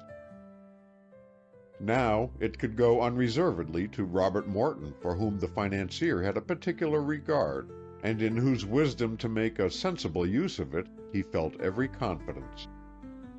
The money would not only place the young man in a position to marry without delay, but indirectly its benefits would reach the two individuals that Madam Lee would most earnestly have desired to help. Nor did the capitalist's regard for Delight, which had steadily been growing, decrease when viewed from this new angle. The Lees were a proud race, and the girl came justly by the attribute. He was not sure, now that he reflected on the matter, but that he himself would have scorned the legacy in the same high-handed fashion. Nevertheless, he had not expected this termination of the interview, had not expected it at all. His recently acquired relatives were proving themselves interesting persons. Who would have dreamed that a penniless fisherman's daughter would have tossed the Lee ducats back into his face? He laughed to himself when he thought of the paradox. He had always admired spirit in a woman. The car rolled on, flashing past swamps of swaying iris bedded deep in the salt marsh grass, past tangles of fragrant honeysuckle and garlands of clinging clematis, and presently shot out into the sunny stretch of road that like a white ribbon bound the blue waters of the bay. When it reached the bluff where the sand mounted into green-capped dunes, patched in their hollows with shadows of violet, it slowed down and came to a stop before Willie Spence's weathered cottage. The old inventor and Bob were seated idly on the workshop steps. No longer did the vibrant hammer and purring plane blend their metallic notes with the music of the turf. Their work was done, and until he was ketched with a new idea, Willie had nothing to do but smoke beneath the shade of the grapevine and rambler rose, and watch the vast reach of water to the line where it melted into the blue of the sky. Since his interview with Mr. Galbraith, Robert Morton had had all he could do to keep from Willie the assurance that Genoa's accusations were false, and that instead of misfortune, good luck was winging its way toward the low gray house on the bay. Bob was a generous fellow, and it added tenfold to his present happiness to know that joy was also coming to one toward whom he cherished an abiding affection. The secret, however, was Mr. Galbraith's, and until the New Yorker saw fit to impart it, he must maintain silence. Therefore, with smiles wreathing his face, and the wonderful story locked tightly in his possession, he tried to be patient until the final revelation should be made. And now, with the approach of the capitalist, he knew that at last the great moment had arrived. The dream of years was to come true, and the darling of Willie's brain, his greatest and most ambitious idea, was to be made a potent factor in the broad universe. So perfectly did he understand the quaint, half-shrinking inventor that he knew well no money, no fame, no praise could mean to him what this recognition would. Persons were to use the thing he had thought out, to use it neither because of friendship nor interest, but because it was a practical, indispensable article which no mind had previously given to the world. In the days and weeks Bob had spent in the Spence cottage, it was impossible not to read all this, and more, in the sensitive, hungering nature of the man who had worked beside him. Love and parenthood in its smaller and more specific sense had passed Willie Spence by, but in their place there had sprung into life a broader altruism and a larger creative impulse. The children his mind begot were as much of his blood and marrow as if they had actually been born of his own flesh, and to have one of them go victoriously forth into that moving current that reached so far beyond his own humble door would be like sending a child into battle. It transformed the father to one of the elect. Surely, thought Robert Morton, great and unexpected issues had centered about his visit to Wilton. When confronted by the present unfoldings, who would have the temerity to boast that one's destinies were matters of chance? "Well," called Mr. Galbraith as he came up the walk, "you two people look comfortable. Is there room in that doorstep for one more?" "Certainly, sir, certainly," Willie replied. "But wouldn't you rather we heaved a box or something out of the shop for you to set on? You'll find these steps a good way down, I'm afraid." "Not a bit of it," the New Yorker answered, dropping into the welcome shade of the trellis. "You have deserted the shop, I see. Does that mean your work is done?" "Done and delivered," smiled Willie. "We've discharged our cargo and ain't took nothing else aboard yet. We're just kind of riding at anchor." "How did your friend, Mr. Brewster, like your handiwork?" In spite of his native modesty, Willie's bronzed face lighted with pride. "Say, you'd oughta seen him," exclaimed he, forgetting everything else in his pleasure. "He was struck clean abeam. He never suspected nothin' about it, and the surprise took him broadside. And it works," continued the little man with enthusiasm. "Yes, sirree, it works. That cockle shell of a seagull goes ripping along through the eelgrass, her propeller clear and free, as if she had 20 fathoms of water under her. It's as pretty a sight as you'd care to look on." Mr. Galbraith watched the shining eyes of the inventor. "Mr. Spence," he said, "that idea of yours is going to be a very useful and valuable one. Have you thought of that?" Willie flushed. "Well," replied he with hesitation, "yesterday when I was shucking clams, it did come to me that maybe there'd be other folks besides Zenas Henry would like it." "A great many folks," rejoined the capitalist. "I am in a position to know, because shipbuilding chances to be my business." "So I was told," his listener remarked quietly. An expression of quick surprise passed over the other's countenance. "Yes," he went on, "both Mr. Snelling and I are interested in boats in our way." "It's a fine job," Willie observed evasively. "Yes, it is. Not only is shipbuilding a fascinating occupation, but it is a patriotic one as well. For I believe the resurrection of our merchant marine to be one of the most important duties of our nation. Everything that works toward that end is a service to the country, in my estimation." "You're right, sir," was the rejoinder. "I'm terrible fond of ships myself. They're human as people and as different. You can turn 'em out from the same model, but no two of 'em will ever be alike. I've got a little yawl down on the shore I wouldn't take $1,000 for. She's knowing as if she was alive. I can tell to an inch how much sail she'll stand and how much water she'll draw. She answers to the tiller quick as a child to your voice, too, quicker'n most children. I've had her for years, and smooth weather or foul, she ain't never gone back on me. Folks disappoint you sometimes, but a boat never does." As if sensing that he was venturing on dangerous ground, he stopped abruptly. "So, you build boats, do you?" he commented to change the subject. Richard Galbraith nodded. "That's my calling," he assented. "And since it is, I am in a position to handle things that have to do with boats of all kinds. That is why your motorboat idea has interested me so deeply. I saw its possibilities from the moment I first laid eyes on it, and I wish to congratulate you on having given the public such a useful invention." "It ain't got far toward the public," objected Willie, with a deprecating shrug of his shoulders.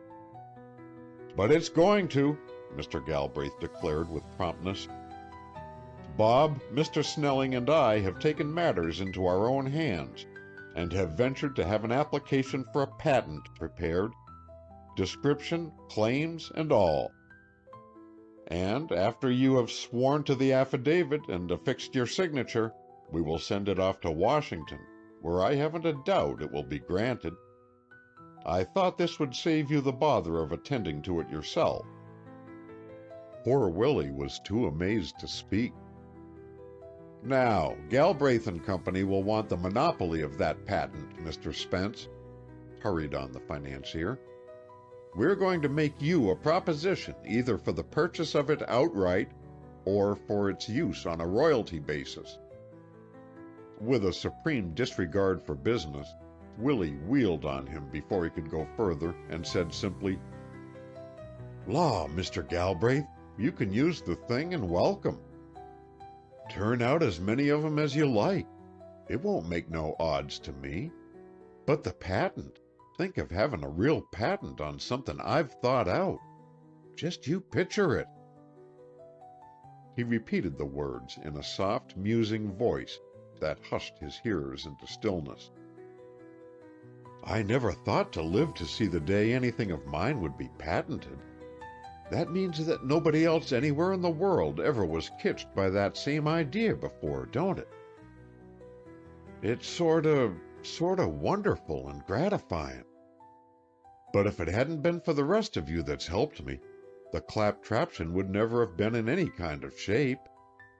'Twould have been just a hit-or-miss contrivance, like the rest of the ideas I've got indoors.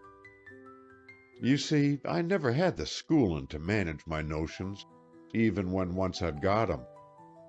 I know that well enough. So if I should get a patent on this thing, 'twould be mostly due to you that's helped me, and I thank you most humble." His voice trembled with feeling. "After all you've done, the three of you, you wouldn't expect me to take money from you for using the scheme, would you? Take it and welcome, and may it bring luck to your business. But there's one thing I would like," he added timidly.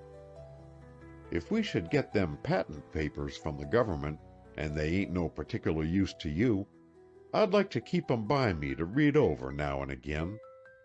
'Twould sort of make it all seem more real some way, and less as if I'd dreamed it. I've imagined this happening so many times and woke up to find it was only imaginings." The blue eyes softened into mistiness. "To think of getting a patent! To think of it! Celestina will be glad. I'm afraid, by and large, I've bothered her quite considerable with my strings and spools and tacks and such. She'll like to know some of 'em went for something after all. The Brewsters and Delight will be pleased, too. And there's Genoa. Oh, Genoa must be told right away, Bob. Quick as ever we can fetch it. It will clear the air twixt him and me, and make us both happier. I ain't never been able to convince him that if you put your trust in folks, they seldom betray it. Who knows but when he finds out what's happened, he'll catch that idea. If he should, it would be worth all the inventions and patents in the world put together. Look for the best, I say, and you get it every time, continued the little old man, with a smile of exquisite serenity. The universe is full of kindly souls with hearts a-beatin' inside 'em same's yours. Meet 'em with your hands out, and their hands will come the other halfway. It is a pity you can't take out a patent on that notion, Mr. Spence, and sow it broadcast, returned the New Yorker soberly. Willie's gaze traveled with wistful and reverent faith across the other's face to the sky above him. Somehow, he murmured, I like to believe that idea was patented centuries ago by one who put it right to work by believin' the best of all us poor sinners.